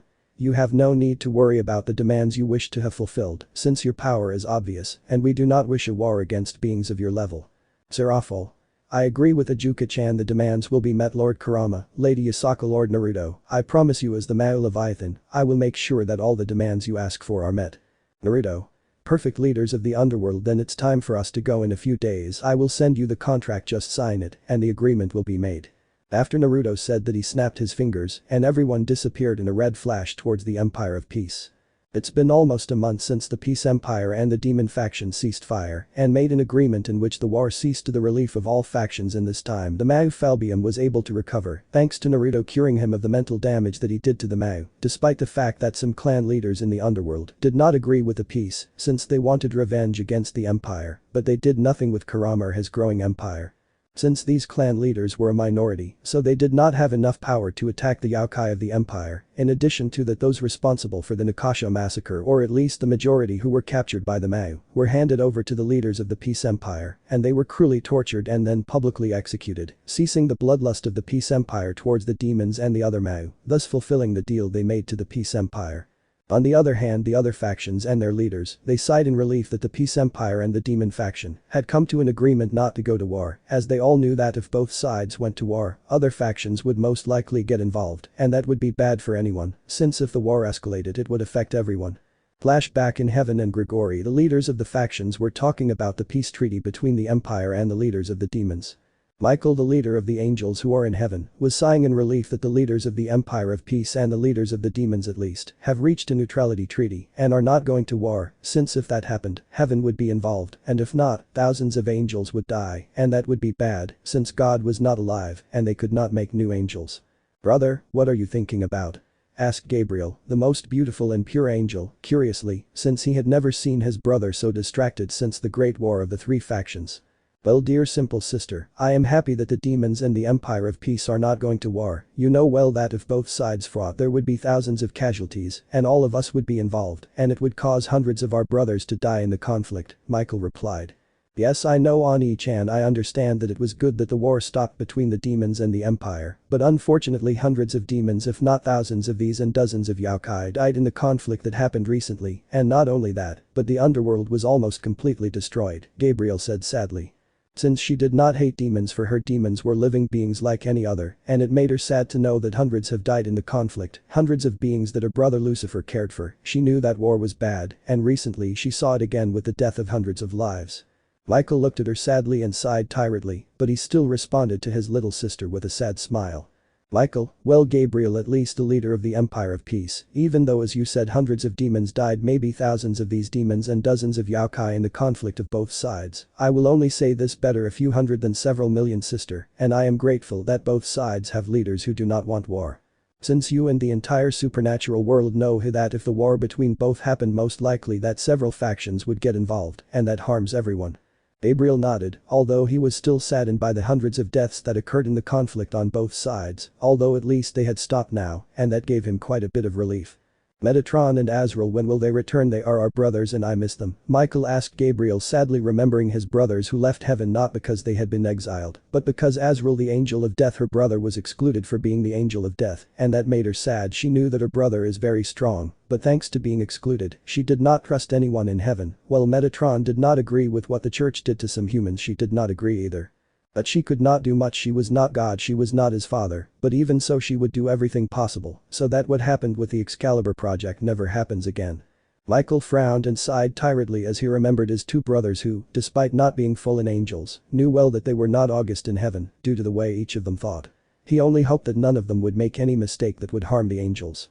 "Michael, I know where Azrael is, but Metatron, I have no idea of his location, but I know that he is loyal to heaven. We do not have to pressure him. You know well that in power we cannot force him, since he surpasses us. It is not for nothing that he is the strongest angel, the same with Azrael, she is powerful and feared by several gods." While in Grigori, Azazel was smiling, since despite the fact that there were hundreds of deaths in the conflict between the faction of the demons and the Empire of Peace. "I see that you are happy, Azazel. What is due?" asked a boy of approximately 13 years. This was Vali Lucifer, descendant of the true Lucifer, and the current White Emperor. The leader of Grigori looked at Vali with a smile, but in the same way he answered the boy that he was considering a son. "Well, Vali.kun simple, I am happy. Since there will be no war between the Empire of Peace and the faction of the demons." Vali was surprised. "And what happened so that a war does not happen? If you informed me that most likely there will be war after the demons killed the Nakasho who lived in the underworld," asked Vali, interested to know what happened. "Well, I'll tell you everything, brat," Azazel said and mocked. Vali developed a streak for being considered a brat when he was already a man with power that was easily on par with high and supreme class demons, but he indicated to Azazel to continue. Azazel nodded and spoke. "Azazel. Well, what happened was that after the massacre, Nakasho appeared along with 3 Mau. They completely destroyed dozens of high-level demons and rescued one of the last survivors of the Nakasho. In addition to that, they faced the current Lucifer, Ajuka, one of the 4 Mau, and Grafia Lucifuge, the strongest queen of the underworld, who is someone of the Mau level." Vali opened his eyes in surprise and with a face of disbelief, since he knew how strong the current Lucifer and Ajuka were. They were two entities that were above any demon, devils, those two together according to his calculations, and those of Azazel could easily face a celestial dragon, according to the rumors of his power, and that someone from the yokai who is on par if not superior is impressive, and not only that, but defeating and humiliating the entire demonic faction. Azazel realized what Vali was thinking and smiled as he knew that for the boy to know that the demon faction was defeated, and especially the current Lucifer humiliated and done nothing by the Yokai, who were supposed to be one of the weakest beings, was unreal, and Azazel realized that since Kurama took power, and the Yokai had become much more powerful and their power increased since the Empire of Peace was formed, and their leaders were no game, he knew it well with several beings in the top 10. Guiding the empire being Yasaka Otsutsuki, Kurama Otsutsuki and Naruto Otsutsuki, three of the strongest in the empire if not the strongest in the empire, without counting the two strongest dragon kings. Azazel. I know what you're thinking, but don't talk, let me finish. After the battle between the leaders of both sides intensified, three figures appeared. One was the Witch of Infinity Merlin, the strongest sorceress who was thought dead. This woman is dangerous, the previous Lucifer, and even God was careful with her. The second figure was a young man with black hair with blonde. I do not know his name, but from what I investigated he has a power comparable to that of the Mayu if not superior, and the third figure was their leader, and from what is known he is the most dangerous. This was Otsutsuki Naruto, son of Kurama and Yasaka, the leaders of the Yokai. Bali was surprised that the Infinity Witch was alive. He heard stories of how powerful she was, and that now apparently she serves the Yokai. It's really impressive, he supposed, but he came out of his ramblings when Azazel continued recounting what happened. As soon as the Vali trio appeared, the battle stopped for two reasons. One is to see the Infinity Witch from the Yokai, and two, these three brought the two remaining Mayu unconscious and in bad condition. Vali opened his eyes in surprise but said nothing. He gestured for Azazel to continue, which he told again. After that the boy made King Kurama and the others back down and threatened the underworld to hand over those responsible for the massacre, and before leaving, he launched a meteor shower at them, killing hundreds of demons and destroying much of the underworld. The worst thing is that the boy is even younger than you. Since from what I know he is approximately 10 years old, which makes me understand that he has not yet reached his full potential. Vali opened his eyes in shock. Vali. Don't buck with me, Azazel. You're telling me that a 10-year-old brat destroyed the underworld and practically declared war on them? Shit, that's intense, Vali said in thought, curious to meet Naruto. The leader of the fallen angels nodded and replied that is true, and not only that, after they withdrew weeks later they attacked the demons again, since they failed to deliver those responsible for the Nikasho massacre to them, and the leaders of the Peace Empire fought with several of the underworld leaders, and apparently the Empire of Light won. Since King Kurama completely defeated the current Lucifer, leaving him unconscious for days. After that the demons met with the leaders of the Peace Empire and handed over or executed those responsible for the Nikasho massacre. As far as I understand the truth, I am amazed at everything that happened and happy that there has not been a war between both sides, since that will most likely cause Heaven and Grigori to also intervene despite not wanting to. Vali nodded, knowing well that if the war between both sides intensified, it would drag the humans and many of the factions into it, and despite wanting to have good battles, he was not an idiot. He was not yet ready to fight with first-class beings. Vali, and what do you plan to do with the Empire of Peace? Azazel, you know well that the power of that empire is enormous, and in terms of power, it may be on par with the Hindu faction led by Shiva, the god of destruction, who is a god that few can surpass, and you know it well, since according to rumors he is even stronger than God. The leader of the Grigori smiled and answered simply, Vali.kun, I want an alliance, or at least to be on good terms with them, since you know well that my faction has several deserters, and the truth is I am worried that they will do something to the Empire of Peace, and I will pay, and my faction will pay for a few, the leader of the fallen concluded. Vali nodded, knowing well that Azazel did not want a war with King Kurama and his growing empire, and deep down Vali knew that this king was easily in the top 10 of the strongest beings, and despite being crazy about battle, he knew that he was still weak compared to any of the Mayu. Well, as I was saying, we will go Ubarakiel. We will meet with the leaders of the Empire of Peace in a week. Also, I know that you are curious about how strong Yasaka's son is, so when we go, you will be able to meet him. Who knows, maybe you will become friends with the boy. I will only tell you this warning, do not offend him. Since the child is easily in the top 10 of the strongest beings, said Azazel with a mocking smile, but seriousness could be heard in the words of the fallen leader and some fear, since according to his report, the prince of the empire was very cruel with his enemies and hell, he does not want to be an enemy of that child. Ali. Lose Azazel, that Naruto guy may be at the top of the strongest beings, I know that I am still no match for a Mayu, even less would I be for him, so you have nothing to worry about. I will not do anything to harm you, Azazel. After all, if I make the prince of the empire angry, he will most likely erase us from existence.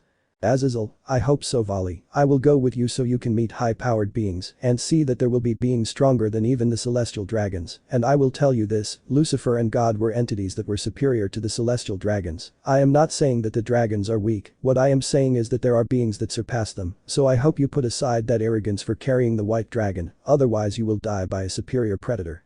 Vali frowned at what Azazel said while Albion the White Emperor Dragon nodded. The White Dragon knew that Lucifer and the biblical god were very strong, and he knew that there was one or another god stronger than them, that not even he could defeat. He knew that they were one of the strongest beings, but as Crow said, there are stronger beings that even surpass the first leaders of heaven and hell.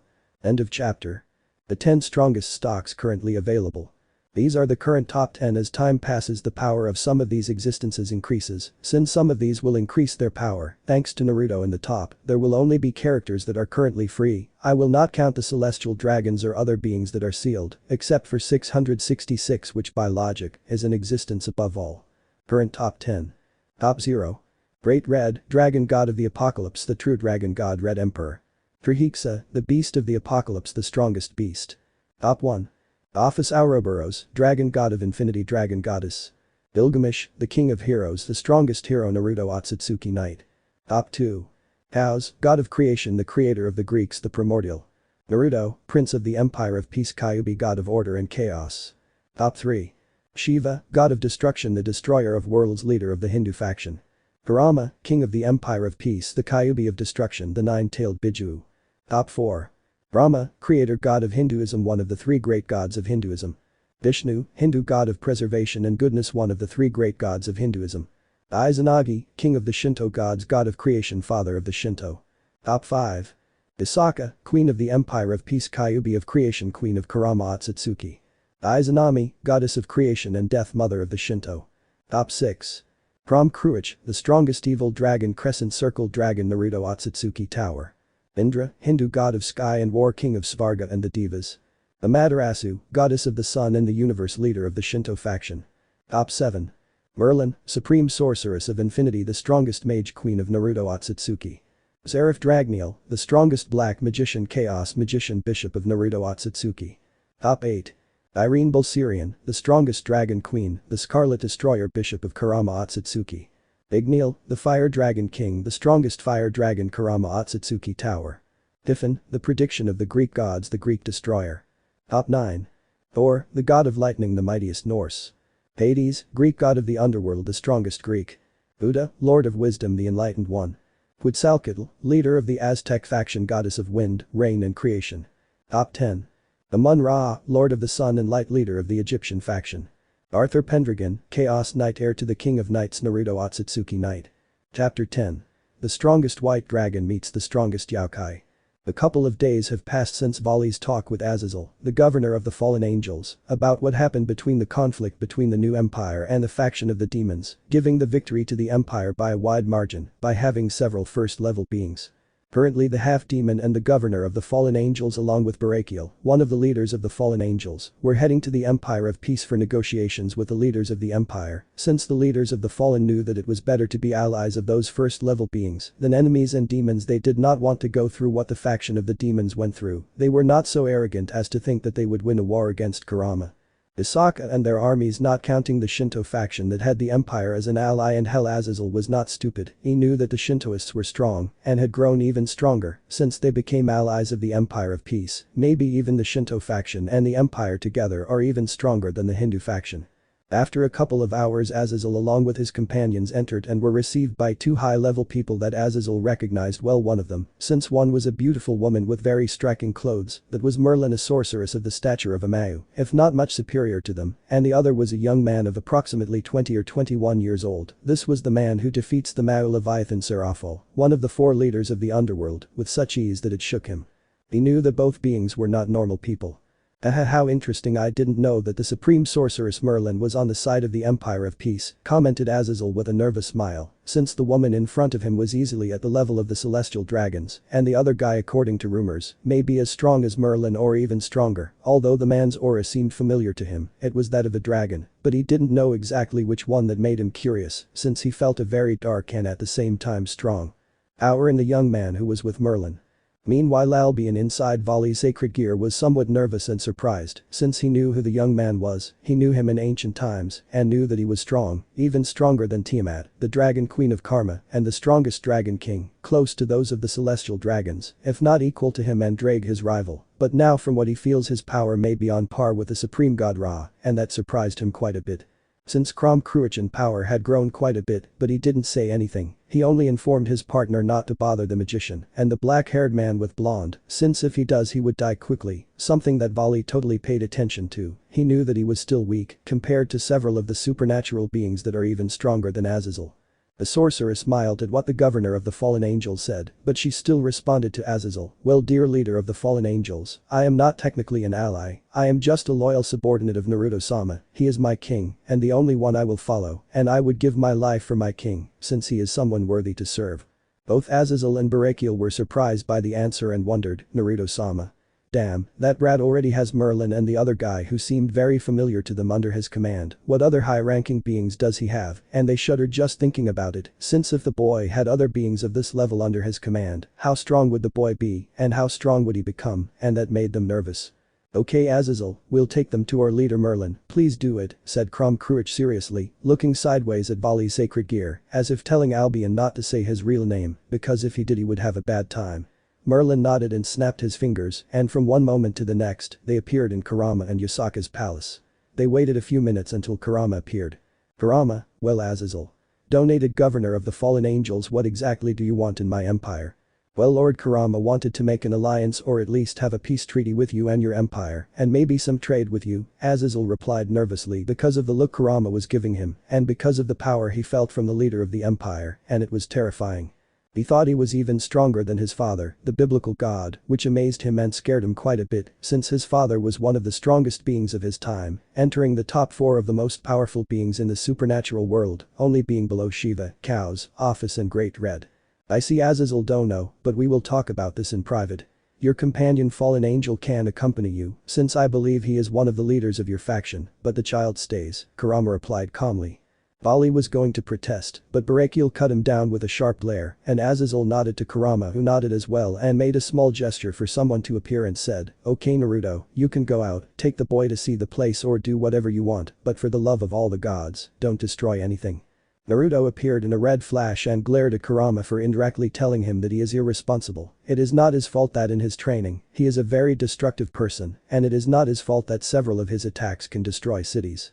"Naruto, well, white-haired, let's go, let's let our leaders talk about business, since it will be boring to be in this place, I'll take you to a place where we can be more comfortable without hindering our leaders' negotiations." After Naruto said that, the Redeed appeared next to Vali, which left him in shock because of his speed, and they both disappeared in a red flash.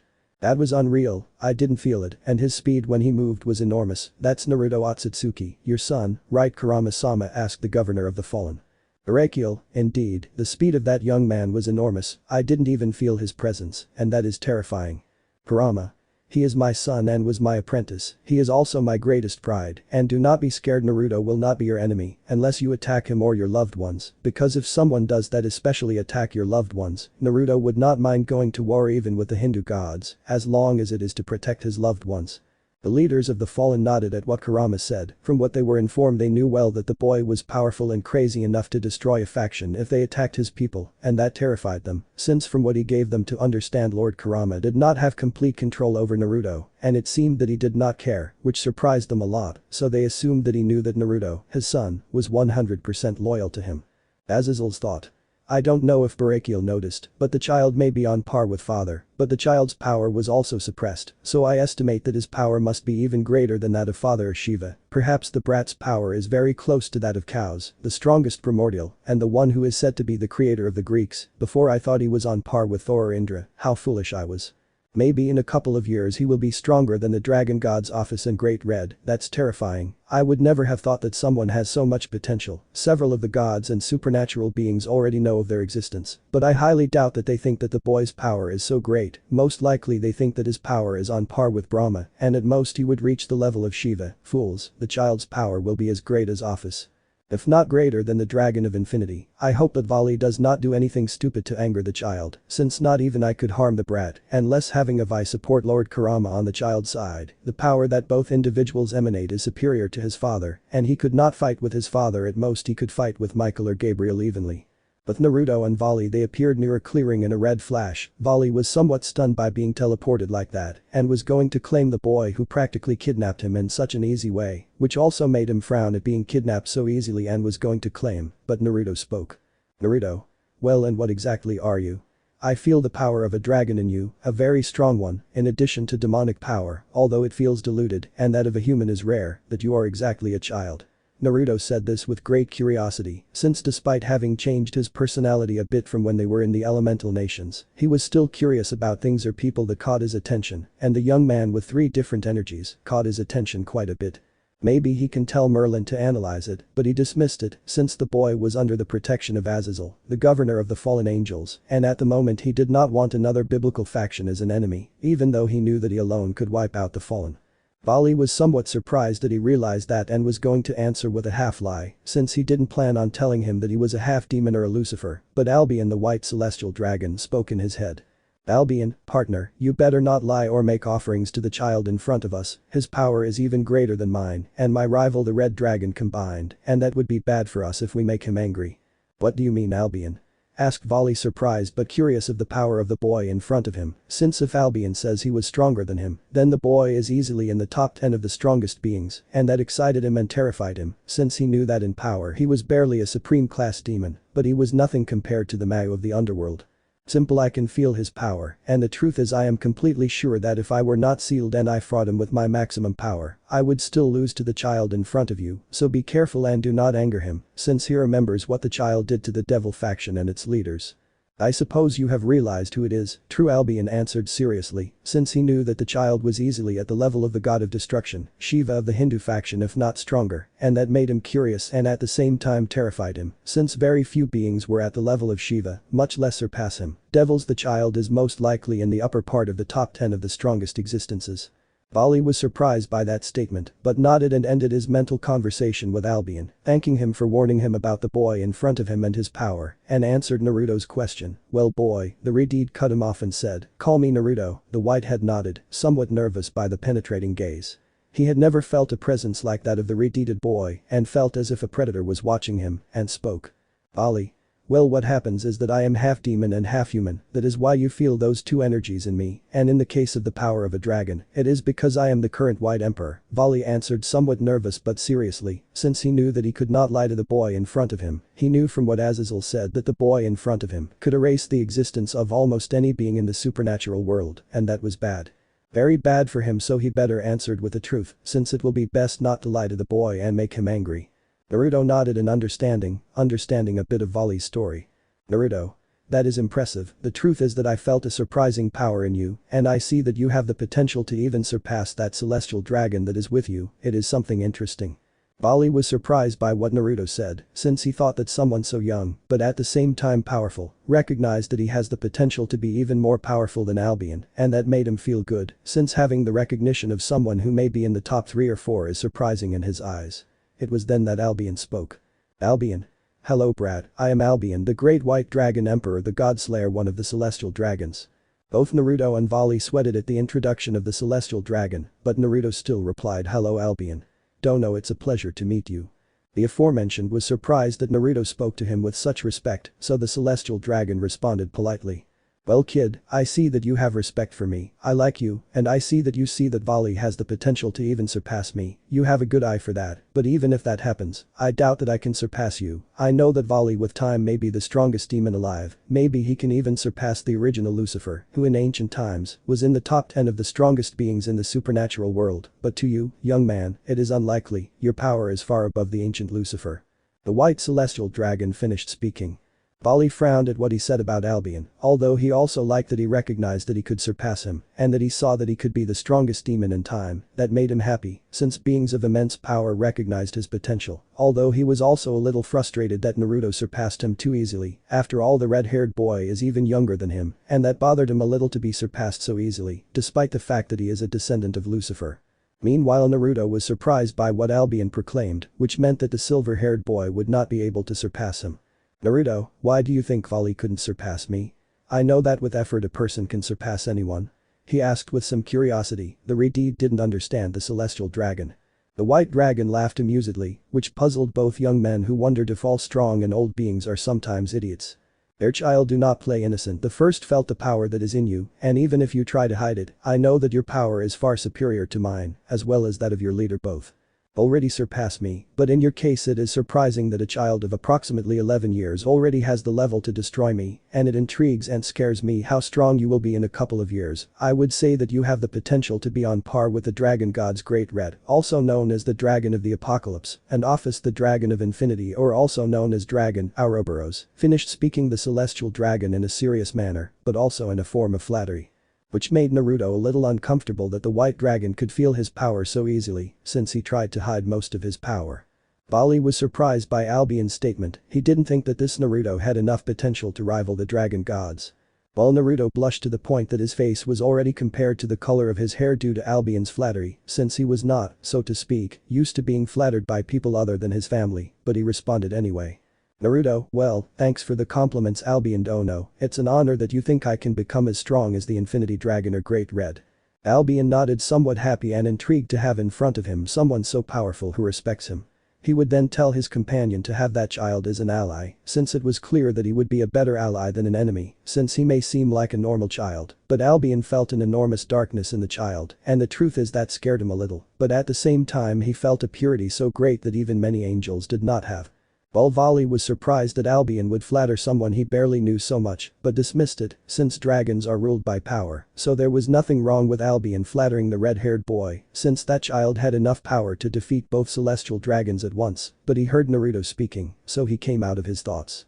Naruto, well Vali.san, since it seems that we are approximately the same age, what do you think if one day you come and we practice our skills? Maybe I can even introduce you to some friends with whom you could become much stronger than you already are. I know that Azazel trains you, but maybe having more than one teacher can strengthen you much more easily. Remember that you don't always have to depend on the power of Albion. Sounds good to me, and I also want to see how powerful you are, said Vali with a smile not of arrogance, but a friendly one, since he liked the redeed, since the boy despite being younger than him was worthy of being his rival, but for that he had to train more, since Naruto currently knew that he was far superior in power, even superior to Albion. Naruto nodded smiling, as he wanted to see how strong the current White Emperor would be, and he knew that the half-demon had enormous potential, and was curious to see how far he would go. In addition, he found the boy in front of him very interesting. It was noticeable that he is arrogant, but not as much as Sasuke happily, since if he behaved like Sasuke most likely he would have killed him as soon as he digested something that bothered him. The white-haired boy may be arrogant, but at least he has some humility and accepted his weakness without saying I am an Uchiha. They are the elite. Naruto snorted internally at the end because of the stupid things his former teammate was saying.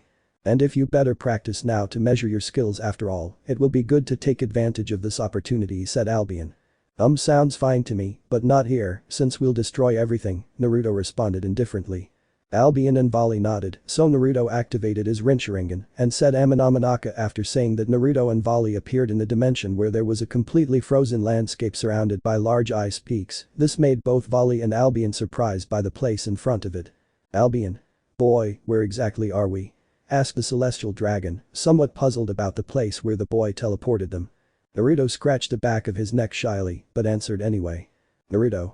Well, we are in one of my small dimensions. Normally here I usually train alone or with my friends so as not to hurt or destroy anything, since my power is very high, the same with some of my companions, since the power of some of them is easily in the lower or middle part of the top 10 of the strongest existences. Both Albion and Vali were surprised when he said it was one of their dimensions, and were even more surprised that there were other beings who were in the top 10 in the Empire of Peace. Albion's thoughts. This kid is amazing. He can create tiny dimensions. When he reaches his full potential, he'd be a beast that not even Great Red would want as an enemy. And not only that, from what I see, he has powerful allies. I have no idea how strong those allies will be, but I feel like some of them could defeat me as if I were a simple fly. Vali's thoughts. That's amazing, maybe I could learn something from the boy, and maybe with his help, I won't always need to use Albion's power, but only my power. Okay, how about we start our little battle, Naruto said smiling, as he wanted to measure the half-demon's abilities. Vali nodded and responding said, come on Albion, let's show our power, and activated his white dragon armor. Naruto smiled as he felt Vali's power, and it was impressive, perhaps at the level of a cadre or low-level supreme class demon, and that for Vali's age was something surprising. He wondered if Ace could defeat Vali, since the fire user was at a comparable level to Vali, so he made hand positions and said burn element calcining bombardment, thus sending a large amount of heat balls towards Vali. This dodged almost all attacks, except two. One of them fell on his arm and another on the chest, destroying and destroying part of his armor and making Volley grimace from the pain caused by the Redeed's attack, so he sent several energy balls towards Naruto. The Redeed smiled and made hand positions, and said Raiden. Enki Bakugeki, lightning element electric bombardment, thus sending several balls of electricity towards Volley's attack, easily neutralizing then Naruto to quickly finish Volley said Raiden no Yoroi, thus forming around him a lightning armor surprising Volley and Albion, the large amount of energy that surrounded Naruto. But in a burst of speed he appeared behind Volley throwing a punch, obviously withholding back, but still destroyed Volley's armor and sent him flying several meters, then he made hand positions and said lightning dragon lightning release, thus sending a gigantic electric dragon towards Volley. He divided the attack as much as possible, saving himself from being hurt. Naruto was surprised, but then smiled and in a burst of speed, appeared next to Volley throwing another punch, then he appeared behind him again. And again throwing several punches over and over again until Volley was knocked out and very hurt. I think I'm over it, it was wrong to leave it like that, I think I should have held back more with Volley-san, I hope he wakes up soon, Naruto thought with a drop of sweat, since he shouldn't have gone with so much power against Volley, he should have gone with Satan level power, but no, it's his stupidity that he went with a higher level and accidentally hurt Volley. After an hour Volley woke up from unconsciousness. I see you woke up Snow White, said Naruto smiling mockingly, since the young demon was knocked out for too long, and that was not even with 15% of his power.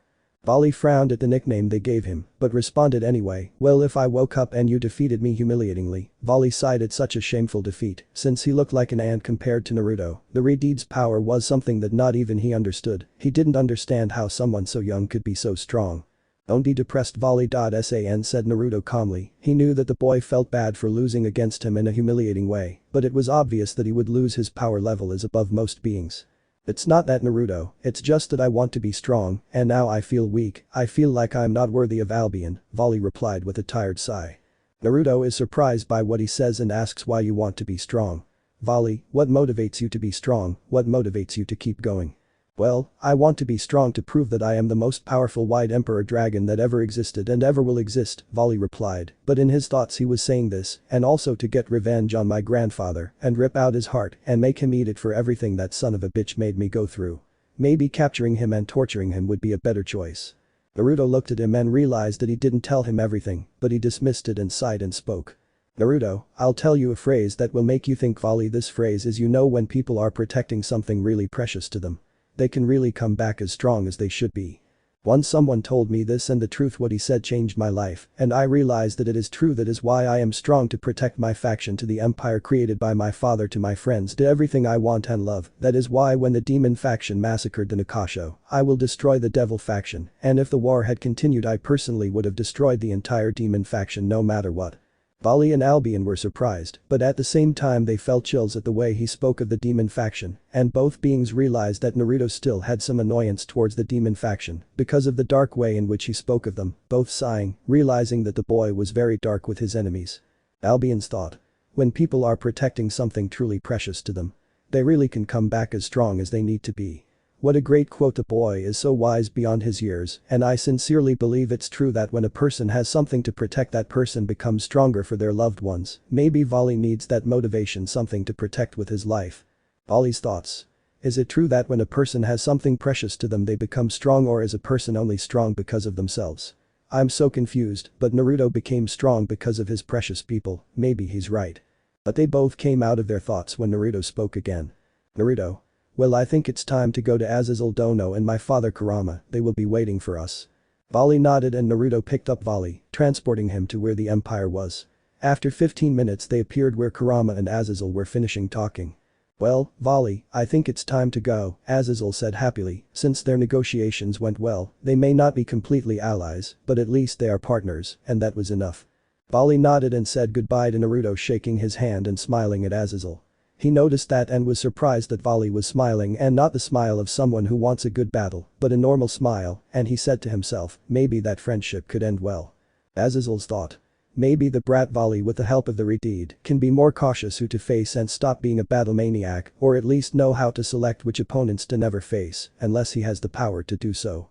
After a couple of hours Azazel's group was arriving at Grigori. Azazel and Barakiel were going quietly, while in Volley's case, he was talking with Albion about Naruto. Albion, do you really think Naruto's power is so great as to match the Hindu gods? Vali asked curiously, since he didn't think that the boy who fought against him, no older than 11 years old, was that strong. Hell, he was 13 years old and wasn't that powerful. The white dragon sighed and said, Vali, you know as well as I do that that child is not normal. Hell, that child is most likely in the highest part of the 10 strongest existences, along with the Primordial, Great Red, the strongest dragon, Office, Cows, the strongest Primordial, Indra, the biblical god.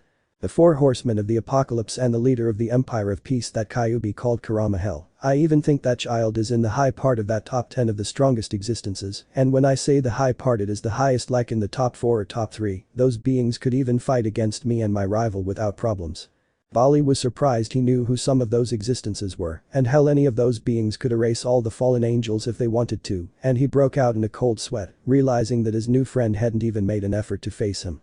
But at the same time he felt frustrated at being so weak. He realized that the arrogance he had for believing himself blessed to carry Albion was nothing compared to the power of Naruto Akatsuki. Now he understood that there were other beings much stronger than the one his age. This realization hit him hard, but now he understood the world better. Albion noticed this and sighed internally. Vali is still a child, so he had to motivate him and not let him get depressed because of his current weakness. You don't have to feel weak, Vali. For your age you are very strong, and I estimate that in less than 2 years your power may already be on par with Amayu, and even that child with his power recognized you as someone who even has the potential to surpass me. Vali nodded in understanding and grateful for Albion's encouragement. Do you think if we go and train with Naruto I would get stronger and maybe be able to reach my full potential? Vali asked hopefully and curiously. Albion saw his companion and replied, I think you can get stronger physically with him, and you can also learn a combat style. I suppose it would be ideal to go to the Empire sometimes, maybe it would even be good if in the Empire you also train your magical abilities and do not constantly depend on my power. If you continue depending on my power, you will not be able to grow. Vali nodded, making a mental note to go and train with Naruto. Who knows, maybe he could learn more things from the Reed than from Azazel. After all, even though Azazel was older and had more experience in the Empire, there were several beings of immense power who could train him. End of chapter. Chapter 11. A small conflict. It has been approximately 4 months since Kurama, the leader of the Empire of Peace, met with Azazel, the governor of the fallen angels, since the meeting between both leaders, where they could also meet Vali, Lucifer and Naruto Akatsuki, where both were able to become friends after the practice battle they had, where Vali was beaten by Naruto Akatsuki very easily. In these 4 months, Vali was able to enter and leave the Empire of Peace as if nothing had happened thanks to Naruto. Since he told the guards to let him in, although despite that they had him monitored, since Vali was a demon who was in command of the fallen, so there was not much trust with the little demon on the part of the leaders of the empire. In these 4 months, Naruto was able to train with Vali continuously, and not only that, but the White Dragon Emperor learned that the strongest evil dragon was allied with the Peace faction. This dragon was Krom Kruich, the dragon of the Crescent Circle and a celestial level dragon, where he trained with Vali, teaching him along with Naruto various techniques. During this time the Emperor White was able to easily strengthen himself, being at the level of a medium supreme class demon, but thanks to the various abilities he can fight high level supreme class demons at his young age.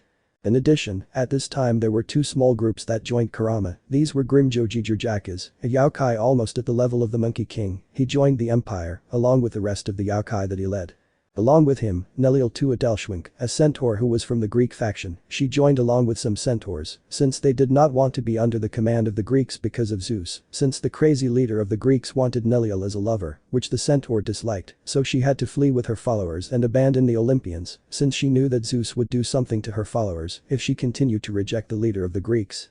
On the other hand, Vali told Naruto his biggest secret, which was that he was a descendant of Lucifer, the first demon king, which surprised Naruto a little, but he still accepted Lucifer as his friend. After all, he will not judge anyone by their family. Because if he did and judged someone without knowing him or her well, it would be the same as the trash of Konoha, and he was not like that trash that would soon be destroyed by him, or maybe he would only kill those who hurt him when he goes to his dimension. In addition, that Vali Lucifer became very good friends with Naruto, both when they left the empire to relax from so much training, they were able to meet Kuroka Taojo, an Akasho and SS rank criminal in the underworld, but in Naruto's eyes she was not a criminal, since he knew there were reasons why Kuroka did what she did to her master in the underworld. He was not a fool, since he knew that Senjutsu did not drive a person crazy, and in Vali's case he was only curious about Kuroka, and the Nakasho was nervous since she knew who Naruto was and who did not know if he was one of the most powerful beings in the supernatural world and the son of 2 of the strongest beings in the world, not to mention that he was the child who brought the entire underworld to its knees for the Nakasho massacre. Flashback. You could see in the city of Kuo two boys who were walking calmly throughout the city. One was between 10 or 11 years old, and the other was between 13 or 14 years old. Both boys were in Kuo to relax after a long time of constant training and getting stronger, especially in the case of Volley, since he was not used to the training that Naruto and his people did. Both boys continued walking until Naruto saw with surprise a black-haired girl who looked at him nervously. Naruto looked closely and realized who it was, since that woman was a girl who was chased throughout the underworld. This was Kuroka Taojo, an Akasho who killed her king. "What's wrong, Naruto? Why are you stopping?" Volley asked curiously, as she felt her master bear a friend stop out of nowhere, which seemed a little strange to her. She wondered what happened. "Nothing bad is happening. We just have the company of a cute little cat," Naruto replied with a small smile. Then in a burst of speed that not even Volley could see, he appeared next to Kuroka, grabbing the poor Nakasho's hand. Then in a burst of speed, he appeared next to Volley, along with a Kuroka who looked nervous and very stunned by the speed at which she was caught. She was an expert in espionage and stealth, and the boy caught her as if she were nothing. That was disturbing in Kuroka's eyes. "Well, we're going, Volley. Catgirl, we'll go to a place where no one will interrupt us. We have a lot of things to talk about." Kuroka.san, said Naruto, grabbing Volley along with Kuroka and disappearing in a red flash towards an apartment he had in Kuo to have a conversation with Kuroka, since he was curious about why Kuroka killed his teacher, since he knew well that Senjutsu does not drive people crazy, so what the demon said was a lie, and there were more things, not just Kuroka killing his teacher. After Naruto disappeared with Volley and his new prisoner Kuroka Taojo, they appeared in the apartment he had in Kuo. After doing that, Naruto activated a high-level barrier just in case to have greater privacy. "Okay, Kuroka.san, I'm going to ask you some questions, so please answer me truthfully because I'll know if you're lying, and if you lie to me you'll upset me, and you wouldn't like to see me upset because you could have a really bad time, and none of us want that to happen. So Catgirl, what are you doing in Kuo?" Naruto said and asked with a very serious voice for a child his age, and using his power a little to intimidate Kuroka a little, a power that was compared to a mid-level god, because if he used all his power, he knew he could kill the catgirl of a heart attack. Kuroka gulped, feeling an enormous pressure on her. Poor Nakasho felt small compared to the boy, not the god in front of her, and from what she could see, he barely drew a little of his power, and that made her more nervous, realizing that the boy in front of her was a monster who would easily be in the top 3 or 4 of the strongest beings if the rumors about him are true. While Volley, feeling the power that Naruto voted for, felt a little nervous, and with a small drop of sweat coming out of his forehead, he knew that if he hadn't felt before the full power of Crom Cruach and the full power of Naruto that was terrifying, now he would be sweating and unable to breathe, but now that he had gotten used to powers higher than the level Naruto was voting for, it didn't upset him as much. "If I don't answer you truthfully you'll kill me, right?" asked Kuroka, sweating profusely, since the boy in front of her scared her a lot. Naruto frowned and denied and said, "I will not kill you, Kuroka, but I will take you to the Empire and reunite you with the others. Nakasho, I only recommend that you tell the truth about why you killed your king. I know that Senjutsu does not kill. Since I am a wise man, so tell me the truth to be able to help you in any way I can. If you tell me the truth and it turns out that you are innocent, the first promise you that I will protect you from the demonic faction, and I swear that not even the gods will harm you, since you will be under my protection." Finished the redeed seriously. Kuroka thought about it. On the one hand, she would tell the redeed what had happened, and she would be protected by one of the strongest factions in the supernatural world. On the other hand, if she refused, she would reject the protection of the boy in front of her, who, if the rumors are true, is on par with Shiva, the god of destruction and leader of the Hindu faction. And not only that, but the demons would not do anything against her, since none of the demon leaders would risk a new attack on the underworld by the Empire of Peace. Kuroka, fine, I accept. I will tell you everything that happened with my king and why I killed that trash that I had as a king. After Kuroka said that she told the truth to Naruto and Volley, why she killed their king, because she had to flee the underworld and leave her younger sister, which surprised Naruto, since he didn't know there was another survivor of the Nakasho massacre, and that made him frown, since he should have investigated who other than Soifin had survived the Nakasho massacre. End of flashback. Currently Naruto, Kuroka, Ace, Arturo and Volley were practicing in a training camp within the Empire of Peace, practicing their various magic, strengthening themselves, until they felt 3 presences approaching. One of those presences was on par with Irene, the strongest dragon queen, thing that amazed Naruto, and realized that they were dangerous, so he assumed that they were those gods with whom his mother and his father would meet, so he went with his friends out of curiosity and caution, since he knew that this meeting could end in a large-scale battle. 10 minutes later, 3 of the Greek gods could be seen meeting with Yusaka and Kurama, while Naruto's group was outside the meeting, watching and listening to it through a security camera inside the room, watching with interest the meeting between the leaders of both factions. In the meeting room you could see the leaders of both sides staring at each other. "Well, brat, I want you to give me back the princess of the centaurs, Nilil. Uridelshwink and his followers, they belong to me, said and ordered Zeus, leader of the Greeks, serious and with part of his power coming from the king of the Greek faction. Zeus, leader of the Greeks, god of lightning and disguise. Ares smiled thinking that those yokai would be afraid of his father's power, while Hades shook his head drinking the wine to try to prevent Zeus from doing something foolish. He told his younger brother not to offend those yokai, since those two were extremely powerful, not counting that boy named Naruto, who to his relief was not in this place. He did not want a conflict between Olympus and the Empire of Peace. More than anything, he did not want a battle against this empire for his children, since he knew that if there was a war his children would have to participate, and before he would kill Zeus before the imbecile causes a war where his children could die, he knew that Poseidon was on his side, since he also wanted to protect his son from any war that Zeus can cause, but he came out of his thoughts when he heard the response of the leader of the yokai. Ares, god of war, one of the 12 Olympians. Lord Zeus, you do not order me anything. You may be the leader of the gods of Olympus, but that does not matter to me. Nilil Uridelshwink joined us on his own account, so you have no right to order me to return her, especially since she told us what you wanted from her, so do not threaten me that nothing will end well. Lord Zeus answered Yusaka seriously, and also releasing her power equaling Zeus, since she did not want to release all her power, it was not time yet. Yaokai Queen fool, I demand that you return the centaurs to me or I will destroy you, Zeus said angrily with lightning bolts around his body. Lord Zeus, don't threaten me, you are in my territory, so calm down. I don't want a war with a Greek faction, so don't do anything stupid, Yusaka replied seriously and frowning at the threat Zeus made her. Yusaka, Kyuubi of creation, queen of the Empire of Peace. Insolent brat, you are threatening me. You know this meeting is over. Take this. After saying that Zeus was going to throw a large amount of lightning at Yusaka, but Naruto, who was watching the entire meeting on a screen, appeared out of nowhere in a red flash and threw a punch at the leader of Olympus, sending him to the forest so he could beat him up without harming civilians or low-level soldiers, since he knew he would not resist his power, while Kurama grabbed Ares and Hades by the faces since they were preparing to attack, and the Nine Tails was not going to allow it, so in the same way as Naruto did, he sent them to the forest to avoid harming civilians. Insolent brat, how dare you touch me, silly boy, you will pay for such insolence towards a god, said Zeus angrily.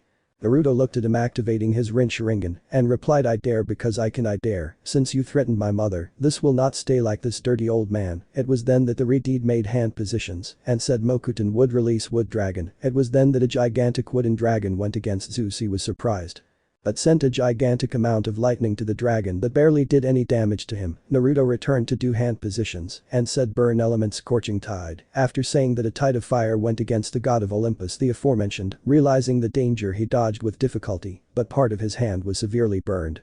I see that you are not a weak brat, Zeus said seriously, but inside he was nervous. He realized that the boy in front of him was not serious yet, and that scared him, and he realized that the rumors are true that the boy is possibly stronger than the god of destruction Shiva.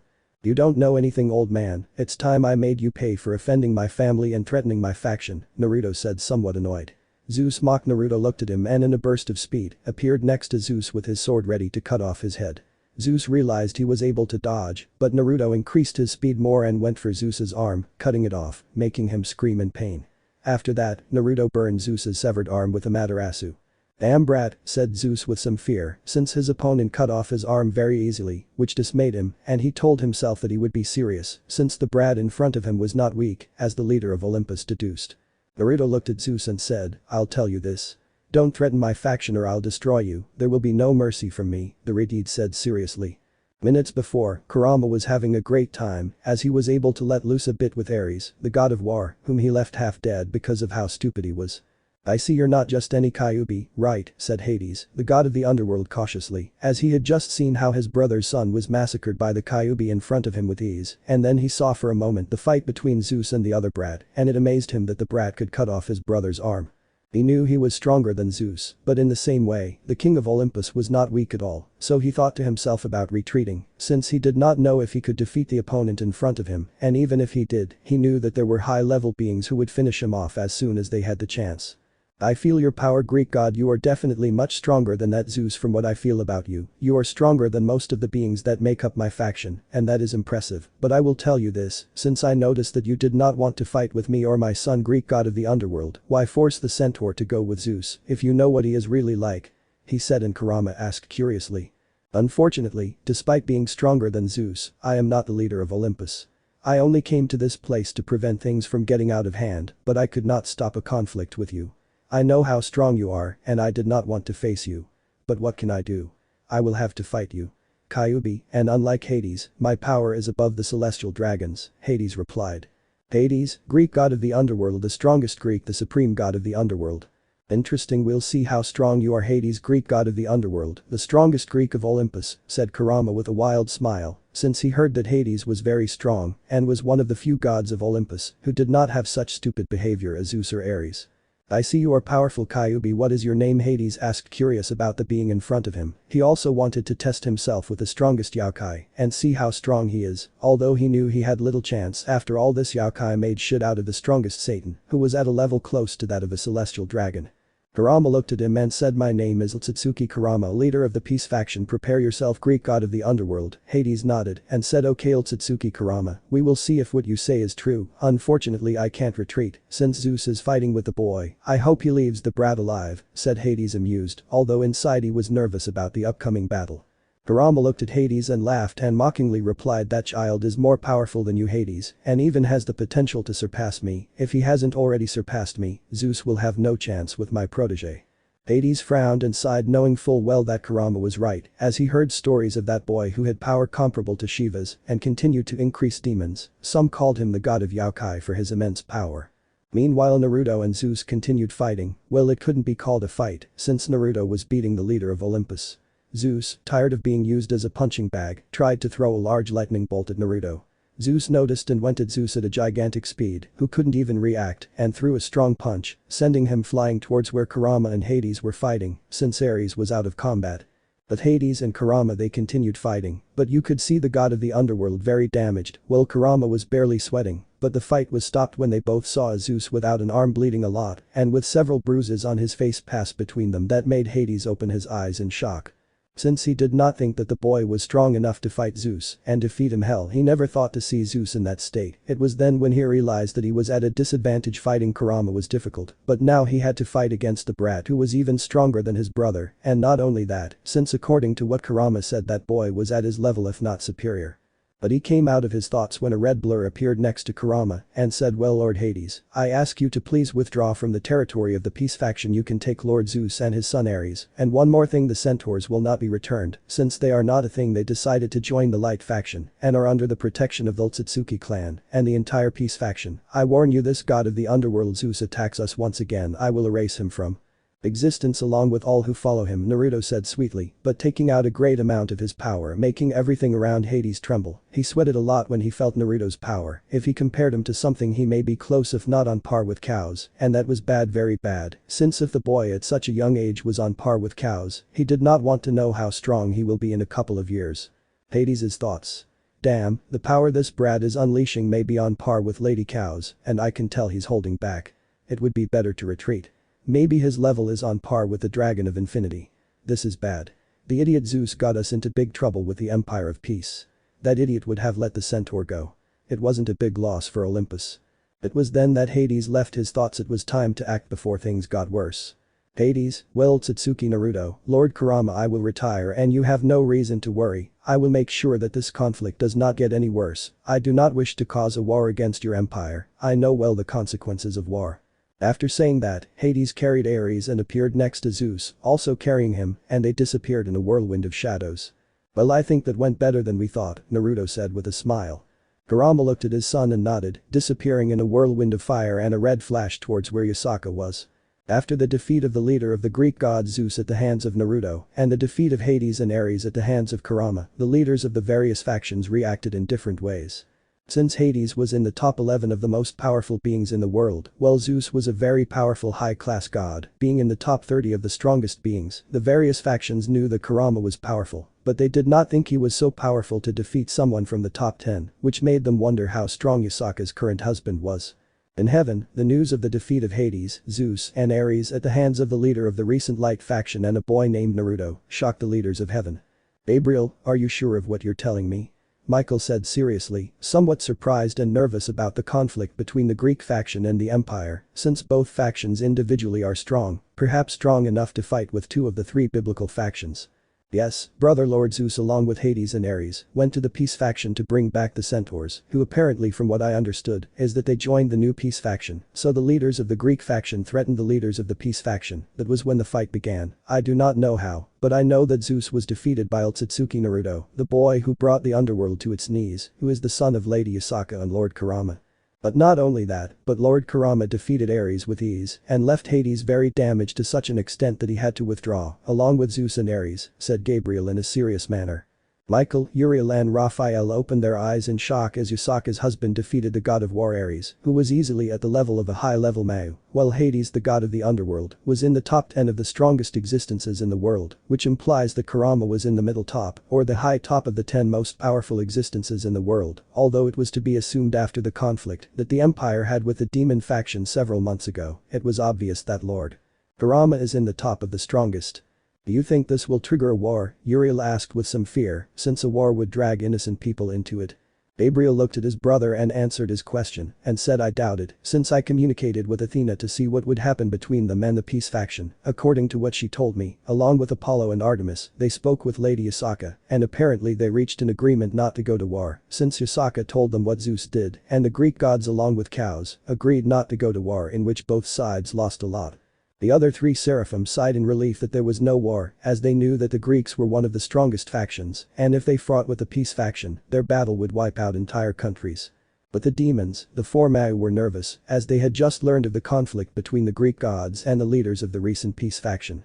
Seraphil is sure of what you're saying, said Serziches seriously, but somewhat nervous. The Mau Leviathan nodded also seriously, and nervous Ajuka looked at her fellow Mau and said, if what you say is true, Seraphil, that means that the power of Lord Kurama and Lord Naruto is above us, although it was to be assumed after the battle we had with them. Do you think there's a war between the Greeks and the peace faction? Serziches asked seriously, since he knew if a war between those two top-tier factions happened, they could destroy entire countries, and that would be bad for all supernatural beings, since he knew the high-level beings that were the Greek faction like the Big Three and the Primordial cows, who was in the top 2 of the strongest beings. Ajuka, I highly doubt they want a war. They will most likely negotiate, since both sides know that if a war breaks out, they could destroy entire countries, especially if there is a fight between the 3 great Greek gods and Lord Kurama, not to mention the cows, the creator of the Greeks, could try to intervene, and if he does, they will most likely be able to destroy continents, since it is said that he is almost on par with Ophis, the dragon god of infinity. On the other hand, it is said that Lord Naruto in terms of power is superior to Shiva, so he will be at a level close to that of cows or already equal to cows, so if a fight breaks out they could destroy everything in their path, so I doubt there will be a war, said and analyzed the Mawajukas seriously. That relieved the demons a little, since they knew that if a war between the Greeks and the Empire occurred, it would harm everyone. But the fallen angels, they were having a conversation very similar to the one they had in heaven and the underworld. Azazel, are you sure what you are telling us? Shemhazai asked with some fear, since if that was true it could trigger a war, and that would be bad for all factions, since the Greek faction and the peace faction are now considered first-level factions unlike them or the demons who are mid-level factions. The leader of the fallen angels sighed and said yes, according to what I investigate Zeus, along with Hades and Ares, went to the location of the peace faction to bring back the centaurs, who apparently from what they told me, is that they joined the new peace faction, which is the union of small factions, and that worries me, since they have very powerful beings, but leaving that aside, from what I understood the leaders of the Greek faction threatened the leaders of the peace faction, or rather the wife of the leader of the peace faction. That was when the fight began. I do not know how, but I know that Zeus was defeated by a certain Akatsuki Naruto, who is a Kyuubi. I think he is between 10 or 11 years old. I think from what I understood he is the nephew of Lady Asaka, while Lady Asaka's husband Kurama, who is also a Kyuubi, defeated Ares, as if he were a simple ant, and left the god of the underworld Hades very damaged to such an extent that he had to withdraw, along with Zeus and Ares, who were in the critical state, said Azazel with a sigh of tiredness, realizing that the light faction had beings strong enough to defeat gods like Hades, who was in the top 10 of the most powerful existences, and beings like Zeus, who is a high-level god. Both Shemhazai and Barakiel opened their eyes in surprise, as they never thought that the recent faction of light would be so powerful to repel beings like Zeus and Hades. Do you think this will lead to war? Barakiel asked, somewhat concerned about what might happen in the coming conflict. Azazel looked at his fallen angel friend and replied, I doubt it, since Zeus is serious, Ares is the same or worse than Zeus, and Hades is somewhat injured, and as I understood he does not want a war, at least not yet. Azazel finished speaking seriously and sighing, since he may now be allied with the peace faction, and he knew that they would have won against the Greek faction, but if they both fought, they could destroy countries with the first level beings that each faction had. Including the boy Naruto, Kurama and Yusaka, and who knows what other beings that were among the top 5. Well, the Greeks had cows and Hades, who would be the most problematic to deal with, but he doubted the cows would intervene. After all, he normally remains neutral, despite being the top 2 of the strongest beings only below the dragon gods. End of chapter. Chapter 12. Meeting. It has been 2 years since the Empire of Peace had a conflict against the Greek faction, more specifically with Zeus, the leader of the Greeks, and one of the gods that Naruto hates the most for his way of being, since the leader of the Greek gods believed himself a being above all, when he was not even the strongest Greek, since the Redeed knew that Hades was the strongest Greek god only below the primordial cows. At this time Naruto was getting stronger, realizing that he was still weak. He became stronger thanks to the help of Gilgamesh and Kurama, since both beings were the only ones who could fight on par or surpass him, and sometimes that excited him, since with their help, he could reach new levels of power. On the other hand, the god Zeus, leader of the Greeks, recovered from the great damage that Naruto, the prince of the Empire of Peace, did to him in their battle, or rather in the beating that the Yokai prince gave him, and at the moment in which the leader of the Greeks recovered, he wanted to start a new conflict with the Empire, but was prevented by the other 3 great ones, along with Hera and Athena, who stopped the drama queen from doing something stupid against the Empire. Since almost all the Olympians, including several of the primordial Greeks, knew that fighting against Gilgamesh, Kurama and Naruto was stupid, since those 3 beings were at the top of the top 10 of the strongest existences, not counting that the Empire had several first-rate beings that even Hades, the strongest Olympian god, could not deal with. Another important event was that the Empire of Peace was slowly taking over several countries in the human world, since they put several humans who were in command under the Empire, or rather under the command of Naruto and his nobility. These humans under the command of Naruto were presidents, congressmen, among other politicians of great importance. In addition, Naruto during this time built 2 organizations that supported him by eliminating all the rebellious beings in the supernatural world. These organizations were composed mainly of humans who easily had the level of a high-class demon to Satan class, all of these being loyal to Naruto, since they saw him as their savior and their teacher. Currently Naruto was going to a very important meeting with the organizations that he along with his pieces and Kurama founded, although he was in charge of everything related to policies and guiding all of them, which bored him, since he may be very strong, but he hated politics, although he wondered if his friends would be angry for making them wait. While Naruto and his 2 bodyguards were entering the meeting to meet with their subordinates, friends or work partners, the leaders of each group were waiting for their boss with some tiredness, since they have been waiting for him for more than 20 minutes. How long do you think it will take Naruto-sama to arrive? Asked a great General Najenda, leader of the Grey Army and leader of a group of assassins who possessed high-level weapons with which they could easily deal with high-class and supreme-class demons, having as guard Susanoo, a biological weapon with a human appearance, and Lookbook, the head of espionage for her army, and a high-level assassin who could easily deal with middle and high-class demons. Naruto must be arriving soon. Sama must be having complications to be late, said Levi Ackerman, leader of the Paradis Armed Forces, having hundreds of soldiers under his command, and being one of the best assassins in the world, both supernatural and human, being someone who could easily fight against high and supreme class demons and win, having Mikasa Ackerman as guards, a high-level swordswoman and Levi's cousin, and his second guard is Eren Yeager, who had the ability to turn into a giant. Young Naruto doesn't take long, 103 powerful presences are approaching, and you all know that no one can teleport to this place because of the seals placed, so it is more difficult for Naruto-sama to arrive, said Sengoku, the Buddha and leader of the White Army, having as guards Kuzan, an ice user at the level of a Mayu, if not higher, and as a second guard having Smoker, a young man at the level of a high-class demon, Supreme Bar. You're right, Naruto-sama is already arriving, I feel his presence in approximately 5 minutes he will arrive, said Yoriichi Kamado, the strongest demon hunter and a great sword master to such an extent that he easily matches the Mayu, and even surpasses them, being the leader of the Hunters, an organization that is in charge of eliminating rebellious supernatural beings, having as guards Tanjiro Kamado, a young man of 14 or 15 years old, having the level of a supreme class demon, and Giyu Tomioka, a young man of almost 20 years old who had the level of a supreme class demon, reaching the level of a low-level Mayu. The good boy is near, and it is time to start the meeting, commented Shirohige alias Whitebeard, one of the most dangerous men in the world and head of the marine army of his country, having as guards Marco the Phoenix and Jozu, the one with the best defense. Meanwhile Naruto was already entering the meeting along with Gilgamesh the king of heroes and Crom Cruach, the strongest evil dragon, having them as guards in case something happened. He knew that his friends did not attack him, but he also knew that the meeting could be attacked by some supernatural. "Sorry for the delay, I had some complications," Naruto said seriously, although inside he was a little nervous since he arrived late because he was playing video games, but no one had to know, he had to save his reputation. After Naruto spoke, he sat down to begin the meeting with the various leaders of the human organizations. "You don't have to worry, Naruto-sama, we know that you have to worry about the other factions and see that they don't do anything to the Empire or the Shinto faction," Sengoku commented.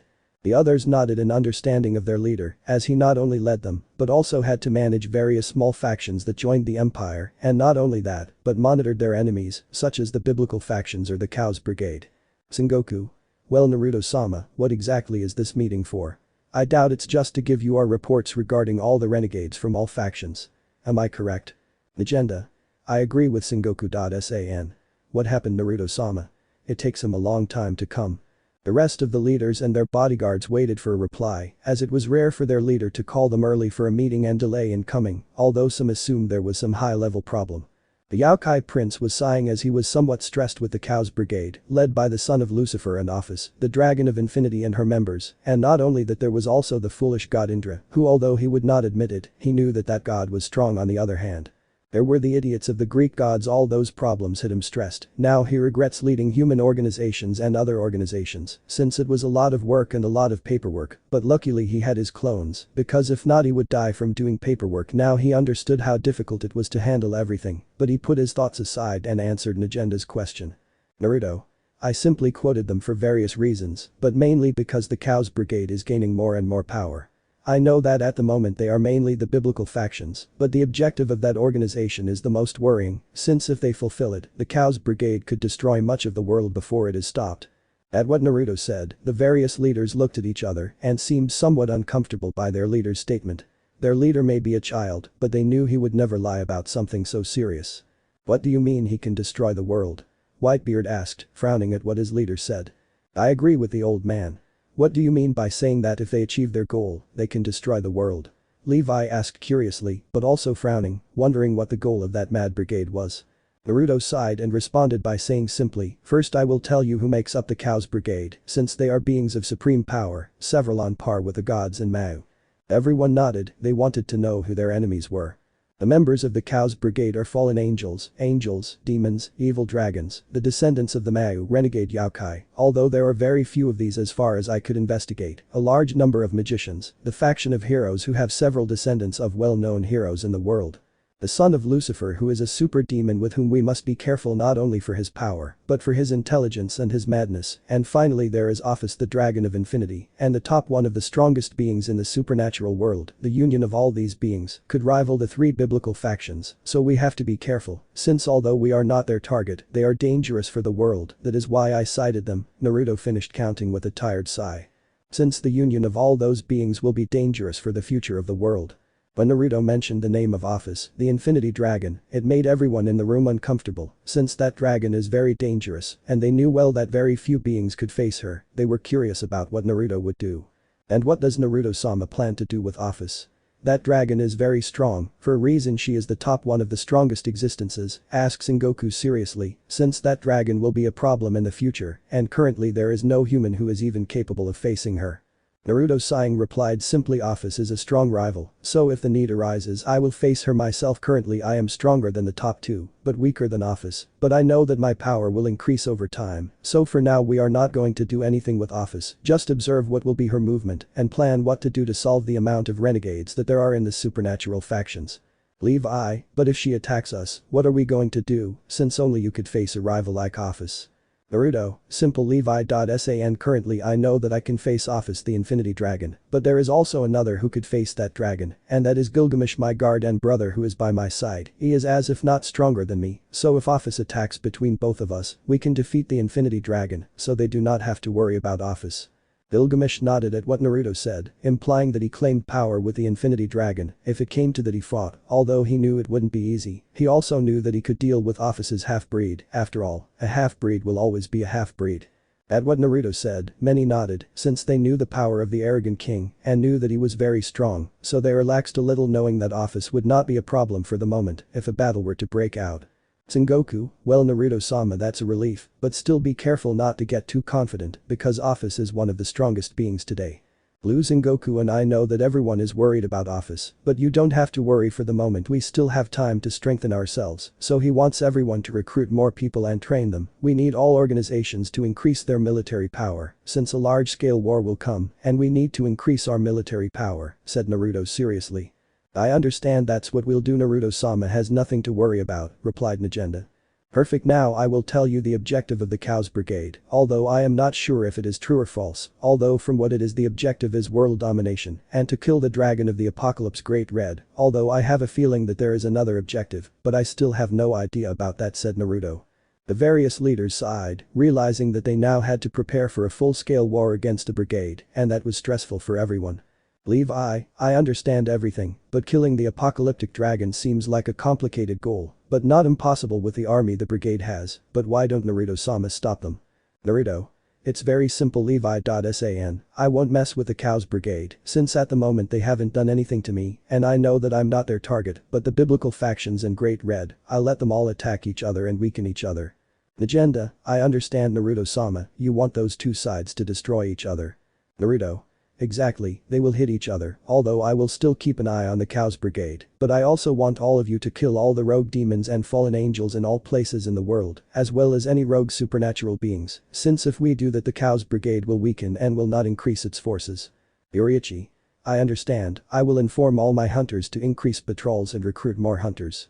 I will send you a report of how many renegades we will kill. Naruto-sama. Sengoku, I will inform the wide armies to be more attentive, Naruto-sama does not have to recover, your orders will be fulfilled. Naruto, well, you know what to do, I want you to destroy every renegade, whether they are angels, magicians, fallen angels or demons. I want you to eliminate them and prevent the brigade from adding more of those fools to its military power. Whitebeard. And what are you going to do, young Naruto, since from your face I feel that you are going to do something big. Naruto smiled and nodded and said, I can't tell you what I'm going to do right now, since I'm not sure it will work yet, but if it does our military power will increase considerably, but for now I want everyone to increase their troops, we have to prepare for future problems, that would be all I'm leaving, and I want you to be careful, do everything without the biblical or Greek factions, noticing since they are the most paranoid. The various leaders of the different organizations nodded in understanding at their leader's orders. Their leader may still be a child, but his thinking was already that of a war veteran, and his power was far above most of the world, both human and supernatural. When Naruto left the meeting room, the various leaders stayed talking for several minutes about what they would do to eliminate the renegades, so they would not join the Cows Brigade. Meanwhile, with Naruto, Gilgamesh and Crom Cruach, the trio of first-level beings, barely left the meeting room and the great mansion. They walked for a couple of minutes while talking about the three powerful entities.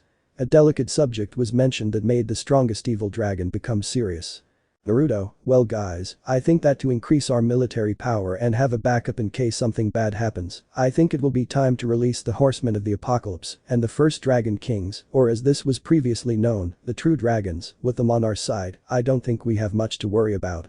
Crom Cruach opened his eyes in surprise when he heard that his boss wanted to release the First Dragon King's devils. Those were beings that very few remembered, but they were beings of immense power, he knew it, since even the Tremortus were careful with them. Since the weakest of them was on par with Shiva, the god of destruction, and the strongest of them was almost at the level of cows, sometimes he thought his boss was crazy to want to release those calamities, and if that were not enough, he wanted to release the Horsemen of the Apocalypse. Even though he did not know them, he knew that the level of each horseman was close to or even higher than Thor, the god of thunder and the strongest Norse. Crom Cruach.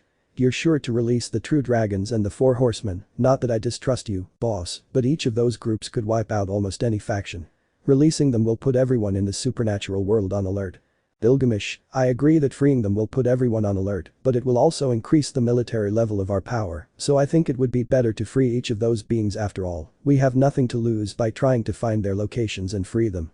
Naruto, exactly, that's why I told Tiamat to investigate where those dragons are sealed, and in the case of the riders, I have someone who is investigating and will tell me where the biblical gods sealed them. I'm curious to see how the angels and the rest of the factions react when they are released. Crom Cruach, not very sure, nodded. He was crazy, but his boss was even more so if he wanted to free beings of that level. However, he was also curious to see how the world would react when those dragons and their riders were released. He wondered how the leader of the angels would react when the riders that his father Seal released were released. He wanted to see that idiot's face. End of chapter. Chapter 13. Peace Talks. Currently Naruto, the Prince of the Empire of Peace, was in a meeting with several of his most trusted generals. Among these generals was Gilgamesh, the King of Heroes, Crom Cruach, the strongest evil dragon, Zeref, the strongest black magician, and Merlin, the sorceress of infinity, and the strongest witch. These were meeting. As they were discussing the location of the four horsemen of the apocalypse and the true dragons that were sealed in ancient times for their immense power and for being uncontrollable beings according to legends. Zeref: I think it would be risky to release the true dragons or first dragon kings because of their immense power, although it would also be beneficial for us if they follow you, since according to rumors their power could match first level beings like Lord Indra or Lord Shiva, who are high level gods. Crom Cruach: Naruto is sure to release the true dragons or first dragon kings. According to the first three dragon kings are beings of supreme power, even the celestial dragons together lost against any of the first three dragon kings, and maybe as Zeref said those three dragons have a level comparable to Shiva or Indra. Merlin: and you not only want to free the first dragon kings, but also my king, you want to free the four horsemen of the apocalypse, and we all know that those four horsemen are beings of a level comparable to Thor, if not superior to the strongest Norse god. Those four entities will be difficult to recruit. Even if we free them, they will only follow someone who can defeat them and who are worthy of being followed, and most likely you will have to face them at the same time. Gilgamesh: I agree with the exhibitionist magician. I think that even I am not sure I can defeat the four horsemen of the apocalypse at the same time. My question, Naruto, is why do you want to release the true dragons and the four horsemen of the apocalypse? I know that you, Naruto, do not crave power, so that is what you truly want from those first-class beings. Merlin rolled his eyes at the words of the King of Heroes. She wasn't an exhibitionist, she just liked to dress more loosely. Naruto sighed with some tiredness, since his friends and generals were still in doubt about whether to release the first dragon kings and the horsemen of the apocalypse. He did not blame them, since he knew according to the rumors how strong those beings are, and that was something to worry about. Naruto: guys, you do not have to worry about the release of the four horsemen of the apocalypse and the first dragon kings, and answering your question, I want to release them. Since we are allies of Tiamat and Irene being the ones who lead the dragons in the empire, and as their ally I want to release the first dragon kings. It would be a nice surprise for the dragons to release the true dragons, and in the case of the horsemen of the apocalypse, I am just curious to know him and see how strong those four entities are. That is why I want to release them, nothing more, nothing less. Naruto's generals weren't quite sure what their boss wanted to do. Even the arrogant Gilgamesh knew that freeing the first dragon kings and the horsemen of the apocalypse was no game, and he knew well that it would be difficult to convince him to join them because of his pride and power. He might be a being of immense power, but even with all his power, he wasn't sure he could overcome the four horsemen together. I understand why you want to free them, Naruto, and I will support you in everything as I promised, so we will free the first dragon kings and the four horsemen of the apocalypse. I just hope everything goes well, said Gilgamesh with a tired sigh. Merlin sighed. She knew the location of the horsemen of the apocalypse thanks to all the information she gathered in her free time. She was no fool, she knew that the horsemen are dangerous, but if her king wanted to go where the horsemen are, she would tell him where they are. She knew that Naruto was strong enough to rank at the top 2 or top 1 level, being someone on par with Ophis the Infinity Dragon or Chaos the Primordial Greek and the mother of all Greeks. Merlin: well, my king, I have the information of where the four horsemen of the apocalypse are located, although it will be difficult to get them out of where they are locked up, since very few beings are capable of going where those four are locked up. Naruto raised an eyebrow, somewhat curious to know where the four horsemen of the apocalypse were. He wondered what dangerous place they were being held in, while the rest of the generals were somewhat impressed that Merlin had that information. And where are those four entities? Merlin-chan asked Naruto curiously, since he wanted to free them and meet those who would bring the apocalypse to the world. The riders are in the dimensional gap. According to the investigation, the biblical gods sealed them hundreds of years ago, so it will be difficult to find them, especially if Great Red or Office discover us investigating the rift, Merlin responded seriously. Naruto frowned, since releasing the riders would be somewhat complicated, since he would have to completely suppress his power, so that Great Red or Office would not detect him, otherwise a battle would break out that he was not sure he could win, especially if he faced Great Red. And do the first Dragon Kings know where they are? Asked the King of Heroes, as he was curious about the locations of those first-level dragons.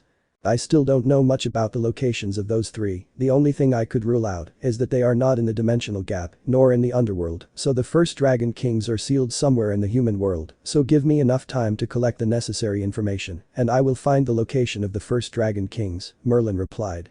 Naruto nodded in understanding while the rest wondered how the hell Merlin could get information so quickly, but then dismissed the idea that which was a mystery sometimes. Okay Merlin, I want you to investigate the locations of the true dragons. Zareth, I want you to recruit more wizards, while Gilgamesh and Krom Kruich, you will accompany me to the dimensional gap.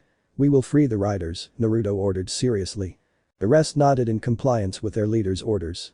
In another part of the supernatural world several beings could be seen gathered. These beings were the descendants of the first Mao. These were Kateria Leviathan, descendant of the first demon Leviathan, Shalba Beelzebub descendant of the ancient Mao Beelzebub, Crucery Asmodeus descendant of the ancient Mao Asmodeus, Rizavum Livan Lucifer son of Lucifer, and the mother of the demons Lilith. These four were gathered, since the Empire of Peace has been a nuisance to their plans.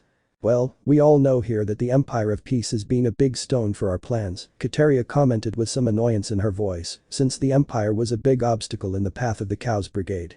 Those foolish yokai think they're alright for allying themselves with dragons and wizards, Crucery said with annoyance in his voice. It would be good to attack them and get all those pathetic letters out of our way, Shalba said with annoyance in his voice, since the Empire has destroyed several of the Chaos Brigade's lairs, and that bothered him a lot. He wanted to destroy those yokai.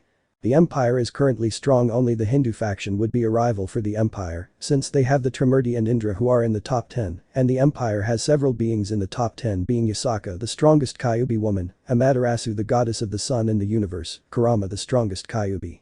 Gilgamesh the king of heroes and Naruto the prince of the Empire, those five are the pillars of the Empire, each one being at the top of the top 10 of the strongest beings, commented Rizavum with a sigh of tiredness, since the Empire was a faction with too much power. And if we capture the Yokai Princess Kunul Tsutsuki, she is the weakest of her family, it would be easier for us to defeat and blackmail the Empire, asked Crucery. It would be foolish to kidnap her. According to rumors, in terms of power, that girl is at the level of a Satan-class devil, not to mention that girl most likely has high-level guards who could fight us on equal terms, Rizavum replied. The descendants of the Mao frowned, since they could not make any move against the Empire of Peace without the Empire annihilating them. They had to be careful, since if not, they would put themselves in the lion's den, and that could delay their plans. So what do you want us to do? Asked Crucery with annoyance in his voice, since the Empire had become a big stone in his shoe. We just recruit more people, we need to increase our military power after all. Now it will be easier to destroy the false Mao. After all, the underworld army was severely damaged after they fought with the Empire, and although some time has passed they are still weak, Rizavum replied with a cruel smile. The others smiled, as they knew that the underworld, despite having the four false Mao, they had lost thousands of demons, both pure blood and reincarnated, in the battle against the Empire of Peace. Meanwhile in the Yasaka Empire, Amaterasu and Kurama were meeting to discuss a matter of utmost importance that involves them and the Greek faction. Well, as you know, Hades contacted me. He wants to have an audience with Naruto, and with you two being leaders of the Empire, I don't know exactly what he wants, but I know it's not a trap, since Hades is one of the few Olympians that I respect along with Hestia, the goddess of the hearth, so it would hardly be a trap, said Amaterasu seriously, since she knew that Hades was one of the most trusted and least paranoid Olympians. But what do you think he wants to talk to us? After all, our empire and the Greek faction are not on such good terms after Neri-chan swept the floor with the god Zeus, said Yasaka with a frown at the end, remembering the idiot Zeus devils. That god was one of the ones she hated the most. Exactly, this is strange, but I will communicate with Naruto, and when I make contact with him, Brad, we will meet with Lord Hades, and we will see what the strongest Greek god wants, and why he wants to talk to Naruto, said Kurama seriously. Amaterasu nodded in understanding and wondered what Naruto was doing. That boy was powerful, but he always did reckless things. They just hoped he wouldn't do something that would endanger the world. Meanwhile, Hades, the Greek god of the underworld, was in a meeting with Hestia, the goddess of the hearth and one of the three strongest Olympians, even stronger than Zeus himself, although very few knew that information, since the goddess of the hearth does not like to fight unless it is truly necessary. Brother, are you sure you want to do this?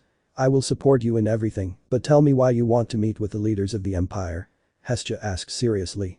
She would support her brother in everything. She loved them all equally, even though some of her relatives were a plague, she still loved them, but with Hades it was different, since he is the brother she respects and esteems the most despite his cold manner.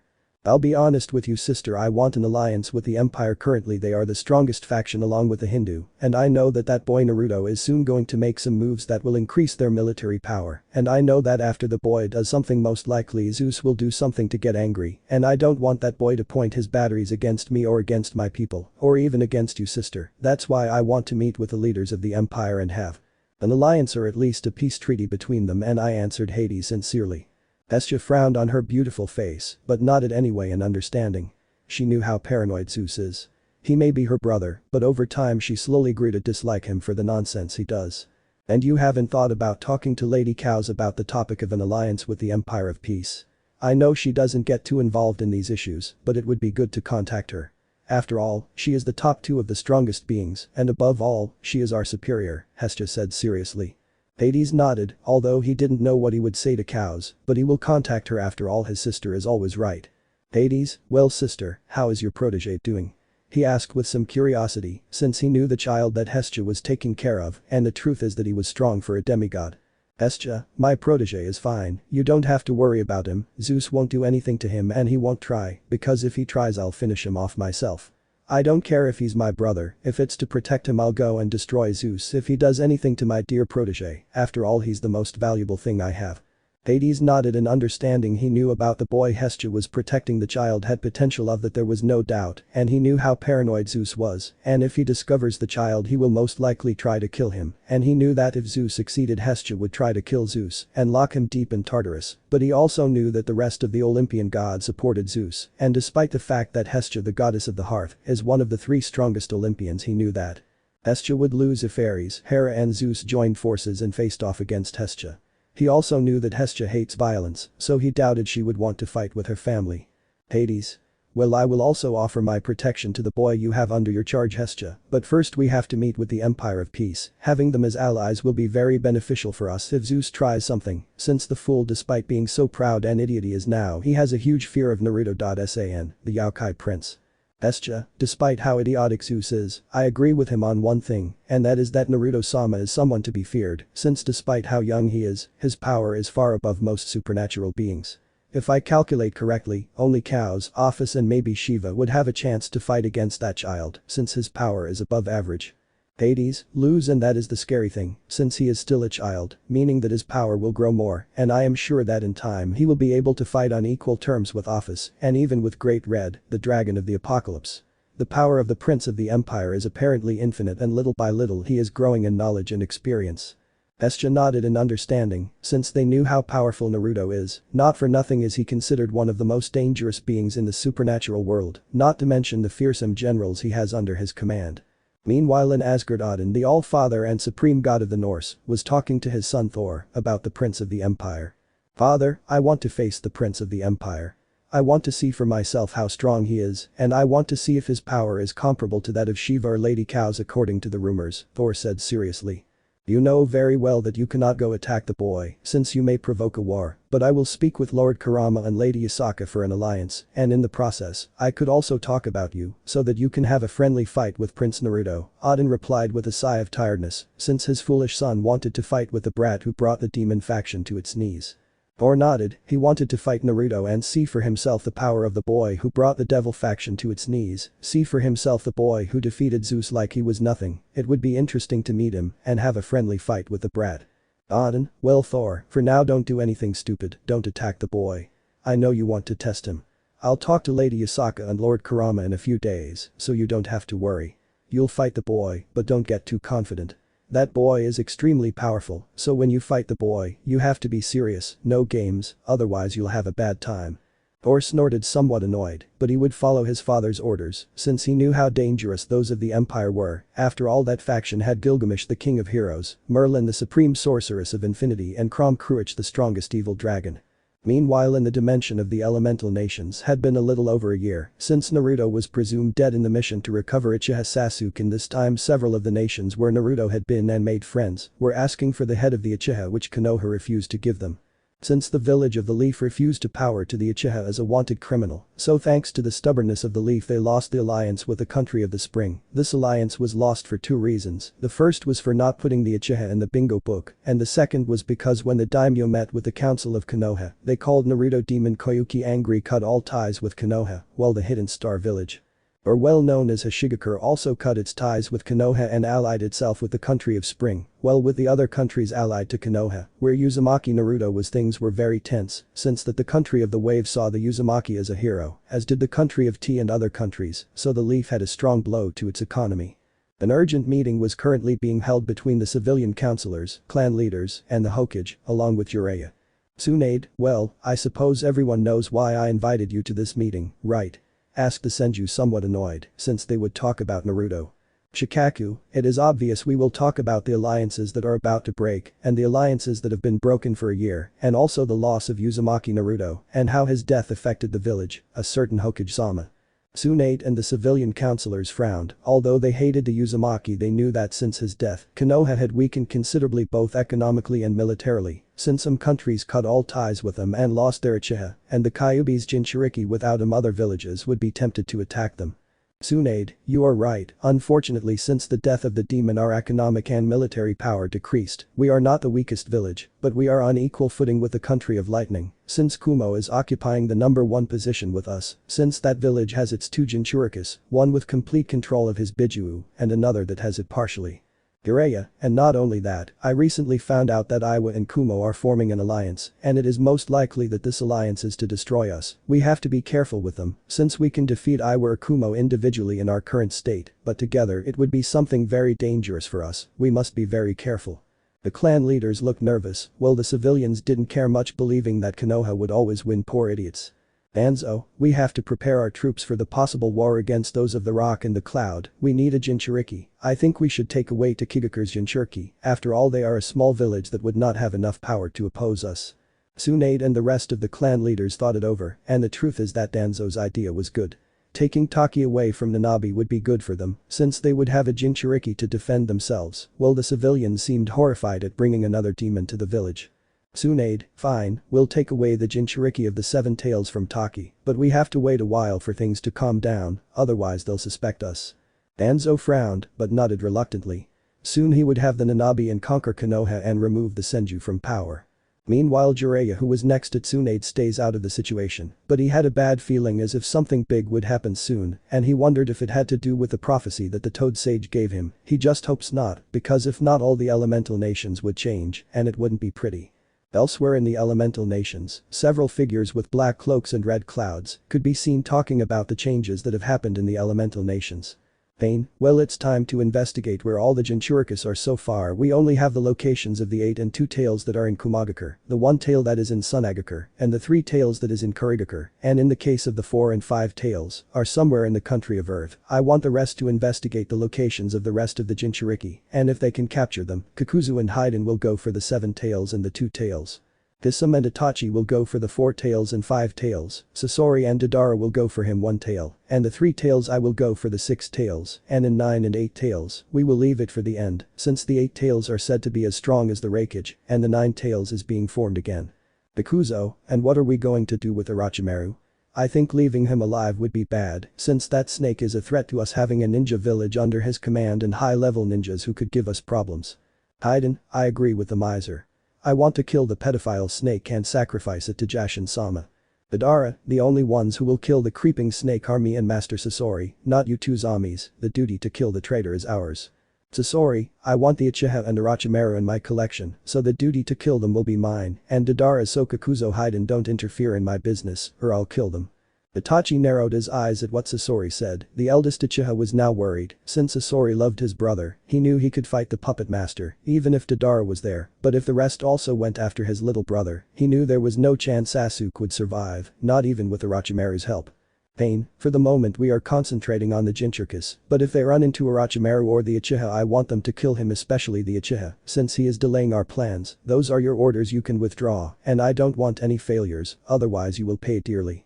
The rest of Akatsuki nodded in understanding and disappeared to carry out their leader's orders, with several of the Akatsuki members thinking of going to attack Orochimaru and Sasuke at the Sound Village, some to acquire their reward which was very high, and others to acquire the Uchiha's corpse and turn it into their puppet. End of chapter. Chapter 14. Conversations. Currently Naruto was going to a meeting with the Shinto faction, more exactly with the 3 strongest Shinto gods. Among them is Amaterasu, leader of the Shinto, Izanami, mother of the Shinto gods, and Izanagi, father of the Shinto gods. This meeting was to get information regarding the location of the Dragon King Bahamut, since it is said that in power, this dragon equaled Shiva, surpassing the Elohim, the creator of the angels and leader of the heavens. Well, little Naruto, I wonder how long it will take for him to arrive, Amaterasu commented with a sigh, since it's been a while since she saw the one she considers her grandson. After all, she considered Yusaka her daughter, and Yusaka considered Naruto her son, therefore, the little fox is her grandson. Little Amaterasu, be patient, the prince is already in our territory. I feel his presence along with Gilgamesh and Crom Cruach, said Izanagi, frowning, since he didn't like the king of heroes in the least, too arrogant for his taste. He didn't understand how someone like the little prince could put up with that arrogant Gilgamesh. Izanami sighed with happiness, since she would be able to see Naruto, her savior, and the one she considered her little grandson, her prince, although she did not like at all that a person like Naruto was with the king of heroes. That arrogant man was too dangerous. She did not know how someone like Naruto could endure the arrogance of the Golden King. The three strongest gods of Shinto stopped their train of thought when three powerful presences entered the meeting. These are Naruto, Prince of the Empire of Peace, Gilgamesh, the King of Heroes, and finally Crom Cruach, the strongest evil dragon. Lady Amaterasu, Lady Izanami, Lord Izanagi, it's a pleasure to see you again, Naruto greeted with a smile, as he was happy to see his favorite Shinto gods again, and especially those he considered his friends and family. The gods gave a small smile to the Redeed as he missed Yusaka's little son quite a bit, while Crom Cruach gave him a small nod in respect to the Shinto gods. He knew the power of those gods, and the dragon's eyes are strong enough to respect them. But Izanagi saw Gilgamesh, the king of heroes, and looked back at him. Both slowly released their power, trying to overcome each other. Both entities of the level of supreme god category were about to enter into a fight, since they did not get along at all, until they felt Naruto release his aura and made both frown, but they obeyed the small order of the prince, that in a few words, says do not fight. Since they are allies, both Gilgamesh and Izanagi knew well that it is not good to bother Naruto with an unnecessary fight. Please Gilgamesh, Lord Izanagi, don't fight, we are not enemies but allies. I know you both don't like each other, but please behave yourselves. We are in this place to talk, not to fight. The Redeed finished speaking, somewhat annoyed by the nonsense that such strong beings were doing, and he realized that the stronger one is, sometimes they are more idiotic. Amaterasu and Izanami sighed with some annoyance, since it was not the first time that Izanagi and Gilgamesh had tried to fight, but they both always stopped because Naruto was the only one who could stop them both from having a battle. Amaterasu, well little Naruto, I know that you are not in this place just to talk and visit us, but that you want something. I ask you, what is it that you want? Izanagi, although I am very pleased that you are visiting us, little Naruto, as Amaterasu-chan says, I know that you want something, and I will gladly try to provide you with all the information that you need. After all, you have already done a lot for us, and if we can provide you with information with anything that you want, I have no problem, little prince. Izanagi sighed, he had no problem giving the information to Naruto. That little prince was strong, but he still lacked experience and knowledge, so he would provide him with information if he wanted it. After all, he saved Izanami from the darkness, and despite no longer being with the goddess as her husband, at least they were now on friendly terms.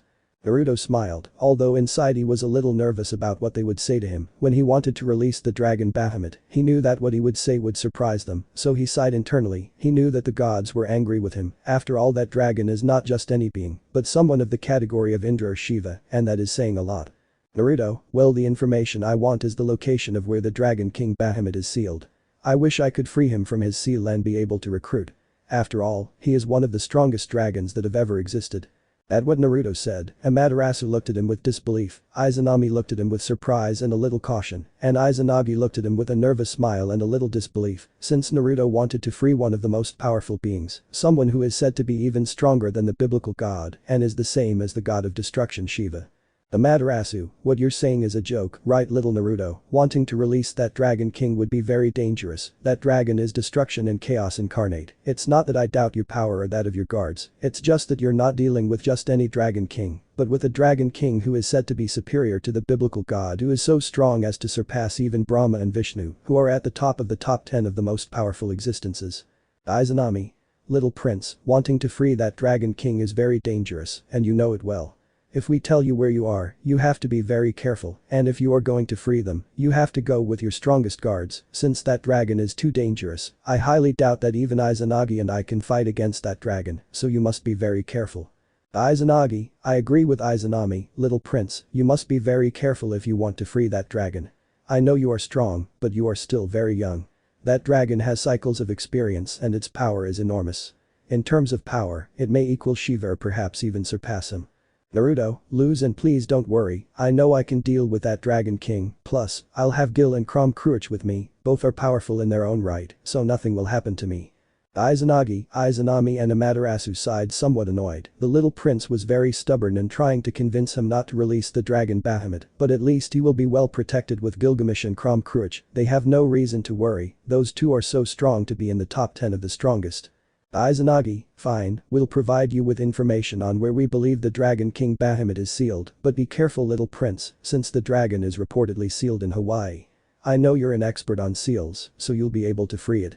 Naruto nodded. Now he knew where Bahamut was. It would be very complicated to make him join him, but not impossible. Now it was time to put his plan into action and free the Dragon King from the seal. Most likely he would have to fight that dragon, since dragons are mainly governed by power, and if he has to fight the Dragon King Bahamut he will do it. Krom Kruich.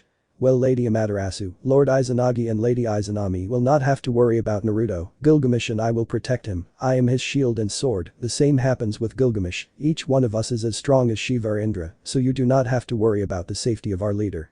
The Shinto leaders nodded. They knew how strong Gilgamesh and Krom Kruich were, so they sighed. They knew Naruto would not be in danger. And little Naruto, changing the subject, you will go to the central stone soon. It will reveal the top 9-10. Amaterasu commented with curiosity. She knew well that Naruto would be among the 10 strongest, also Kurama and Gilgamesh. Most likely both are on equal footing with Shiva, but she wondered in what position little Naruto will be placed. She was very curious. Naruto sighed, somewhat tired, but nodded. He would go to the central stone. He wanted to see with his own eyes who would be in the top 10. He wondered if any of the top 10 would fall, although he knew that Hades, Thor, Indra, Trimurti, and Chaos would definitely be in the top 10. Not for nothing are they first-level gods, and several of them supreme gods, superior even to the 2 celestial dragons together, something that few beings could reach that level. Well, little prince, it is a fact that you will be at the top of the top 10, most likely in the top 2 of the strongest. The same happens with Gilgamesh. He may also be in the top 3 or 2, and several members of your nobility, so you have to be careful. The factions will be on alert after the new top 10 are revealed. Especially they will want to keep an eye on you when they see such a small person among the strongest beings in the supernatural world, said Izanagi with a deep sigh. He could already imagine the commotion that was going to happen between the factions when they see the power of the empire. He calculated that currently the empire is the strongest faction, followed by the Hindu faction, and his faction along with the Greek must be in 3rd place. Mom and Dad will also be in the top 10, most likely Mom will be in the middle and Dad at the top. I wonder how the factions will react when the new top of the strongest comes out, Naruto said with a laugh, thinking about what they will say when they see his mother, a yokai who previously had the level of a Satan, now being among the 10 strongest in the supernatural world. Yasaka-chan became much stronger than she would have imagined since Lord Kurama, Gilgamesh and your little prince appeared in Kyoto. My little Yasaka became increasingly stronger, said Amaterasu, smiling as she remembered her adopted daughter and friend. She wondered how strong she had become. After all, she knew that she was at least at the level of a celestial dragon. Naruto nodded with a small smile, knowing how strong his mother had become since training with his father, and since his mother Yasaka became the queen of his father's peerage, her power increased considerably. Lady Yasaka has become powerful. I estimate that her power level is close to that of Zeref or Merlin. Maybe she even has a higher level, Gilgamesh said seriously, since he knew the power of the Queen of the Empire, and it is not low at all, but very high. She may not surpass it, but he knew well that if he fights Yasaka, that woman could give him a bit of a fight. Izanagi, Izanami and Amaterasu were impressed, since the power of Merlin and Zeref is great, most likely superior to that of the celestial dragons, and that Yasaka is at that level or higher is extremely impressive. It is possible that each of them has become stronger, but now they realized that the one who grew the most in power was Yasaka, if what the King of Heroes says is true. Well, apparently my protege, I believe quite a lot in power, but now changing the subject, it is time to give you the information of where the dragon Bahamut is sealed. He is protected in the South Pole, sealed and frozen by hundreds, if not thousands of seals that will be difficult for you to release. Even we doubt being able to release them, unless you can make Azrael the Angel of Death release him voluntarily. Only his blood will be able to open the seal of that dragon, said Izanagi, knowing well that the biblical god sealed Bahamut in the South Pole, and that only Azrael or Gabriel could open the seal. Gabriel, because the biblical god loves her so much that he entrusted almost everything to that seraph, and in Azrael's case, it was because he helped seal that dragon. I understand. Then I will try to recruit the Angel of Death into my nobility. I know well that he is not very well received in heaven, so I hope he wishes to join my nobility.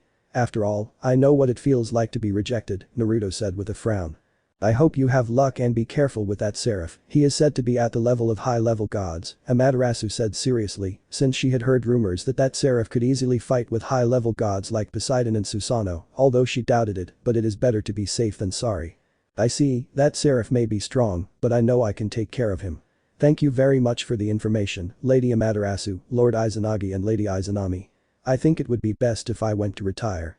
With the information you gave me, it is enough to be able to locate the Dragon King Bahamut, said Naruto. The Shinto gods nodded, all three knew that Naruto was intelligent and persuasive and would find a way to recruit Azrael.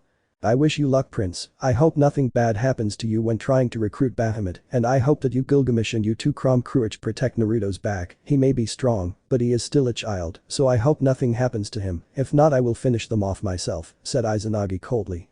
Gilgamesh snorted. He was not at all intimidated by Izanagi's words, and he himself would protect his little brother from that pathetic Dragon King that his brother was determined to release. He still didn't understand Naruto's curiosity in wanting to recruit high-level beings, but he didn't care that much. After all, he was still a child, and he assumed that he wanted the Dragon King in his nobility, and if he wanted him, he would have no problem giving it to him as a birthday present. While Crom Cruach frowned, he didn't like being threatened, but just nodded. He didn't want to fight him. God, he didn't know if he would win. Besides, he knew that his leader wouldn't like him to challenge Izanagi. After all, Naruto sees the god as family. And in Naruto's case, he frowned. He didn't like being treated like a child, it made him feel weak, but he didn't say anything. After all, he knew that Izanagi only said it because he cares about him, and even if he doesn't like what he says, he won't say anything, since he respects the god a lot. Meanwhile, in another part of the world, more specifically in a church, you could see a boy with black wings who appears to be about 15 or 16 years old. Approximately, this boy is Azrael, the angel of death. This angel, and one of the strongest angels in heaven, if not the strongest. This angel was not a fallen one, but had black wings, since his father created him that way. Since this seraph represents death, this angel was with a sadness and pain very hidden on his face without emotion, since he did not like people to see weakness in him. This sadness and pain was because heaven constantly rejects him, despite not being a fallen one or being a demon, and that filled him over the years little by little with indifference towards heaven and its people. He only wants Gabriel and Metatron. In Gabriel's case, since she is the only one who behaves in a polite manner in heaven, he only wants to be accepted, but heaven will apparently never accept him. Recently he fought with Michael, and he thought it was time to retire from heaven. Maybe it would be better for him to leave alone than being allied with heaven and with his brothers, and in the case of his brother Metatron, since he is the only seraphim apart from Gabriel who defended him in heaven, the angel of death side, he only wants to be accepted by his fellow seraphim. But it seems he never will be. Maybe it is time to leave heaven. He will talk to his older brother Metatron. Maybe he can give him better advice. He knew he couldn't ask Gabriel, she is too innocent. The angel of death was waiting for his older brother until suddenly a young man of about 18 years old appeared who radiated a great amount of power from him. Metatron looked at his younger brother with some sadness, since he suspected that he wanted to talk. He has an idea, since from what he sees on his brother's face, he can see the sadness and pain. Why did you summon me here, brother? Metatron asked seriously, although inside he suspected that his younger brother wants to do it, and he is going to do it too, especially because for him only Azrael and Gabriel were worth protecting in his eyes, and he knew that Gabriel was protected by heaven, while Azrael was not, since he is rejected. Azrael saw his brother somewhat nervous and sighed because he was afraid of what his brother would do when he told him what he was planning to do. He just hoped that he would accept it. I think I'll give up on heaven. I'm tired of the way they treat me. They treat me as if I would betray them for being the angel of death, or that I would join the fallen or demons. I'm tired of being ignored, said Azrael, sighing sadly. Metatron sighed. He knew what his brother said was true. He doubted that his younger brother would be accepted by heaven. He understood his brother. I understand that you are leaving heaven, but you know very well that heaven will try to hunt you down, so if you leave, I will accompany you, but it would be better to join another faction to be protected, preferably a high-level faction, Metatron said seriously. Azrael opened his eyes in surprise and some disbelief, not thinking that his brother would leave heaven for him to protect him. Would you really leave heaven for my brother? The angel of death asked in disbelief. You are my younger brother and it is my duty to take care of you, and I believe that to be protected, we should join the empire. We could contact Prince Naruto. I think that with his help, we could both be protected from heaven and any faction, said Metatron. Yes, I also heard from the Prince of the Empire that he is said to be so strong that he is most likely ranked among the top 5 in the Center Stone, Azrael replied, impressed by the power of the Prince of the Empire of Peace. I will look for the prince, I have clues as to where he is. Well, you could request a meeting with Lord Kurama, said Azrael. Perfect, I'll go to the Empire, you take care of contacting Lord Naruto, and don't tell Michael anything about you renouncing heaven, it's better that he doesn't know until we join the Empire, Metatron ordered seriously. He knew that it's better to do things cautiously. Azrael nodded and wondered how strong Emperor Kurama and Prince Naruto are, as they are both said to be at the top 10. End of chapter. Chapter 15. Recruitment and Meetings. Currently Naruto, Cruach and Gilgamesh were searching for clues about the Seraph Azrael, as they needed him to free the ancient dragon king Bahamut, one of the most powerful existences in the supernatural world. The trio of top-level beings was in the vicinity of a church where, according to their spies, the Angel of Death was staying. In the church with Azrael. The Angel of Death was resting peacefully until he felt 3 high-level presences which alarmed him, since each of those 3 presences exceeds his power. He would even say that it would take all the power of heaven to deal with those 3 beings who had an energy signature that in his opinion exceeds even Lucifer. He would even say that 2 of those energy signatures exceed his father. He knew how to detect energy or power levels after all. He is the best sensor in heaven. Even if a god or entity tries to hide their power level, he would easily detect it if the entity is very close. He realized that before the 3 unknown presences he was overwhelmed, but he also knew that he could not escape, so it would be best to go confront them. Maybe you do not have hostile intentions. I hope those 3 beings don't try to do anything to me. I know very well that I couldn't defeat even the weakest of those 3. I even think that one of them has a level comparable to Shiva or Chaos. He's very terrifying, Azrael said to himself with a drop of sweat on his head. Outside the church with Naruto and his group. Being the energy of an angel of the seraph level in the church, Naruto said seriously and somewhat impressed by the level of that seraph, since in his opinion that angel who is in the church surpasses any of the Mau. Perhaps only the current Lucifer could defeat him, which was interesting in his eyes, since from what he knew only Metatron and Azrael were the only ones at that level of power. So one of those 2 angels was in the church, and from his informants, it is most likely that it is Azrael. Most likely it is Azrael the Angel of Death. According to the spies the angel is staying in this church, although I do not understand why, since angels stop in heaven, said Cruach with doubt. He knew that Azrael is powerful, but he doubted that he is so foolish to leave heaven out of nowhere and without guards, so he did not understand why the angel was in the church alone. Well, it seems that angel is coming out. I feel that his energy is moving. I wonder if we can recruit peacefully or will we have to fight? Gilgamesh wondered curiously and somewhat anxious, since as I understand it, that angel has the level of a high-level god and wanted to see if he is worthy of being recruited by Naruto. After all, Naruto shouldn't have any weak members in his nobility. Naruto looked at Gilgamesh out of the corner of his eye and knew more or less what he was thinking. The Prince of the Empire knew that Gilgamesh wanted to test Azrael, although he wanted to see a battle between the 2, he knew well that it was best to speak peacefully with the Angel of Death. We will not attack the angel unless he attacks us, so I ask both of you not to make any move unless the seraph that is coming out tries to harm us, said Naruto seriously, not wanting there to be an unnecessary battle. Gilgamesh frowned, but nodded reluctantly. He wanted a battle and to test the power level of the angel Naruto wants to recruit, but he wouldn't do anything unless that angel attacked. He just hoped that angel in the church was Azrael, since they have been searching for him for some time. When the doors of the church opened, a young man who appeared to be about 16 years old came out, radiating great power to the point that he could be compared to high-level gods like Apollo or Athena, perhaps even superior. Who are you and what are you doing in this church? What are you looking for? Azrael asked seriously, but inside he was nervous, since he knew those 3 beings were far above his power level. It's rude not to introduce yourself and demand answers, so please introduce yourself and I'll answer all your questions, Seraph said. Naruto ordered seriously. Cruach and Gilgamesh frowned at the Seraphim's disrespect. They would have turned him to dust if it weren't for their leader's order not to fight the angel unless he attacked them. Azrael narrowed his eyes cautiously, but sighing, he introduced himself. After all, he saw nothing wrong with obeying the order of that child who radiated great power, which made him nervous. My name is Azrael the Angel of Death, said Azrael seriously with his wings coming out of him, making and raising his power to impose himself on the 3 beings, or at least so that they would not want to fight against him, since he knew well that he would lose if they went to battle. Naruto, Gilgamesh and Cruach opened their eyes a little, since their spies were right, now it will be easier to recruit the Angel of Death. It's surprising to see the Angel of Death and one of the strongest in heaven. I introduce myself, I am Naruto, the Prince of the Empire of Peace. I have come to recruit you, Azrael, said Naruto seriously. It's interesting to meet one of the strongest angels. Let me introduce myself, I am Cruach, the dragon of the Crescent Circle, said Cruach. Well angel, thank you for introducing me to you. I am known as the greatest hero. I am Gilgamesh, the king of heroes and the strongest hero. Gilgamesh said, looking seriously at the angel in case he tried something against him or Naruto. Azrael got nervous. He wanted to meet with the Prince of the Empire. After all, he could protect him from the biblical factions. The Angel of Death knew he could defeat most of the biblical ones, but he also knew it would be tedious to be chased as if he were a criminal, and what better than the Empire to protect him. He should be happy to be in front of the prince, but the truth is he was very nervous, especially because the evil dragon Cruach and the king of heroes Gilgamesh were in front of him, and the truth is they are too intimidating. I'm surprised to meet you, and that you were looking for me Naruto-sama, Lord Gilgamesh, Lord Kromkruich said Azrael curiously. He didn't understand what those beings wanted from him. He may be a high-level seraph, but he knew that he couldn't win or give a great battle to those three beings. I come to ask you a favor, Azrael.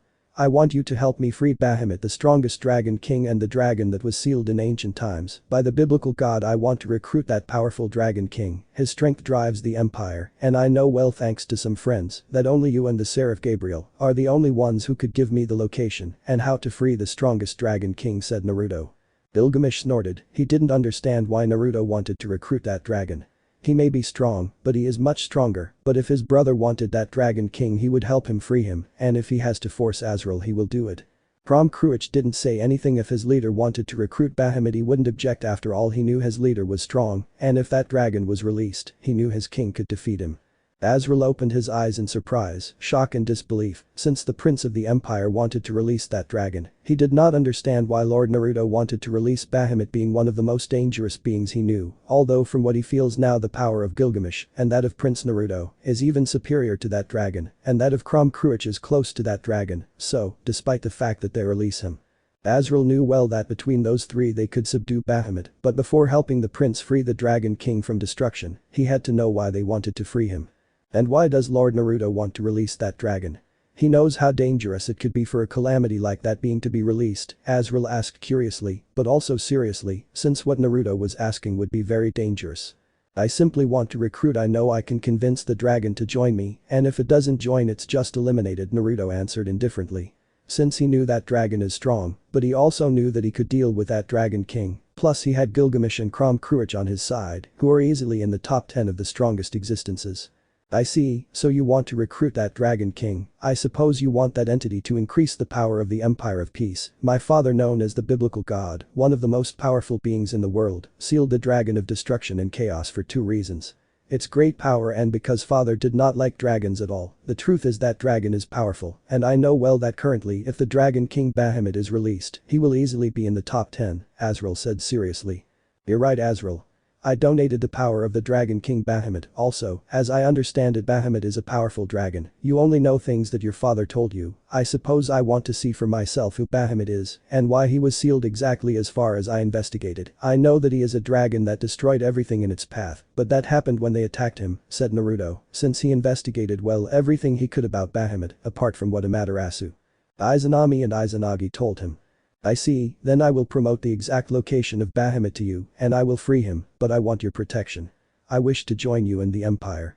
I wish to be able to protect myself from the biblical factions, especially from the heavens. They would not like it if I renounced them, said Azrael, sighing sadly. Well, I offer you to join my nobility, and I offer you protection of the biblical pantheon, so you say, Angel of Death, you join the empire, and you join my nobility, said Naruto. By nobility I assume you mean being a piece of your arsenal. I suppose it's something similar to what demons have. You may offer me protection, but I will be a slave as part of your nobility, Azrael said, frowning. Gilgamesh and Kromkruich frowned. They knew Naruto well, and their boss never treated them like slaves. Rather, in their eyes, the prince of the empire is very soft with his members of nobility, unless he does something stupid that could get them into trouble. They didn't like what Azrael said at all. It is something similar, but at the same time different from what the demons possess, and you will not be my slave, you will be my friend, companion and family. All the members of my nobility are my family, all the members of the empire are my people, and I will protect them with all my power. So you say, Azrael, you wish to be part of my nobility and be able to join the empire, said Naruto.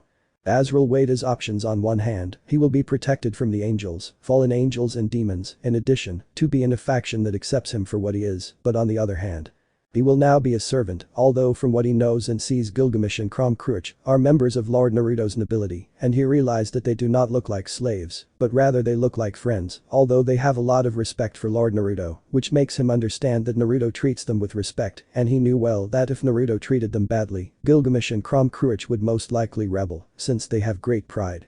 Fine, I will accept your deal, Lord Naruto, but I also want my brother Metatron to be under the protection of the empire. He has gone to speak with your leader Kurama to be able to join the empire. I want you to assure me that he will be able to join the empire, Azrael said seriously. I promise you that your brother Metatron will be protected and that he will be well received in the empire, so, since you will join my peerage, you will be my bishop, said Naruto, taking out his bishop piece, throwing it towards Azrael, making the piece go inside. At the time that the bishop piece inside Azrael the Angel of Death increased his magic reserves, as well as having access to the chakra, although he did not know it. I guess you feel stronger and sense a new energy signature, I'm correct, said Naruto. Azrael saw himself and then Naruto the Angel of Death was very surprised since his magical reserves had doubled and he also felt another energy of which he did not know what it was exactly. I guess you're wondering what the second energy you possess is, Naruto asked. Yes, Lord Naruto, what energy and powers did your bishop piece give me? Azrael asked curiously, as he was very impressed by the power that this rare piece gave him. The energy that it provides you is called chakra, in addition to your magical power and resistance, increased considerably as well as Gilgamesh who is my knight and Krom Kruich who is my tower, all your powers will increase and maybe you even have unique abilities that the piece provides you, Naruto answered. Gilgamesh and Krom Kruich nodded at Naruto's words, as Naruto making them members of his peerage greatly increased their abilities. I see, I will train to master the chakra and my new abilities will not disappoint you, Lord Naruto, and thank you for giving me this opportunity and as you provide protection to me and my brother, I will help you free King Bahamut, said Azrael seriously. I understand, I give you my word that your brother will be welcomed in the empire, I promise you, Naruto said seriously, since now Azrael is his bishop, so he would protect him with his power, and he will also protect your brother, after all, he is a man of his word. Meanwhile in Asgard with Odin and Thor, the strongest gods of the Greek pantheon, were waiting for Kurama and Yasaka to talk about a future alliance. The most powerful gods of the Norse pantheon did not wait long, as Yasaka and Kurama entered the meeting room where Odin and Thor were along with the Valkyrie Roswas, who was acting as a bodyguard for both gods. Lord Kurama, Lady Yasaka, it is a pleasure to meet with you, the leaders of the Empire of Peace, Odin said seriously, since he knew the power of both yokai. He did not want to do any nonsense that would cause the meeting to end in a battle, because of what he feels, Kurama is much stronger than his son, and Yasaka has a level comparable to Thor, he may even be superior, the leader of the Norse did not understand. He did not understand how Yasaka had become much more powerful to the point that she may be stronger than his son Thor, who was in the top 10 of the strongest existences. Lord Odin, Lord Thor, it is a pleasure to see you, said Yasaka with a smile, greeting the strongest Norse god. She hoped the meeting would go well, as she did not want any trouble with the Norse gods, especially since Thor is easily in the top 10 and Odin was among the 20 strongest. Odin Dono, Thor Dono, it's a pleasure to meet you, said Kurama seriously. He felt the power of the two Nordics and knew that they are powerful. Thor may be at a level close to Irene's and Odin is at a level even higher than Zeus. Well, now I think it's best to start negotiations. For what exactly do you want to see us, Lord Odin? I know well that after our empire defeated the biblical demonic faction, so my question is, what do you want, leader of the Norse? Odin, said Kurama, narrowing his eyes cautiously, as he felt that old man is a danger. Odin sighed. He did not want to make enemies with the empire, since in his eyes the Empire of Peace is one of the strongest factions. He would even say that it may be on par with the Hindu faction, with beings like Gilgamesh the king of heroes, Yasaka the Yokai queen, Kurama the Yokai king, and Naruto the Yokai prince, and the most dangerous of the empire in his eyes, since his power is growing. Well, Lord Kurama, Lady Yasaka, what I wish is an alliance or at least a peace treaty with your empire. I do not wish to be enemies with you, since you Kurama-sama was able to assume the throne of your faction, the power of all who reside there. You have many powerful beings that even in my eyes I know that they could deal with the three biblical factions at once, something that almost no faction could, so says Lord Kurama. Lady Yasaka, we could have a treaty in which our factions benefit, said Odin seriously. Thor and Roswas opened their eyes in surprise, since Odin had just recognized the great power of the empire. They knew that several high-level beings were in the empire, and they even knew that the power of the empire was above almost any faction. After all, they had Gilgamesh, Kurama, Yasaka, and the most dangerous of all, Naruto, the prince of the Empire of Peace. Kurama and Yasaka looked at each other, debating whether they should accept the alliance. They knew it would be beneficial, but they also knew it would be dangerous, especially with Loki, that troublesome god. Kurama knew that in the long run he would cause them problems. Well, I think I speak for myself and Kurama when I say that it will be good to have an alliance with you and the entire Nordic faction, Yasaka said. Kurama nodded, knowing full well that an alliance with the Norse would be best. I appreciate you accepting the alliance. I suppose you will go to the Central Stone. Soon the top 10 will be revealed, and I am sure that both you, Lord Kurama, and you, Lady Yasaka, will be in the top 10, said Odin. I appreciate the compliment, Lord Odin, and if we are going to the Center Stone, it will be interesting to know who the top 10 will be, said Yasaka. Well, Lord Odin, it is time for us to retire. Perhaps we can discuss the terms of the alliance further. You may come to my empire whenever you wish. The same with you, God of Lightning Thor, both are welcome, said Kurama, standing up with Yasaka and leaving the meeting room. When Usaka and Kurama left the meeting, Aden sighed with relief. At least he had an alliance with the Empire, now he was sure that the Empire will not attack unless provoked.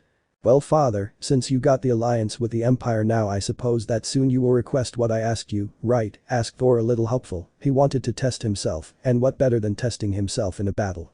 Fine, in a few days I will speak with Lady Usaka and Lord Kurama, so you can challenge Prince Naruto, Aden replied sighing, since his son kept bothering him to request a battle with the Prince of the Empire. End of chapter. Chapter 16. Release of the Strongest Dragon King. Currently Metatron, one of the most powerful angels in heaven, was in the Empire requesting a meeting with Kurama, the king of the Empire, and one of the most powerful existences in the supernatural world. The angel wanted to join the Empire to support his brother Azrael, since he knows that his brother is not welcome in heaven, and if they deserted they will be persecuted. Therefore, joining the Empire is their best option to be safe from the retaliation that the angel faction could have.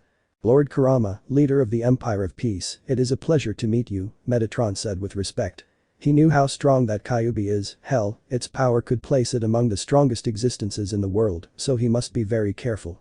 Metatron, one of the strongest seraphim of heaven, why are you in my territory, and why did you request an audience with me, asked Kurama, although he knew more or less why, since Naruto had told him that Azrael is now a member of his nobility, and that apparently Metatron wanted to unite the Empire, he had no problem with supporting those angels.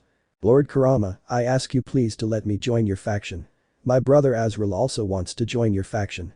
We want to leave the Heaven faction since they don't treat my brother well, and I don't want to leave him alone because I just deserted Heaven. Although they don't know it, I want your protection and I can offer you my loyalty, Metatron said somewhat nervously. Kurama saw him for a few seconds, the sigh would fulfill Naruto's whim to protect Metatron, while his cub protects Azrael. In addition, he really liked the loyalty that Metatron has for his brother Azrael to such an extent that he deserted Heaven because his brother is rejected. The strongest Kyuubi sighed, now he has made his decision. I understand and respect a lot what you do for your brother so you can join the Empire, and in the case of your brother Azrael, he just joined Prince Naruto, now they are on a small mission, soon you will be able to meet him, so you have nothing to worry, said Kurama with a smile.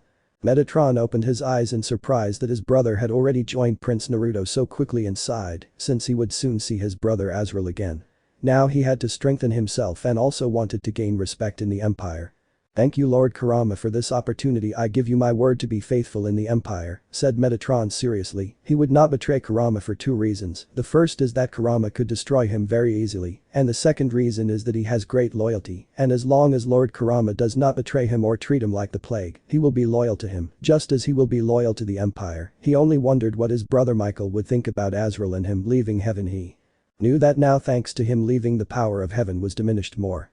I hope so Metatron, but if you betray me death will be merciful, warned Kurama with his power coming out, a power so great that it easily surpasses the two celestial dragons together. Metatron paled and nodded nervously. Kurama's power is enormous, perhaps more than his father's, and that's saying a lot, after all, his father was at the top of the top 10 most powerful existences.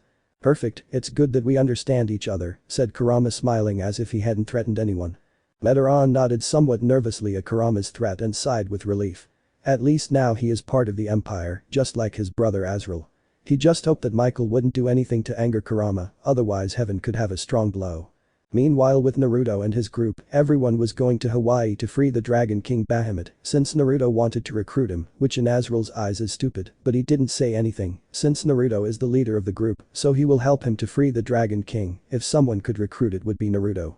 Well Lord Naruto, we are now where my father sealed the Dragon King Bahamut. It would be good if they put a barrier around the surroundings, since when Bahamut is released, he will most likely attack me. I may not have sealed him, but I know that he will hate any angel because the biblical God sealed him, Azrael said nervously. He knew that he would not be able to count Bahamut if a battle broke out. Naruto nodded and made a large barrier that he hopes will contain the dragon's power, or at least make it so that it cannot be felt in the vicinity, unless the sky and any high-level being could feel it, and that would be very dangerous. Well, we have to dive, said Azrael, snapping his fingers and making a barrier form around everyone, and so everyone went down. After a few minutes, everyone saw a large red one, and around it, hundreds of high-level seals could be seen. Naruto saw the seals, and realized that maybe he could free Bahamut without Azrael, but it would take months to analyze everything. Azrael saw where Bahamut was sealed and sighing he went out and approached where he was sealed, and cutting his hand a little he shed some of his blood, and reciting a complex spell, he broke the seals that held the Dragon King Bahamut, as well as making the stone where the dragon was sealed break little by little. Bahamut felt himself being released and let out a great roar, breaking the great rock. The great dragon looked in surprise at the person who released him, who is an angel that seemed familiar to him, although he didn't quite remember where from, and one with decent strength. Then he saw other figures and frowned, since those three are powerful, he estimates that each of them would easily be among the strongest in the world. Bahamut may be someone who likes fights and may be the strongest dragon only below Office and Great Red, but he is also a very curious and intelligent dragon, and now he wanted to know why they released him and what those beings want. Before I kill you all, I want to know why you set me free and what an angel is doing in this place. As I remember, the doves would never try to set me free, and I doubt that the biblical god wants me free. After all, he hates dragons, especially those who represent a threat to him. Bahamut said with a dark and threatening voice, his power coming to the surface to make himself more intimidating.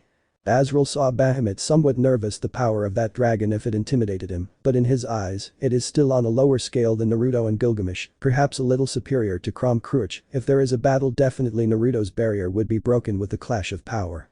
Kruich looked at Bahamut seriously. His power is enormous, perhaps close to that of Shiva. Interesting, the dragon thought. Maybe he can have a good battle with that dragon. Gilgamesh looked at the dragon with narrowed eyes. He didn't like that dragon threatening him and Naruto. Maybe if he beats up the dragon he'll learn not to threaten a king, the king of heroes thought, a bit angry at the threat from that half-breed. Naruto looked at the dragon with a smile, although in his eyes there was a bit of annoyance at Bahamut's threat. Naruto did not like that the dragon threatened his friends. My partner Azrael freed you, Dragon King Bahamut, since I wish to recruit you into my team and into my nobility, Naruto said with a smile, and also bringing out his power equal to that of the dragon Bahamut. Bahamut squinted at the angel and now realized who he is. How could he not remember, since he is Azrael, the angel of death, a good level angel, although from what he saw he became much stronger than when he fought the biblical god. Then he saw the boy who spoke, and he was very surprised by the child's great power. Bahamut knew that he was not yet at 100%, maybe he had 80% of his power level, but that little boy, who from what he feels is a yokai, easily matches him in his weakened state. Interesting, and apparently wants to recruit, but he still did not understand what he meant by nobility. He was curious about that term. You have guts, kid, to tell me that you want to recruit me, right in front of my face, little yokai, although I'm curious about the term nobility. What do you mean by being part of your nobility? Bahamut asked, curious. The great dragon respected the boy for wanting to face him. A nobility is a trusted retinue, they are a chess set that demons possess, and in this case I also possess them, where I can reincarnate almost any being to be part of my place, and that in addition to being able to reincarnate, I can provide them with some abilities, Naruto answered. Bahamut nodded in understanding. He was indebted for being freed, but he wouldn't be in the boy's peerage unless he defeated him. He realized the boy's power, and it would be interesting to have a good battle with the boy. Now I understand, but I will not accept to be part of your nobility unless you defeat me, child. I want to have a battle with you and see if you are a worthy king to follow, said Bahamut, transforming into his human form, which is a young man with black hair, where he appeared to be about 17 years old. Fine, but I don't want to hurt the people who are nearby, so we're going to another part of the sea where they won't cause any disturbances, Naruto said with a smile, rising and going to another area where they could have a good fight. Bahamut snorted a little annoyed, but nodded and followed Naruto and his group. He was interested in having a great battle and seeing how strong the boy who challenged him is. Maybe after years he can have a great battle. After a few minutes, Naruto and Bahamut's group appeared on an empty island where Naruto ordered them to put up a strong barrier, although the yokai prince knew that the barrier might be destroyed and uses all his power to fight Bahamut.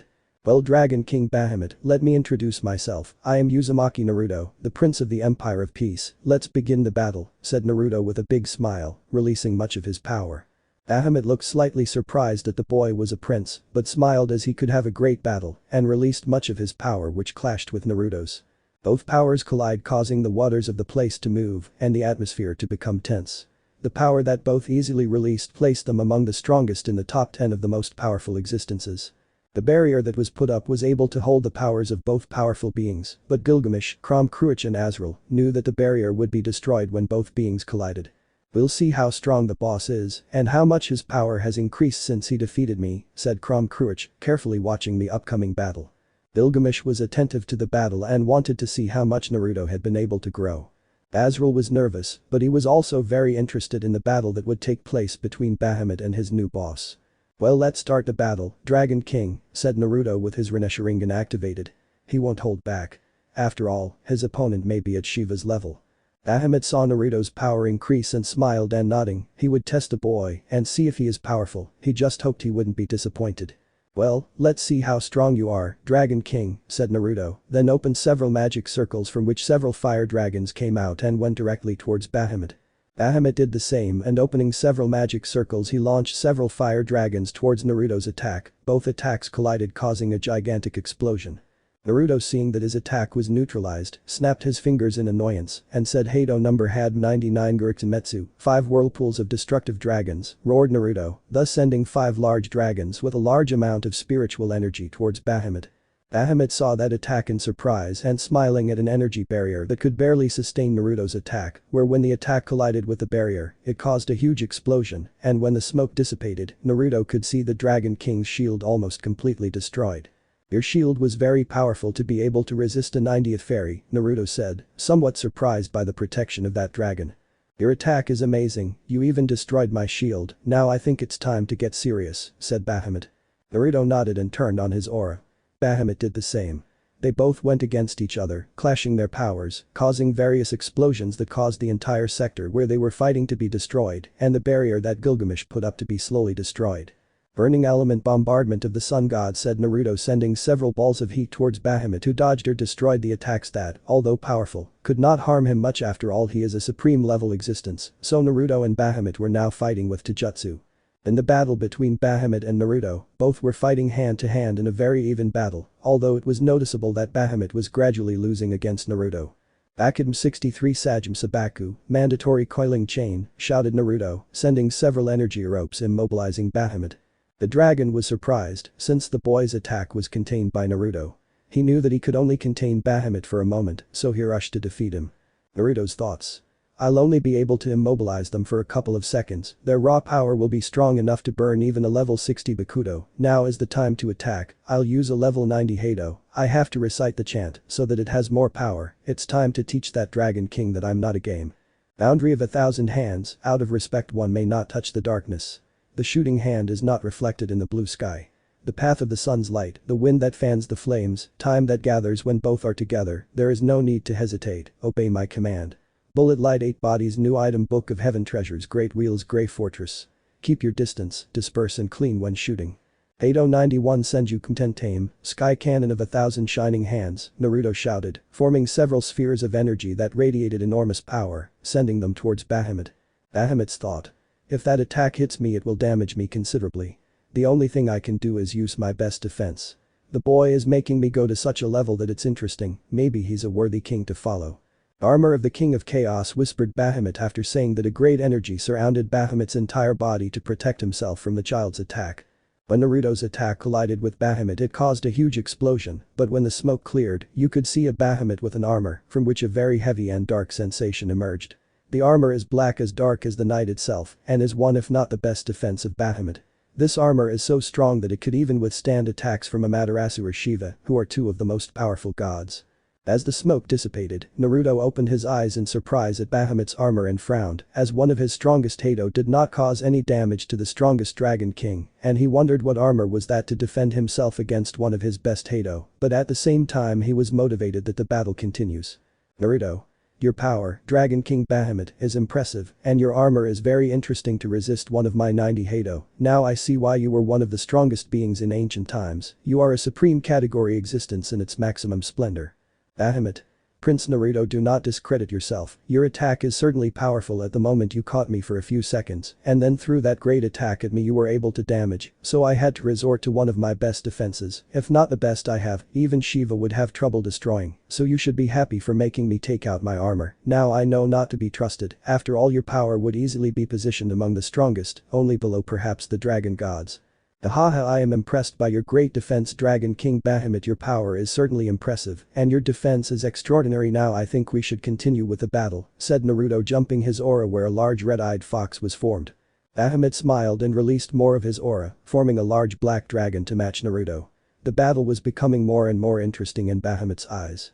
Bahamut and Naruto charged at each other, fighting equally with either magic attacks or melee attacks. But the nobility of Naruto.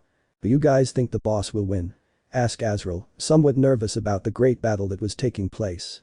It was noticeable that this battle was easily at the level of a supreme god. The Angel of Death was nervous, even in the short time he was with Naruto, he had never seen his boss like this. He knew he was strong, hell, he was sure that his boss was above most beings, only surpassed by the two dragon gods and maybe cows, but the battle he saw was incredible.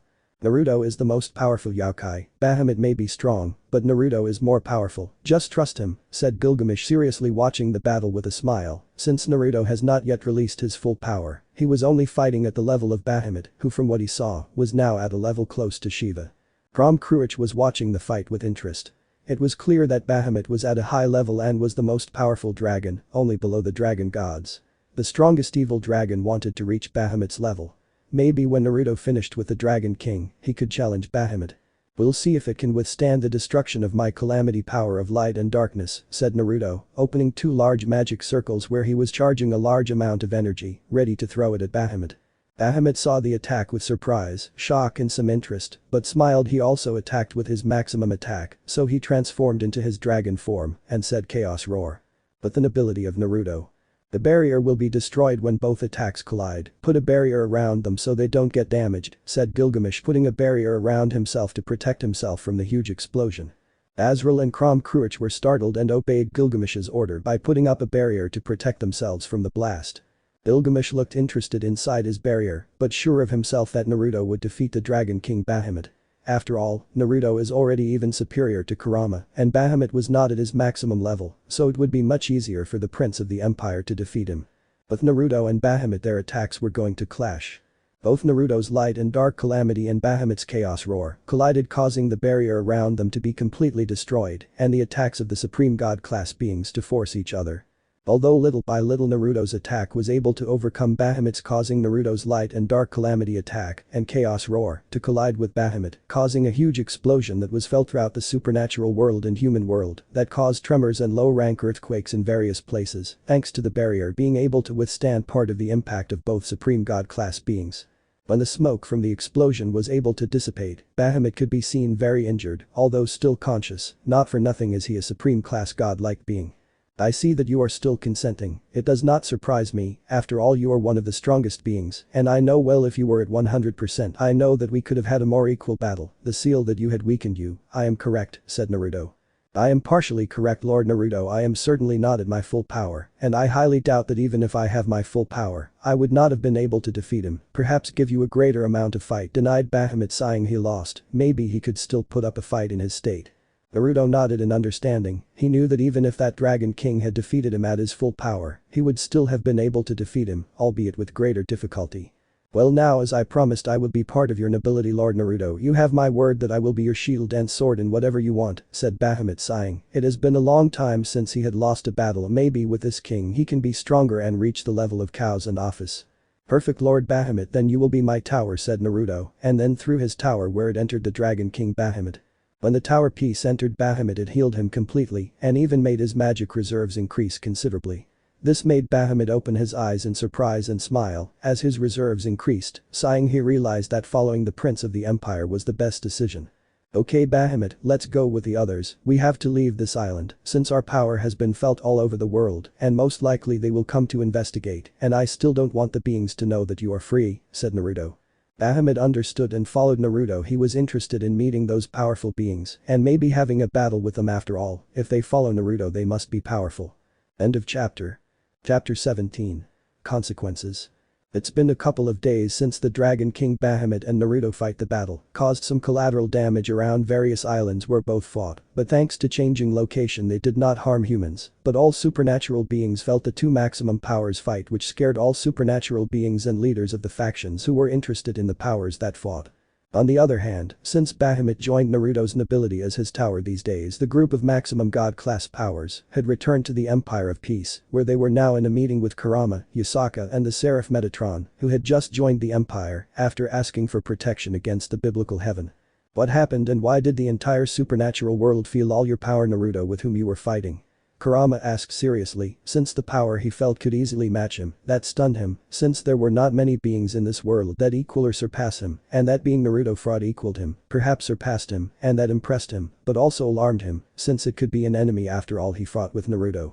Metatron saw Naruto interested. He felt the energy of the prince and is enormous, even more powerful than his father, and that is saying a lot since his father was one of the strongest existences of being with which very few beings could deal. But he was also happy that his brother Azrael has joined Naruto, since now he would be under the protection of one of the strongest beings, the Seraph side.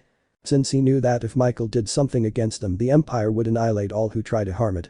Hisoka looked at Naruto and felt that he had done something crazy.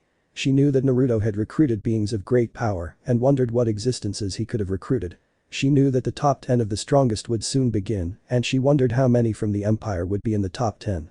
Simple, I recently released Bahamut, the most powerful dragon king and the dragon that is above any dragon. This dragon is only surpassed by Office and Great Red. I fought against Bahamut and was able to recruit him. Now the dragon king is my new tower. He is now part of our faction, Naruto replied with a big smile, seeing the disbelieving faces of Hisoka, Kurama and the Seraphim who he assumed was Metatron. Metatron looked at Naruto in disbelief as the boy released Bahamut and was able to recruit, then looked at his brother Azrael in even more disbelief as his insane brother dared to release such a calamity. Hisoka and Kurama frowned. They knew who Bahamut was, after all he was someone who could match Shiva, the biblical god, and other beings of great power. They were very surprised that Naruto had been able to recruit such an existence.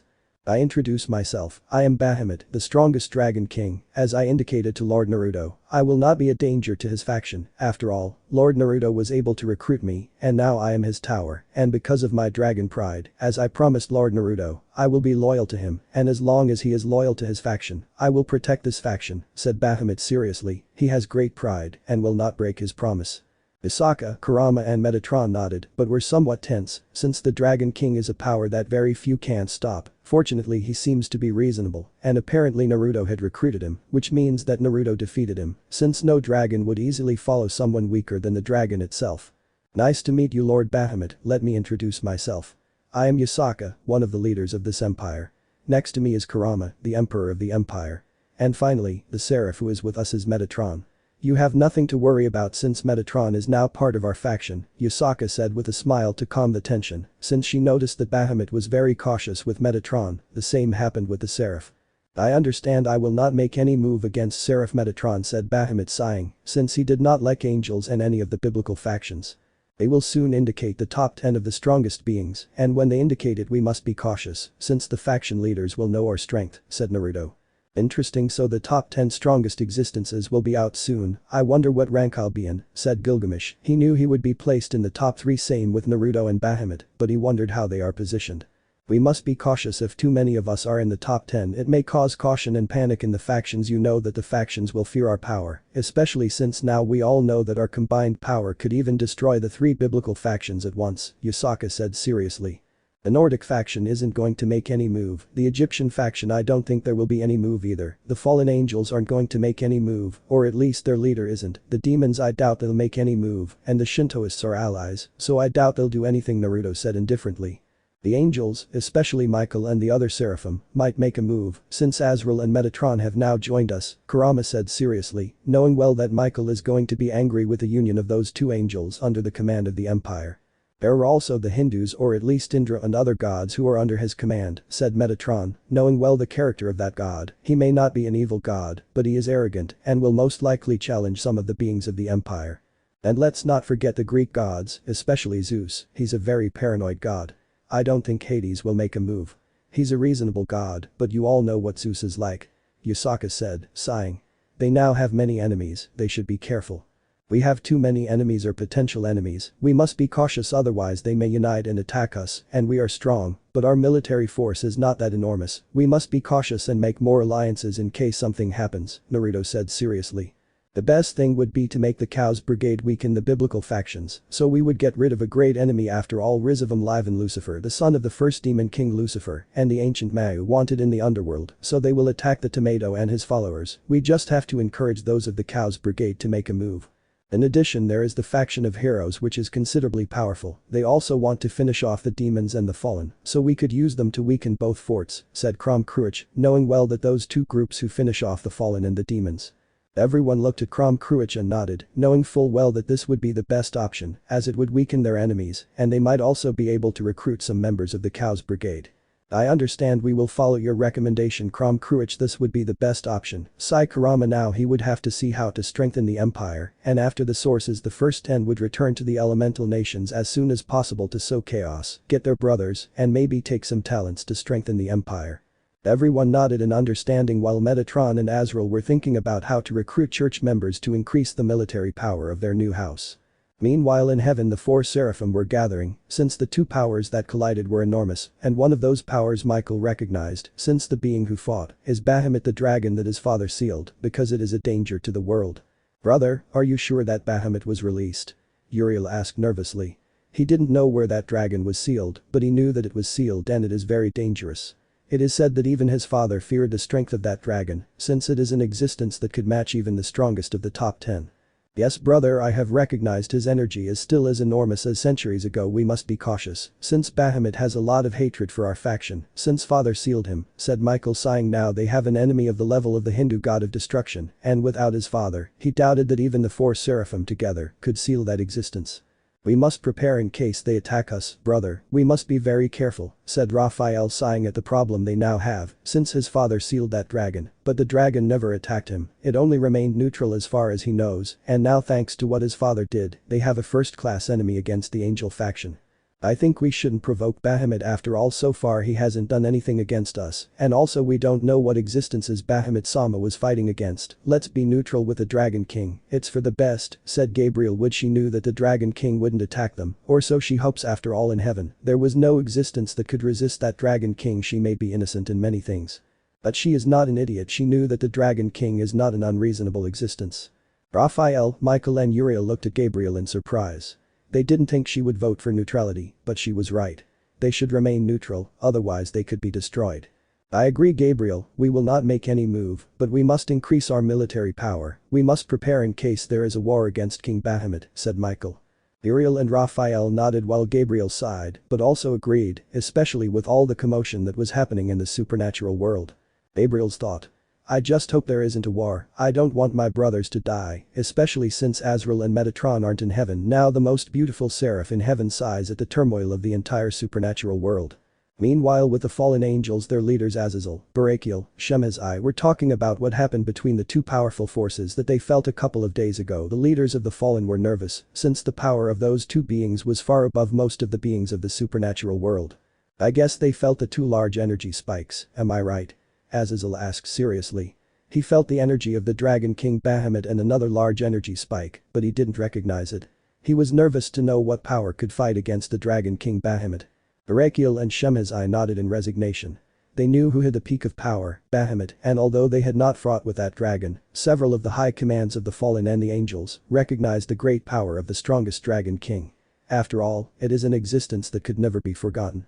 What are we going to do, father? He sealed that Dragon King, and I suppose the King Bahamut will have a great hatred for the biblical factions, especially towards us, the fallen ones, and the angels, Barakiel said seriously and nervously. After all, he knew that not all the Grigori could fight against King Bahamut, at most they could give him a good battle. I agree with Barakiel that we are going to do it. Besides, the other energy peak is at the same level as Bahamut's, maybe even higher, and there are few beings that could surpass that Dragon King, said Shemhazai nervously because of the powers that fought recently. We are not going to do anything, we will just prepare in case the Dragon King attacks us. We cannot waste resources looking for Bahamut, he would kill them as if they were garbage. Currently, only beings of Shiva's level or higher could fight against that Dragon King. It is better to remain calm, and I will investigate the other energy spike myself. That being could be an ally or an enemy, so we must be careful, Azazel said, sighing. Barakiel and Shemhazai nodded at their leader's words. Azazel may be an idiot, but when things are serious, he is a good leader. They just hoped that the Dragon King Bahamut would not do anything against the fallen, otherwise they would not be able to stop them. Bali, who was in the room listening to the conversation, didn't say anything. He knew that the great peak of energy that fought against that Dragon King, who according to Albion, is even stronger than the 2 celestial dragons together, is Naruto. He didn't understand why Naruto fought against that Dragon King, but he found out. He was curious and also tense. After all, Bahamut, from what he understands, is an existence that could destroy even factions. Do you think Naruto could have defeated Bahamut? Bali asked tensely. In his eyes, Naruto is an existence that even celestial dragons could not stop, but he did not know if he could beat that dragon. Albion thought about it for a few moments. He didn't know Naruto's exact level, he only knew that he could be on par with Shiva when he met him. In his opinion, if Naruto and Bahamut fought the battle, it would be 50-50 for each one. I think Naruto has a 50% chance of being able to defeat Bahamut, but it would be better to go where Naruto is to see if he is okay, said Albion. Something told him that the boy Naruto would surprise him.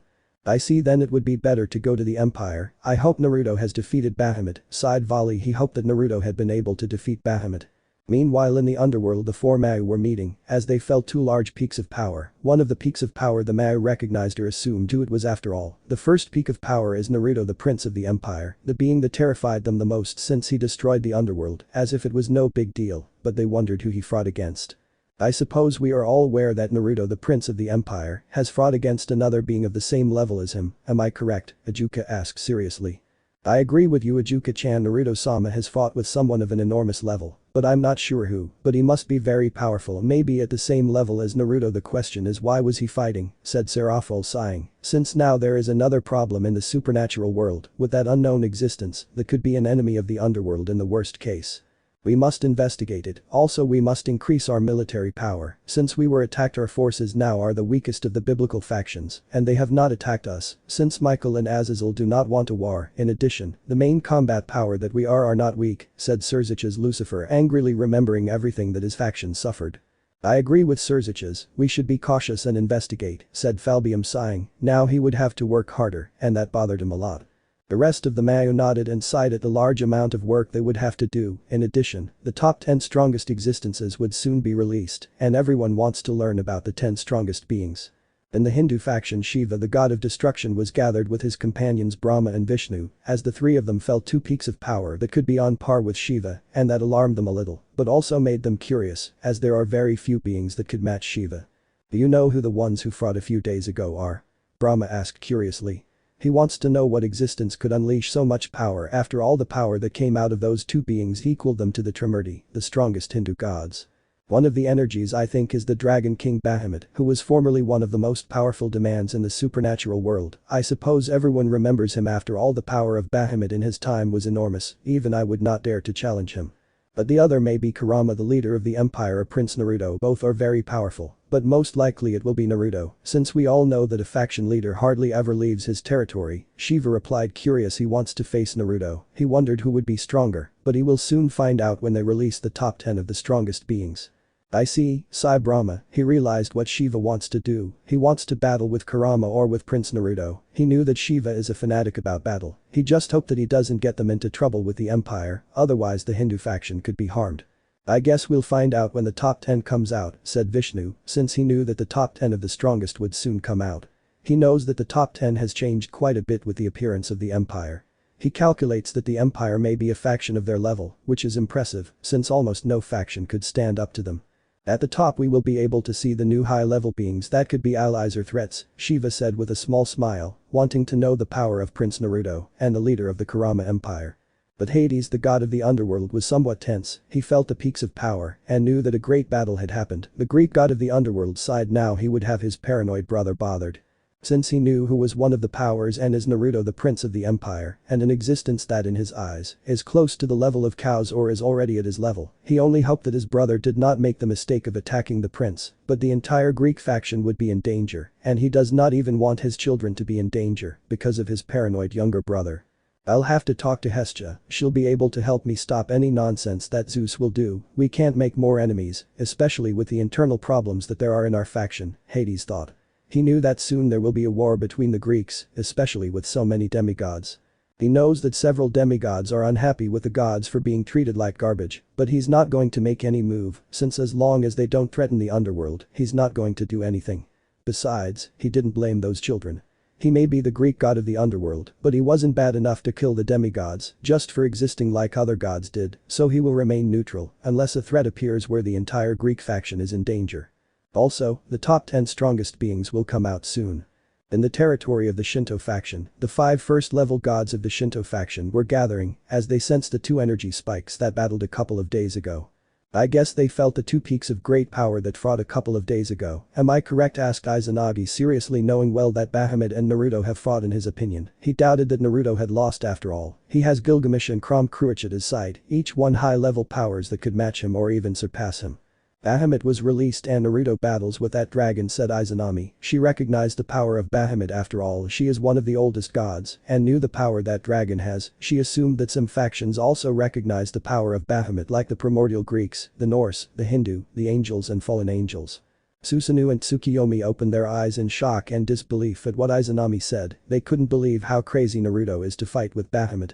The Madarasu didn't even flinch, knowing full well that Naruto was going to recruit a Dragon King Bahamut, so she didn't say anything.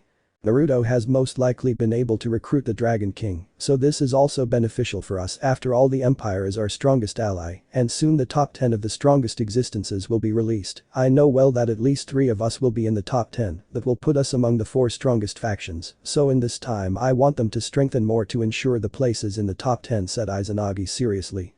Everyone nodded, although some like Susanoo and Tsukiyomi were still in disbelief, since Naruto had recruited Bahamut, one of the most powerful beings in the supernatural world. End of chapter. Let me know in the comments below if you guys want the next part. Also check out my other video that has been shown and left. Thank you for watching. If you enjoyed this video, please like and share this video. And have a fantastic day. Bye.